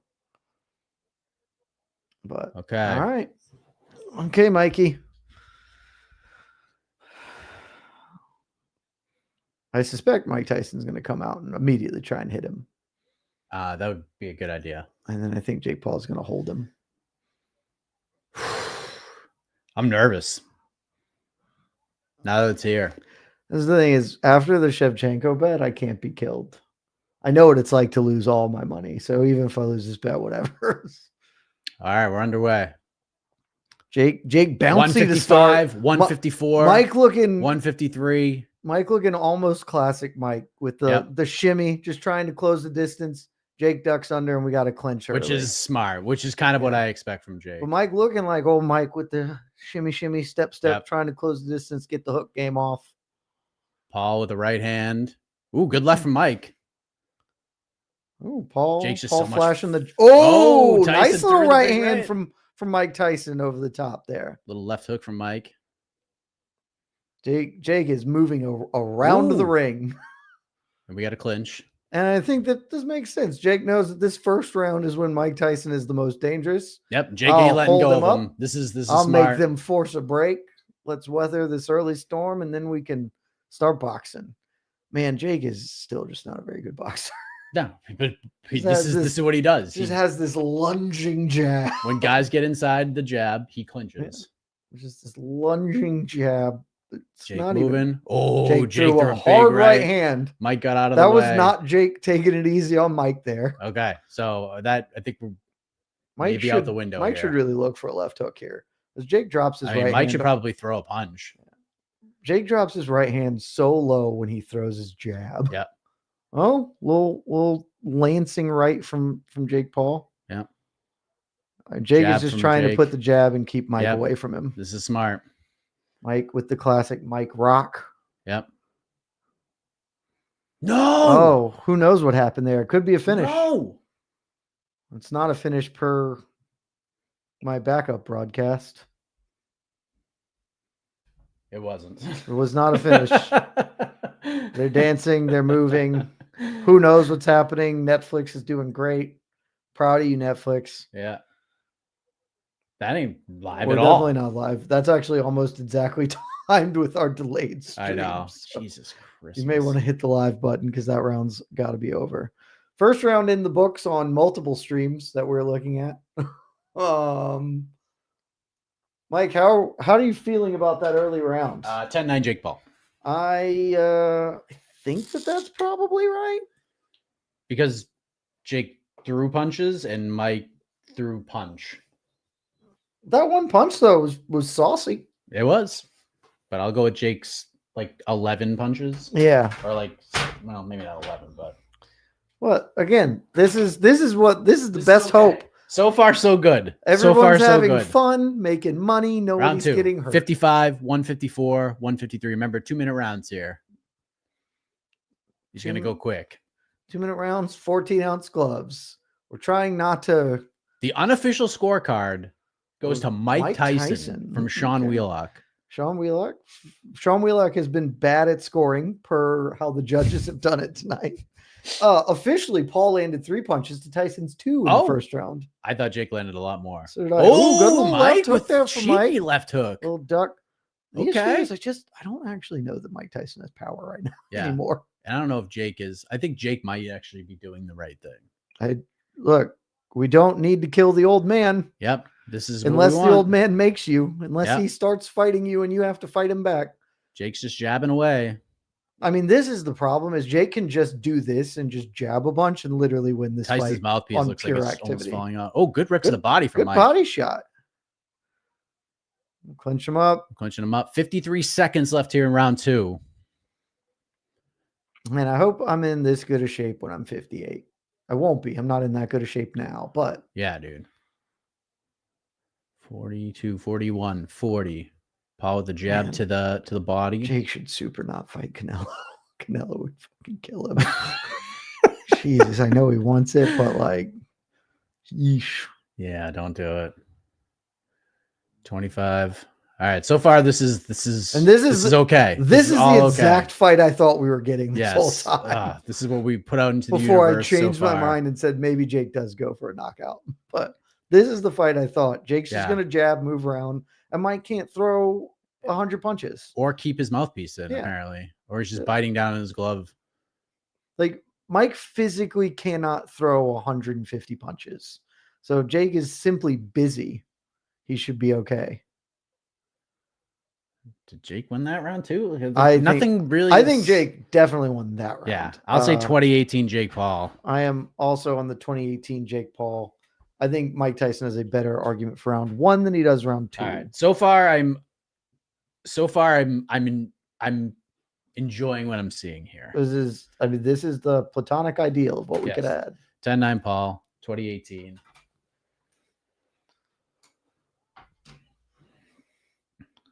Like, this looks like what it is. A guy who's capable but not very good at boxing against a guy who is old and compromised. I guess the Randy Costa Brandon Davis fight ended in a no contest for Gamebred. Tough. Just what you need when you're going up against the biggest fight of the last 2 decades. You could probably watch that though. Like, there hasn't been buffering issues. Thank God for YouTube and Twitch. And I'd also say this is a tough. They're chucking him now. Mike trying to make it happen. Yeah, this is tough because we all are of the opinion that Mike, his best rounds were going to be his first couple. Another Tyson card from Sean Wheelock. Oh, that was a good left hand from Jake. Yep. Tyson. Mike is trying to make this a fight, which I don't want to. Again, I don't want this to happen. My whole point was Jake. I'm not sure. Mike's hurt. Tyson's leg is not good. Yeah. I don't know how hurt he is so much. He just is old, you know? Yeah. Anything is just, good left hook. Mike, understand what you're doing, Mike. You are not here to win. You're here to do this. Yes. And if you keep fighting, he will fight you back. Yes. Don't fight him. Jake with a big combination. Oh God. Jake is actually going to knock him out. It's going to happen. I said Jake KO round 4. That might actually be right because Jake is trying to hit him now. Yep. It's because Mike came out. Mike came out to fight him. Yep. And Jake was like, I guess we're fighting now. Mike's still on his feet. We're not to the 45, watch through my fingers 44, yet, 43 seconds left. Mike lands a right hand. Oh, Jake to the body. Good left hook from Yeah, not bad. from Mike. And so we are extremely clear. This is an unbelievable effort from a dude who's almost 60. Oh, dude. This Absolutely. is an unbelievable bit of work from a 58-year-old man. Yeah. But 20 seconds left here in round 3. he is fighting biology and time and Jake Paul in there. It's 3-on-1 matchup, really. Ooh. He's still fighting. Little right hand. Jake got no effect Jake on has Jake stopped at all. fighting him now. Yeah. Now Jake is going back to, I'm going to do this. Yep. He's back. He's back to Hey, just Mike, jabbing calm away. down. If you're going to fight me, I'm going to fight you back. And we shouldn't do this. All right. I changed nothing. Yep. 10-9 Paul. 30-27. I mean, that was the most clear Paul round of them. Yeah. Because he actually I mean, he threw more than 12 He punches. tried to hit him and did. All right, we're going to round 4, Jed. Maybe your prediction rings true. If Mike comes out like he did that round, it will. Because I'm telling you, if Mike goes down, I think that's the fight. Yeah. I just maybe beats the count and they will just be like, we got to stop this. He's already been knocked down. We don't need to do this. Yeah. A little replay action here. Ooh, Mike's still with some defense, slipping stuff, but Jake just keeps punching. And that last jab caught him right on the temple as Mike's mouthpiece falls out. Oh, that would have been an absolutely devastating uppercut if Jake had landed it. Round 4. Yeah, and I mean, this is like, you can see that Mike still has the ideas of how to box, of what he wants to do, and he's just physically incapable of doing it. His body doesn't move in the same way it did when he would have that shift step launching hook. Hey, we like gave Paul around. How about that? Hey, look, Wheelock's just keeping things spicy for the viewers at home. Yeah. Paul getting the jab going. 28-12 and total punches. This is almost exactly what I thought this fight would be. Yeah. Jake Paul physically, I mean, the Anderson Silva fight was like the same core concept of Anderson is the more dangerous, quote unquote, fighter and can have moments. Jake's just going to work a lot. 112, 111, 110. Roy Jones Jr. on commentary saying that Mike Tyson does not look as good as he did at 54 when they boxed. Shit. I mean, Captain Obvious really making a statement. An Olympics ago. Yeah, I'm certain that the difference between 54 and 58 probably a little more substantive than like 24 and 28. You know, like his legs don't look as good when we fought. Yeah, I believe that, Roy. Good little right hand to the body from Jake. Yeah, very nice. This is it. Just carry him. Yeah, this is awesome. As long as if Mike doesn't fight you, just jab him and win slow. Mike can't even keep his mouthpiece in. So This is perfect. Look, Mike still does have that defense. And somebody, I forget who it was, that was one of the first things that made me feel, it was Jim Lampley. Jim Lampley was doing an interview where he is like, I think this is bad. This shouldn't happen. But I think Jake Paul isn't very good. And I do think Mike still has enough defensive craft about him that he is probably not going to get seriously injured. And when Jim Lampley said that, I was like, you know what? That's probably right. And a lot of that seems to be true here. He has slipped a lot of Jake Paul's punches. Yeah. I also don't think Jake is. I mean, Jake is certainly not trying, which is correct. My initial read on this fight was spot on. But yeah, man. Randy, I think it's not unreasonable to think this is sad. I think that you should be encouraged by this, though. Legitimately, this is like the best outcome that could have happened right now. Mike is not getting seriously injured. And truly, he looks unbelievable given the circumstances. Yeah. There's not probably another 58-year-old man on earth who would be as competent as Mike Tyson has been tonight. For sure.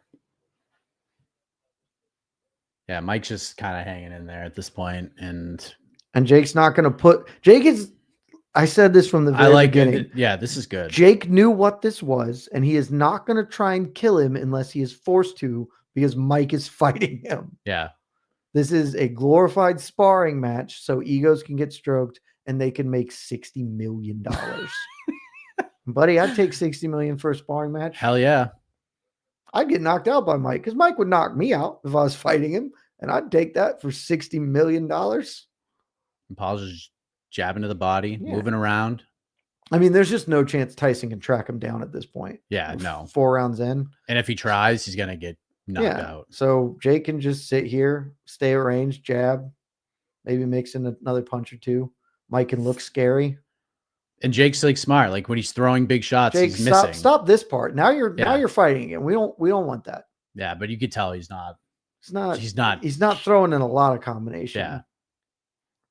Just jab. Mike's mouthpiece simply does not fit in his mouth. Yeah. Every time he does anything, he's got to push it back in his mouth. They should just, that should be better. Left hand grazes the top of Tyson's head from Paul. 55 seconds left here in round 5.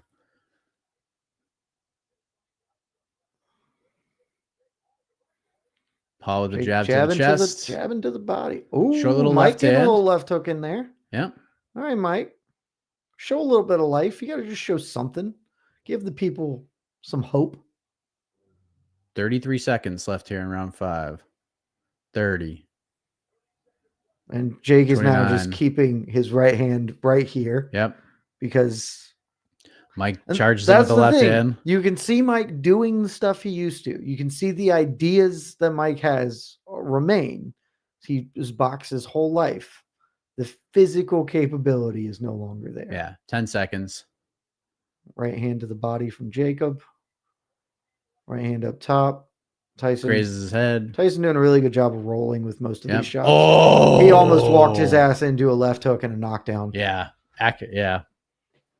Boom. And the card remains the same. 5-0.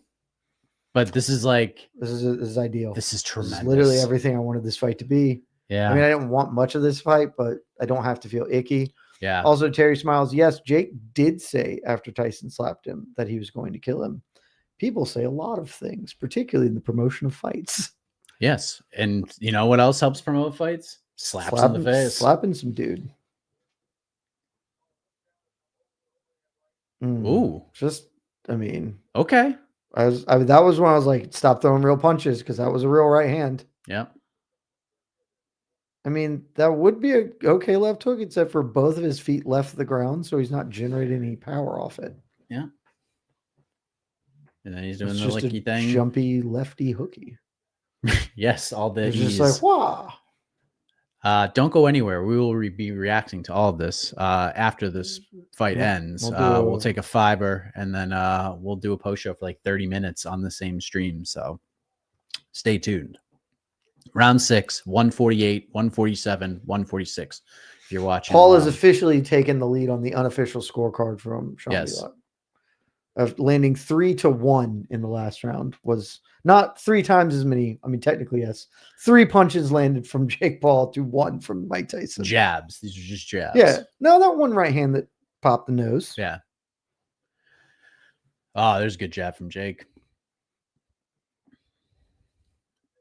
Minute 20, round 6. Jake with the right hand. That grazes the side of the head of Iron Mike. My friends are texting, bring back the women. It's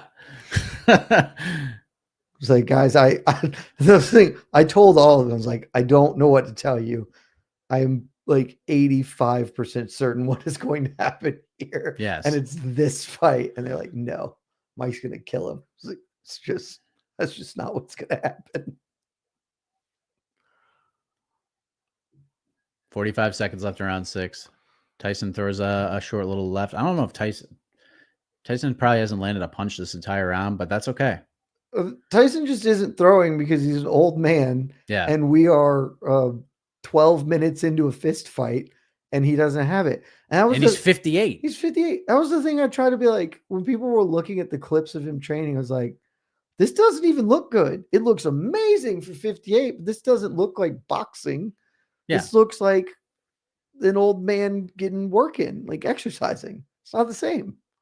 10 seconds. Credit. I will frankly also say it's not like Jake did a whole lot this round either. Yeah. Jake understands the assignment. I'm proud of him. I'm proud of him so far. I would have been very disappointed if he wasn't smart enough to figure it out. I was like, I think he's smart enough to recognize that he can't kill this old guy. Yeah. I think Jake just Jake gets it. Yeah. He's making a floppity $1 jillion I'm making a bunch of money, and this is a cool thing to do. Yeah. Jake's dad gets to watch his son have a hard spar with Mike Tyson. Yeah. Which is like probably the coolest thing the guy's ever seen. So I'd like to very quickly, because I've been cool about this, but I distinctly remember, I think it might have even been on Between the Links, Alexander K. Lee getting into almost a screaming argument with me about this being a professional fight. And he was convinced that it would just be an exhibition and that I was ridiculous for saying it would be a professional bout. And I was right, AK. Just so like I was like, why?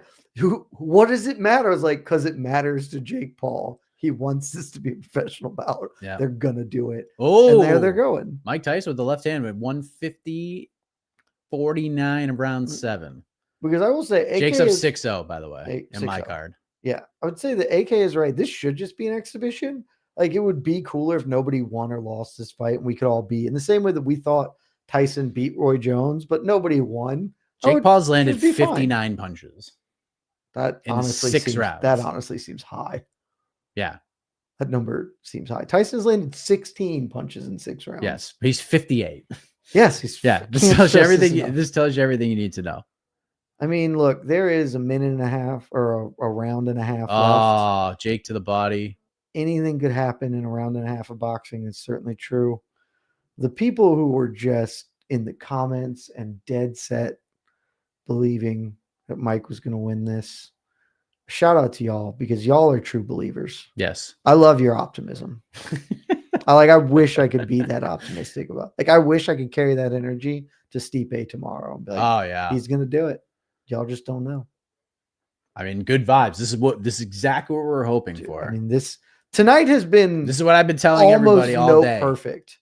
That was a good right hand from Jake. Yep, just enough. Oh, nice little left around the elbow. You don't see him do that a lot. Yep. 30 seconds. Come on, Mike. Come on, Mike. Just move around. Don't go anywhere near him. I don't even want to see like an accidental punch land. Nothing.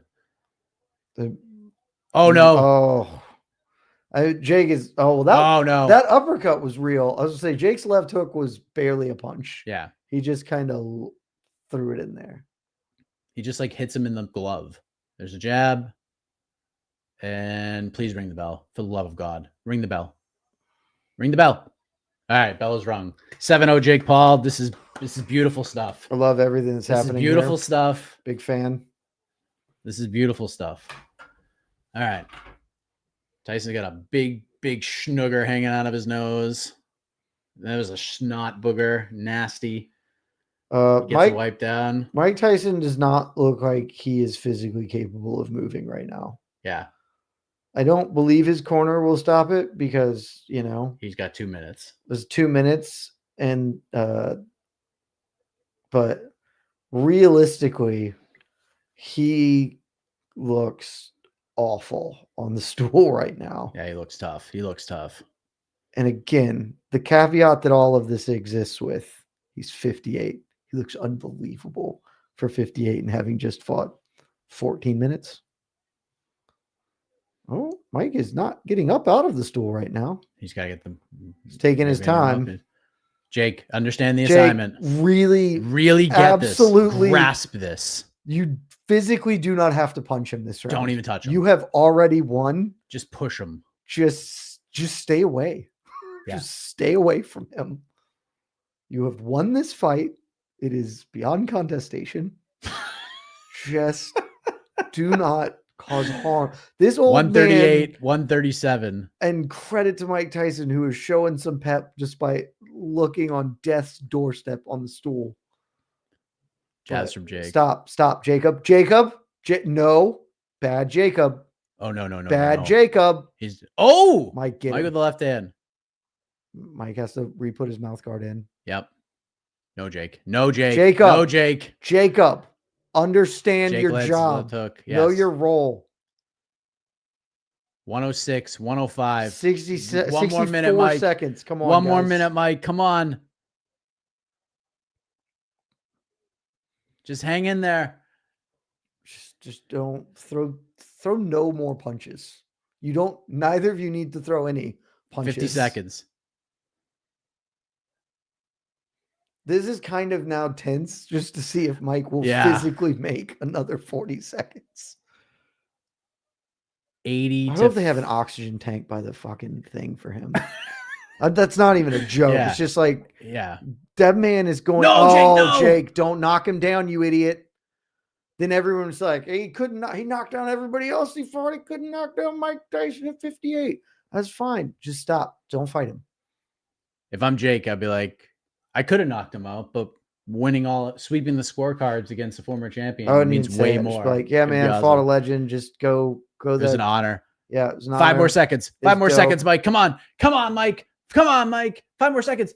Come on, baby. And he bows down to Mike Tyson, the respectful young man. He understood the assignment, ladies and Ring gentlemen. the friggin' bell. Yeah, what are we doing? Ring the friggin' goddamn bell. fight. Jesus. My only regret in life is I didn't go all in on them by decision, which I was so confident this is the fight. Thank you, Jake. That was exactly right, Jake. We nailed that. We absolutely nailed that. I had that pegged the whole fucking time. It was exactly right. Even bowing to him at the end of the fight, be like, hey, man, he'll get on there. Jake might even have the forethought to be like, hey, this guy's a legend. In his prime, he would have killed me. But look at what he can do even at this age. It's unreal. That's happy cool, to man. be here. All right, cool moment for Mike. Hey, we all did it. I'm proud of us all. See Vitor Belfort? Take notes, dude. Vitor's dumb. Yeah. And now look what you did, Vitor's an Vitor. idiot. Like your career is over Vitor's dumb. because of what you did to poor Evander Holyfield. Now let's get a robbery on those scorecards, baby. Oh man.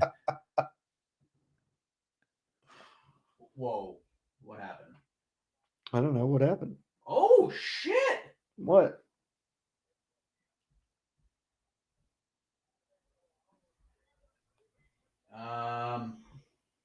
Is that what I think it is? Colby Covington versus Joaquin Buckley headlining UFC Tampa. Oh. All right, let's see. That's not the Shavkat fight did get announced then. Yeah, it's not. I don't think it's the main event though. No, it would be co-main. Yeah. So Shavkat versus Ian Gary, 5-round non-title fight. So no interim belt. Reasonable. Which is fine. No issues with it. But shout out to Shavkat, man. Dude is putting his friggin' title shot on the line. Pimpin', yeah. Not really. He's gonna fucking kill you. So Pants and Asakura, which Man. is gonna be Dude, awesome. Shouts to Pants. 2 pay-per-view main events this year for Pants. What a savage. And I've said it a bunch, cannot stress this enough. For 58, well done, man. This is freaking good work from old Iron Mike. Yep. I had a clean sweep for Jacob Paul, by the way. 80. Oh yeah, 80 to 72, whatever it is. And understood the assignment. He did everything right. I hope Jake just spends the mic time putting over Mike. That's it. I suspect that a lot of it will be No that. calling. If you call Canelo, No, I will lose my you mind. can't. I think he's smart enough to know that. Ooh. Man, my only regret is not betting that by decision. Payout would have been much better, but still. There's a reason I put the most money I've put. Big Mo is trying to clear the ring. He's gotta get the announcement going. Don't mess with Big Mo. Logan, you don't want any part of Big Mo. None of y'all want any of that action. Yeah. Big Mo is don't get Big Mo upset. He's about to fight Francis Ngannou. I'm giving him a round of applause because these guys both understood the assignment. They did it. I'm pretty sure like all my friends are unhappy with what happened here, but I am pleased. Yeah, thank God.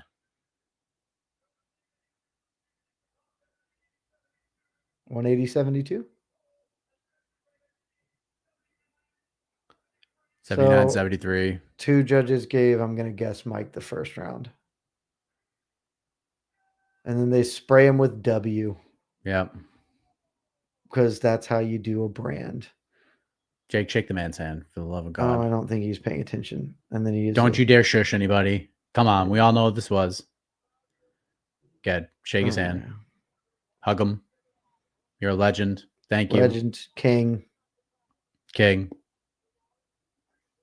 Mr. Paul goes in.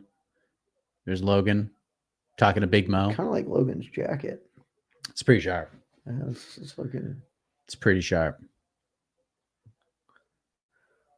After seeing Mike's legs, I'm not surprised at all. Yeah, I'm not surprised because he's 58. I can't. I don't. Truly, What did you expect? Truly, this week when I first looked at the odds, it was like Jake Paul's only a -210 favorite.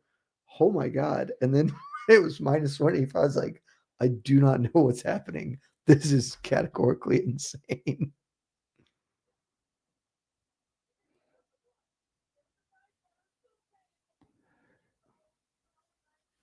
There you have it.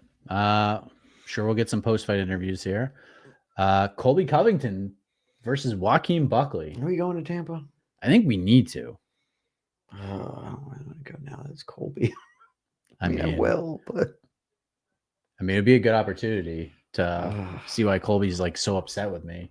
I used to be like, I was on his like interview list. There was only like 3 of us, and haven't talked to the man in like well over a year. I don't know why. Maybe you heard like Joaquin Buckley's gonna beat him too, right? I think he's going to. Maybe. I think so.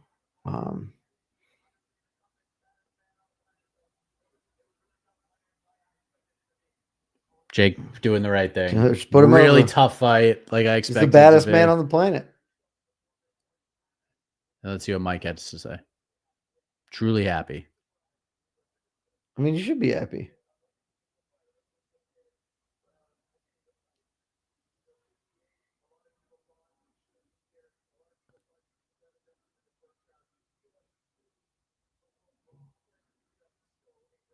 Let's see. There you go. I didn't prove nothing to nobody, just me. Just to myself. Just me. Let that be a lesson to all of you. Yes. You need to prove nothing to anyone else. So if you missed it, Shavkat Rakhmonov now fighting Ian Machado Gary, 5 rounds, UFC 310. Pants Asakura, the main event for the flyweight title, which rules. Yep. And then the following week, Colby Covington returns and he fights Joaquin Buckley in the main event. So yeah, man, I would love to go to Tampa, see my parents for a few days. Be a good time. I think that's what we should do. But I'm already planning on heading down. Whether we go to the event or not, we'll have to figure that out with the powers that be. But maybe a swing rounds. Who's fighting on that card that we could swing some rounds with? Is Dustin Jacoby on that card? I actually hear he's like the best golfer in the UFC. I can't golf for shit anymore, so I'm playing like ass. Right now, it's a very unfortunate part of golf when suddenly you just fall apart. Oh, you think Alexander Volkov? You think he's a big golfer? Vicente Luque, Nick Diaz, Mobsar Aljo. That's 310. Oh, that's 310. I don't know why. Playing golf with Nick Diaz would be a trip. Cub Swanson. I have to imagine Billy. I wonder if Billy Q can swing the sticks a little bit. I could buy that. Amanda Hebus, maybe Mackenzie Dern. Hebus, Dern, Billy Q, Michael Johnson, Atman Azaitar, Adrian Yanez. You could convince me plays golf. Adrian probably doesn't play golf, but he probably just swings really hard. But he'd be real okay fun to play with. Dustin Jacoby is on the card. Vito Petrino. So there you go. Could be me and Jacoby versus you and Vitor Petrino. I'm in. Let's go. I hope Vitor can play because I'm garbage now. I love that. This post-fight interview. What? Oh, now Mike and Logan setting some up. Why don't you just do it in pro wrestling? Mother effer, I'll kill you, Mike, is what Logan said. I mean, look, Logan Paul knows how to set himself up for his own bit of business. Now they shook hands and they're friends. All is forgiven. This interview is just not going to end, huh? We're doing some Holy stuff. smokes. Yeah. There's like a whole post presser that they're going to talk at. Yeah, I think at this point, shout out right. to Mike Tyson. Woo. So, ladies and gentlemen, this is what we're going to do. Here's the deal. We are going to take a 5-minute break. 5 minutes. 5 minutos. 5 minutes. And then we're going to come back and we're going to talk to all of you. We'll react to all of this. We're getting Jake Paul's call out. Oh, for God's sake. Over 120 million people on Netflix crashed the... So they did tell them that they crashed Netflix. Canelo needs me. I do not agree with that assessment. But it's still well played. Sure. I know he wants a payday, so he knows where the money's at. I mean, if I'm Canelo, I'm absolutely trying to take that fight.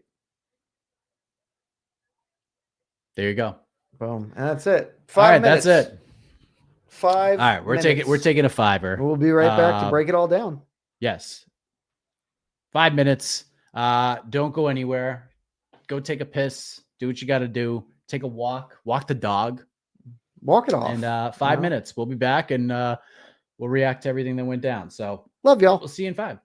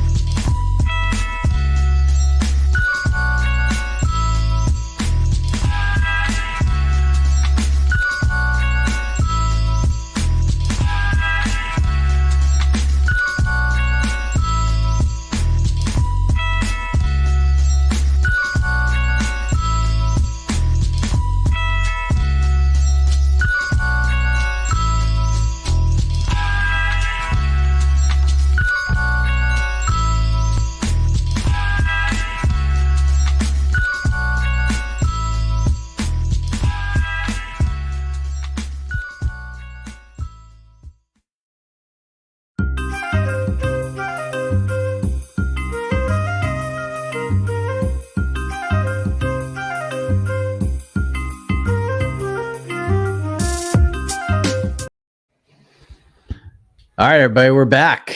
We're so back. We are back. So back. We back, mama. We couldn't be more back. Welcome to the Jake Paul versus Mike Tyson post-fight show, which obviously we're watching Netflix right now. And boy, the stream looks fantastic right now. Tough night. Shocker. Tough night for Netflix to begin things. But in the end, if you're just joining us and did not watch the fight, Jake Paul defeats Mike Tyson via unanimous decision, sweeps one card, I believe. One card, and then one round 7-1 on the other two cards. Jake Paul beats Mike Tyson via unanimous decision. Jed, for anybody who has listened to our programming for the last several weeks, for those who read our roundtable, this is exactly the fight we hoped would happen. We put it out into the universe and begged the boxing gods to give us. And this is exactly what happened. Now, I know it might be boring to some, but Mike Tyson is 58 friggin' years old. And this was the best result that could have happened, right? 100%. And like, well, during our brief little break there, I popped on the little Twitter machine and checked sort of the messages. And I was not surprised to see, but a lot of messages from people I respect and like in the industry saying I was worse than I thought. I was terrible. Blah, blah, blah. I was like, guys, what did you think was happening here? Like, that was the best outcome. And I always thought it was the most likely outcome. For a brief minute during the fight, there looked like maybe it wasn't going to be that outcome. Maybe Jake Paul was really going to try to get there and get after him and then didn't. And thank goodness he didn't, because for all the people right now saying that was boring, whatever, if you are not a longtime combat sports fan, you're tuning in for the spectacle and happened upon us, happy to have you. Hope you stick around with us in the future. I absolutely understand you people not being a vibe there and be like, yeah. But for the people who are regulars, tune in and watch this stuff, you gotta be happy with that, because wanting anything else was unrealistic, honestly. And you could be feeling a lot worse right now. And we avoided the really bad outcome. So yeah, I thought it was great. Yeah, a nice moment for Mike at the end. You know, you could see the pride in him that he went 8 rounds and did it and made a shitload of money. And then Jake Paul, very wisely and very smartly, put Mike over, said Mike was a very tough fight. And Mike Tyson, of all the people that Jake has fought, the only fighter he has not knocked down in a fight. I mean, and that's as it should be. He's clearly the best fighter. I mean, maybe not this iteration of him, but he's the best boxer ever. And so to have that, and again, I said a lot during the watch party, Mike looked amazing for 58. You have to put the caveat of 58 all over that, because I guarantee you, everybody watching this, and me and you and the whole world, nobody would look better at 58 than Mike did tonight. And so, yes, was it entertaining in like objective terms? It was not, but we avoided the bad outcomes, and there's a lot to respect, even if, again, maybe it's not your favorite thing that ever happened. We got other fights that we will talk about that frankly make up for the main event, being what it was. Yeah. Does true or false, Mike Tyson fights again, exhibition or otherwise? True. I mean, we saw it in the cage afterwards. He was basically kind of poking Logan Paul to set something up there. Whether that ends up happening, Logan Paul kind of honestly would make sense for Logan Paul. He kind of likes Logan might actually try to fight him though.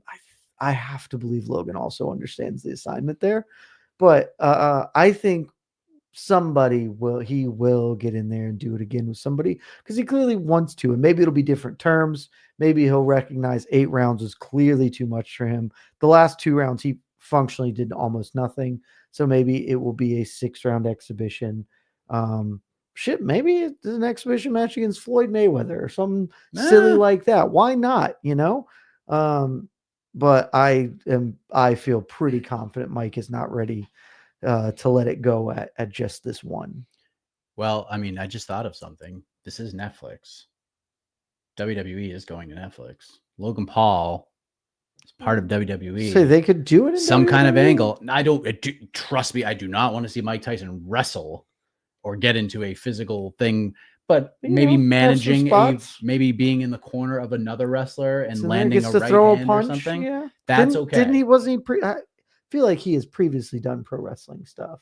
Yeah, I was there. WrestleMania 14. He was the guest enforcer Oh. for Stone See, Cold there you Steve go. Austin's first WWF title win against Shawn Michaels. Boston, Mass at the TD Garden. So there you go. Mike Tyson maybe finds a home back in WWE. Jake Paul, what's next for him? He did the Canelo thing. Ariel set him up for it. And he said, Canelo needs me. I don't need him. If he wants the big money fight, he knows where I am. There's no chance that fight happens now. Now, if he went out there and nuked Mike Tyson and then cut a heel promo, maybe Canelo tries to save the face of boxing against I'm going to this say boxing. absolute would have been maniac, that which would've- would have been that would have been a really psychotic, but brilliant. also perhaps totally genius thought. Totally genius and I'm brilliant. glad that Jake did not watch the preview show where I pitched that as an idea. Yeah. Because he might have done it. Now, where does Jake Paul go? Who does he fight? I think we're getting Tommy Fury. That's a change. So on our roundtable, we answered this question, and our general consensus, and I certainly was of the opinion, it is time. Do the KSI fight. Jake has always seemed less interested in that fight than KSI has, certainly for whatever reason that may be. But they are the two pillars of the influencer boxing scene. Whether Jake wants to be viewed as an influencer boxer or not, he is basically the version of it. KSI, that fight just makes sense. KSI arguably beat Tommy Fury, etc. Like, I think that fight is big business and a fitting point to do it, because why not? But I think if you're not going to do that, and Jake has just seems so disinterested in that matchup for reasons that kind of surprise me. There are options. There's Darren Till is out there floating in the ether, but I think the Tommy Fury rematch makes the most sense. He has spent some time pursuing real boxers this year and capped that off with this Mike Tyson win. They have heat. They have a rivalry. He wants to get that one back. I think that is, I'm not like massively confident in it, but if I'm putting my money down, I would say that would be my favorite right now. I think it's either Fury or KSI. Nothing else really makes sense right now. There's no other, I mean, maybe Conor McGregor, but that's just not going to happen. The UFC ain't going to let that happen. This is nobody else. There's nobody else in MMA. Like, there's just nothing. Darren Till is the only other name that remotely I don't even think that does anything. No one knows who Darren Till is outside of us. I agree. Yeah, especially the fact that like the last time we saw Darren Till, he got obliterated by, I mean, the strictest Super Series middleweight champion, but from the GOAT. Yeah, from the GOAT. So we'll see. Parker Porter is available, as Lazy Bed said. So yeah, give him a call. That would be really, really fun. So we'll see what happens with Jake Paul. Good on Mike Tyson, man. Went the full 8. Good on Jake Paul too. Again, like you said, and I'm completely in agreement with you. Wasn't the most thrilling fight. I've already had people text me and message me saying that it was boring. I had a ton of people hit me that during the fight, like, this is terrible. I was like, this is literally the best outcome possible. Yeah. And my response was, I tried to tell you that this is what needs to happen. I told all of you that Jake is going to win, and hopefully it's not a win that makes you feel bad and think about your own mortality. Yeah. It's okay to have fun with stuff. Yeah. It's all good. And the reason why this is all good is, and this is a whole brilliant thing. Katie Taylor and Amanda Serrano had their rematch. Their first fight was incredible. And it was very, very close. A lot of people thought Amanda Serrano won that fight. They ran it back in front of 70,000 people. They put Jake Paul and Mike Tyson at the top of the bill.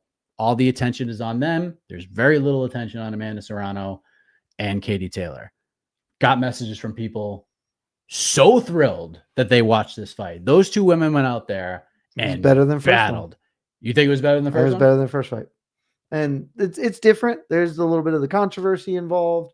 I personally thought that raised some of the tension, the stakes around it with the cut that happened. But I mean, the action was just as good. The tension was through the roof the whole time. The arena was buzzing. It was like the only downside to it, the only thing that was worse than the first fight is Netflix. Like that. And that's a real thing. But, you know, blow for blow, I think that was the best women's boxing match I've ever seen. And it rocked. And so, and also reminder kids, this was functionally free because either you already own Netflix or you could free trial Netflix for $1 or whatever. And you got this, and then you get the main event, which is a spectacle, not great. So yeah, the co-main event was awesome, and nobody should be upset about the main event because the co-main was so good. Oh, it was absolutely incredible. And if you missed it, Katie Taylor wins another pretty controversial decision. I think this one is much more controversial than the first one. Yeah, there were a lot in play. Watching it live, I don't hate the Taylor card, but at the same token, the fact that only 1 point got taken away after 5 headbutts, I think it was, is insane. That might be a low count. There were a lot of them. I mean, it absolutely 1,000,000% affected that fight. I mean, there is no question that the weird thing is, I think that first one was a lot less of a headbutt and more of a clash of heads. The one that initially caused the cut really was them both kind of moving side to side and clashing. A bunch of the other ones were just Katie Henry Cejudoing dive bombing her head into her. And there can be no question that the cut was a major player in the fight, that the headbutts made the cut substantially worse. So that portion of it is absolutely like there's more controversy because of that. Even if ultimately, like you said, I'm kind of fine with the scorecard. Like not how I scored it. We had the mystery round, so I can't speak for the mystery round. Round 2, we just did not see because of Netflix. So I tentatively gave that round to Katie Taylor. But ultimately, I scored the fight for Amanda Serrano. I'm excited to go rewatch it and see if I feel differently. But even in the watching of it, I was like, we were like, yeah, how do you score this round? It could go to either person. Like 8 of the rounds were just Serrano maybe landed some more punches, but Taylor landed the harder punches. And how are you judging them? And so I think another point should have been deducted. I think the headbutts were more of an issue than ultimately we got leveraged out by the rules. I'm not massively opposed to the scorecards as they stand. The thing that matters most to me, we got to see it again. They got to run. I don't care that Katie Taylor's 2-0. Both of them are highly controversial. Run it back forever and ever and ever. I don't want to see either woman fight anybody else. Nothing else makes sense. I don't care about anything else. I don't want to see Amanda Serrano fight anybody else. I don't want to see Katie Taylor fight anybody else. This is it. This is the fight. Sky Nicholson, cool, but no. She needs some seasoning anyway. Yeah, she loses to both of those women at this point. Let's just have these two fight. Do the trilogy in boxing, then do the 4th fight in PFL. Like, I don't care. That's it.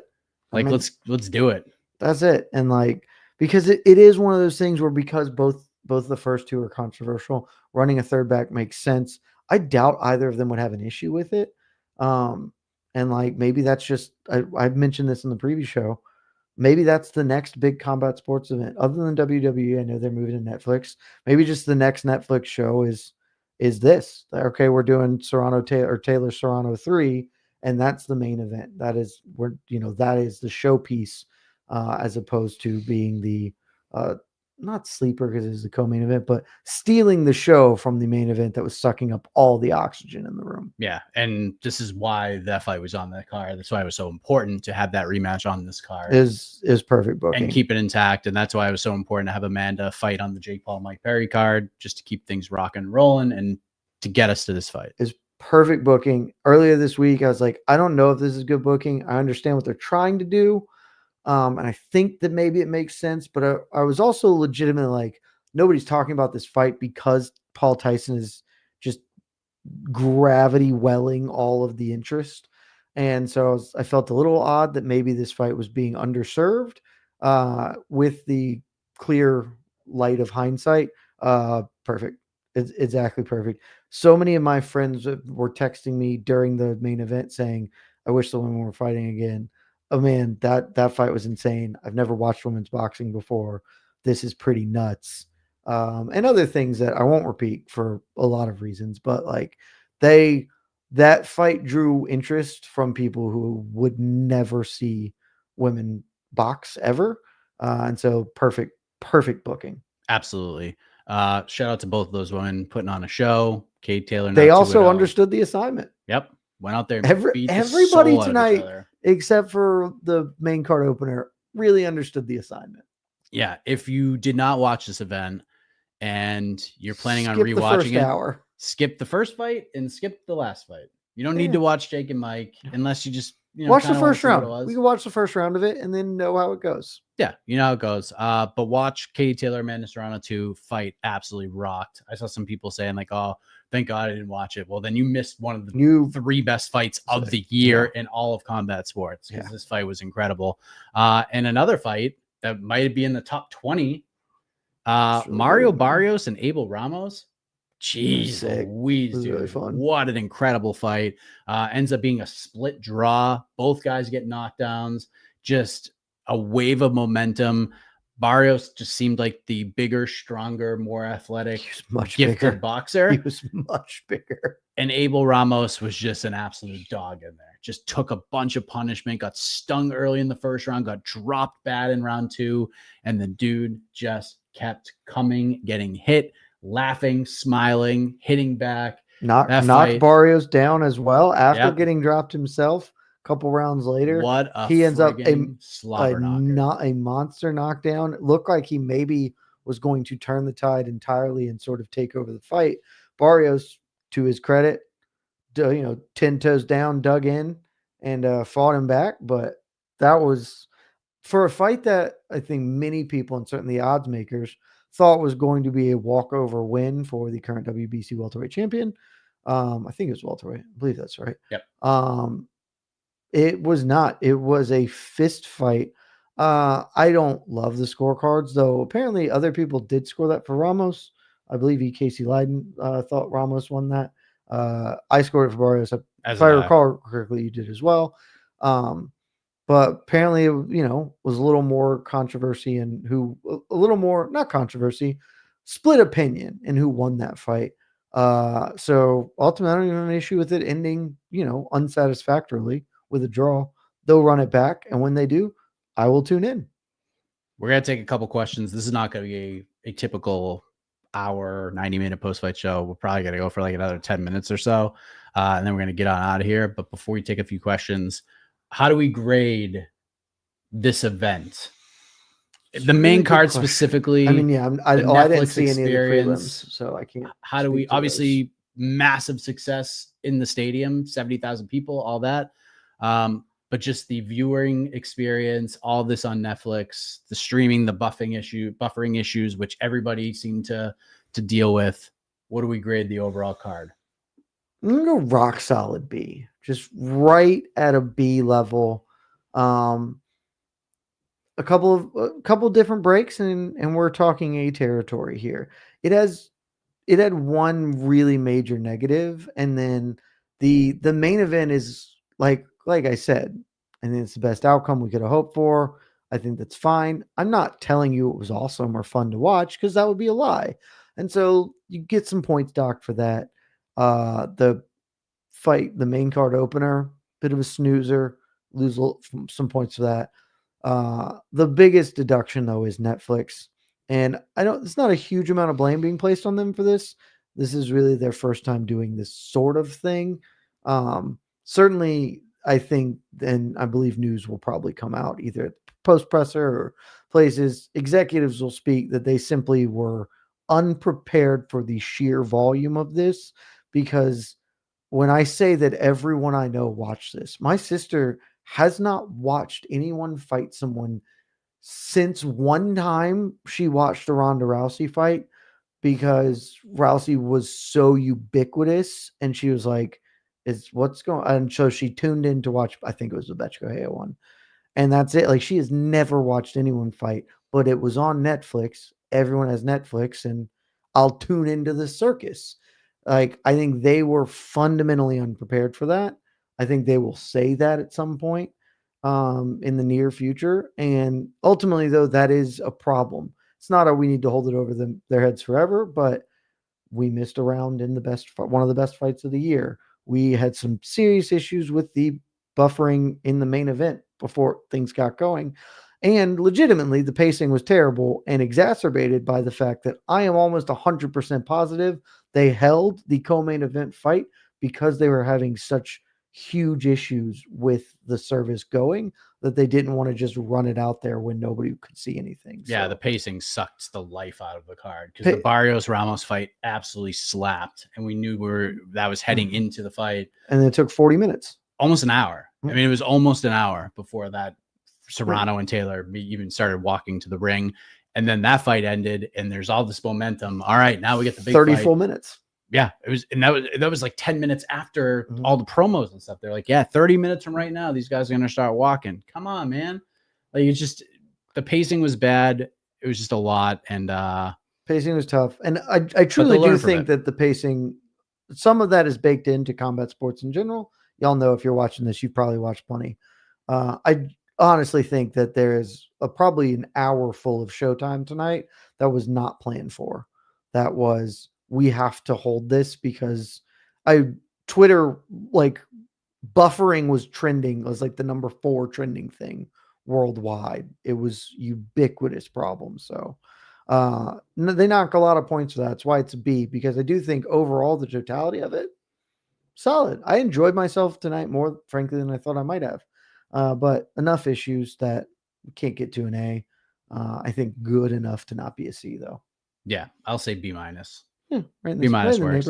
If we didn't get the sandwich meat fights, this would have been like a C minus, miserable. D plus. Yeah. But the thing, if you give me one of the 5 best fights of the year, your floor is probably a B. If your fight card is literally one of the 5 best fights of the year on it, so yes. So we have this in the books, and now we move onwards to UFC 309. UFC 309. Let's take a few questions before you get on out of here. We've been live for well over 5 hours, and we're gonna do it again tomorrow. Have. So, Joseph, did Mike and Jed think Dana was strategic when telling us the plan for 310 at the same time as Jake's fight? This is like the least surprising thing that has ever transpired. And if you guys are wondering what the hell we're talking about, everyone has been asking what is going to happen at UFC 310. What's the main event going to be? We knew, we could not say. The main event is Alexander Pantoja defending the flyweight title against Kaya Sakura. That was supposed to be the co-main event. That now headlines, because now in the 5-round co-main event, non-title fight, no interim belt, which I kind of like, Shavkat Rakhmonov remains on the card. He will fight Ian Machado Gary.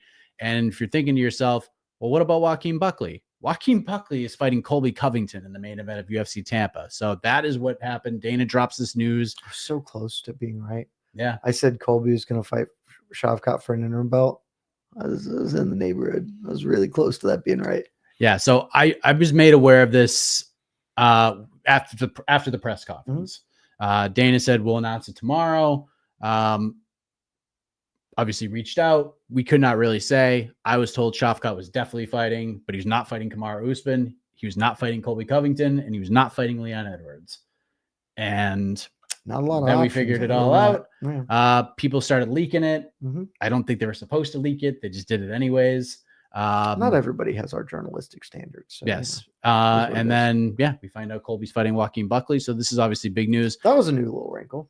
Yeah, I did not see that. I didn't see that one coming. I thought they were gonna like move Vicente Luque in there and like for a rematch, or I don't know what honestly, I don't know what the hell they were gonna do.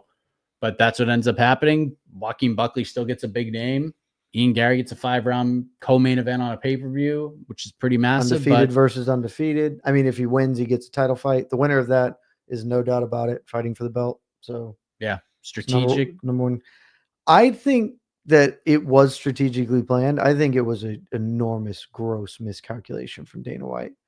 That announcement drew no interest away from Paul Tyson, and very likely kind of sucked some interest out of this announcement, because like that's up on the website. I can't imagine it's doing big numbers for us or whatever, because Paul Tyson is a massive global event.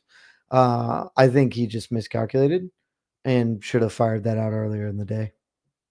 Yeah, you could have done it like right before the weigh-ins. Yeah. Basically, when we all thought it was coming, and then you just kind of like, no, we're going to do it later. And I do believe he did it intentionally at this time. I think that was a misstep, but it ultimately doesn't matter. Yeah, I don't know if like they just didn't have Colby like locked in yet or something, and they wanted to just announce everything together. Maybe that could have been. I guess that could be it. Because I know Colby. I mean, it just seemed like Colby wanted the Shavkat fight. but maybe they just were like, no, we're not doing an interim belt because Bilal's not going to be out for that long. So we'll see. That's the big news in the MMA world. Credit to Bilal Muhammad. He didn't look at how smart Bilal was. He didn't even complain about it. He was just like, I think it's silly, but if they want to do an interim belt, that's fine. And now they're not even doing an interim belt. You're just the full-blown champion. Nick Diaz still scheduled for UFC 310. Nice. As of right now. To the best of our knowledge. If Ian Gary beats Shavkat, that would be wild. It would be by far the best one he's ever had. And I would be pretty close to the word astonished. Is he in the fighter of the year conversation if he beats Shavkat? I mean, not like credibly in it, but top 5? He'll get votes in the top 5 probably. So what? Who does he beat? He'd be 3-0. MVP, Jeff Neal, and Shavkat. all of those. That's pretty. All those it's pretty damn good. So I'm saying, like, get top 5. He'll get votes. He might not be ubiquitous. Joaquin Buckley. If Joaquin Buckley had beat Ian Gary, he was absolutely in the top 5. I mean, if Joaquin Buckley beats Colby, he's still 4-0. He's still very well, maybe like number 5 on some ballots. Yeah, 4-0 with a win over Colby. Yeah, and so I mean, things are reasonable stakes being fought for in all of these. I think Shavkat's going to kill Ian Gary, but I guess we'll find out. Well, so I guess that's your prediction. Oh yeah, I think that Ian Gary is one of the easier matchups for Shavkat. Why is that? Ian Gary doesn't do anything awesome, and Shavkat does a lot of things that are awesome. Like, I thought Usman, which is where I thought this fight would go, I thought that was the most difficult matchup for Shavkat, because Usman can force him to play fully a striking game, and Shavkat is like an effective striker, but he's not like amazing striker. He's got pretty clear holes. Like, maybe technically I would say that Ian Gary is like a better striker than Shavkat, but just not in a way that is seriously dangerous. And as soon as they lock up in a clinch, Gary's just cooked. Like, Shavi's just going to run him there. So, but like, that's not really a criticism of Ian Gary. I have said for like 2.5 years, Shavkat's going to be the champion. The only thing that I thought would stop Shavkat from being the champion was when I thought Khamzat Chimaev would continue to make welterweight.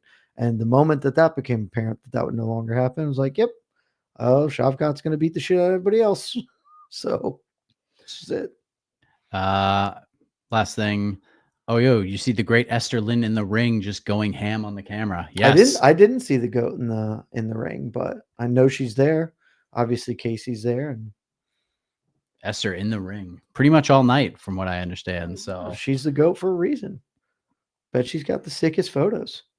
Actually, we'll take one more from Lazy Bed. If Dana White speaks glowingly of this event tomorrow night, is that telling of possible intent to sign a streaming deal with Netflix? Dana White is going to be asked about this. There's no doubt about it. And it's hard to put yourself in that man's shoes. Does he put this over at all? I don't think so. I don't think he bashes it. And insofar as he would make comment, I think he will pivot it almost exclusively to the fight itself and saying, look, like, if I'm Dana White, let me get real mad. Oh, it was ridiculous. Just like, Mike is 58 years old. I love Mike. I've known Mike for years. I love Mike.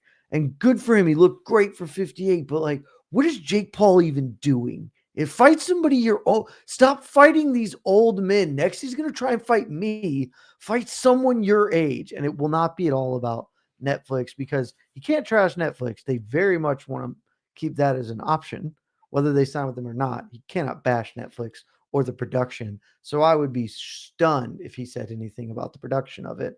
I think it will entirely be Jake Paul needs to stop fighting old fuckers, which is reasonable, frankly. I actually think he's going to put Jake over. I'll be surprised, but not in like not in a great way. Like, he's not going to like write a glowing review. It's going to be like the opposite of a compliment sandwich. It's going to be like the reverse compliment sandwich. Jake's a dickhead. I'm glad he knew the assignment. Good on him. Fuck him. Like something like that. I could see, I think this was ridiculous, but obviously a ton of people paid attention to it. It was a really big thing. and maybe he does put Netflix over to that extent of, I mean, but that's what you get when you work with Netflix. I wouldn't work with Jake Paul, but Netflix is obviously doing. I could maybe see that.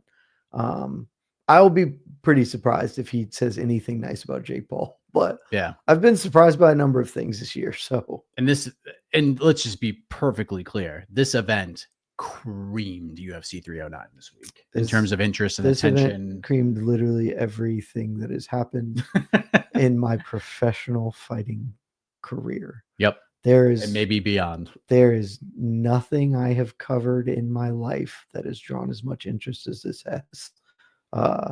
Maybe one day I will pivot to football and cover a Super Bowl. Maybe that draws more interest. The Olympics globally certainly do. But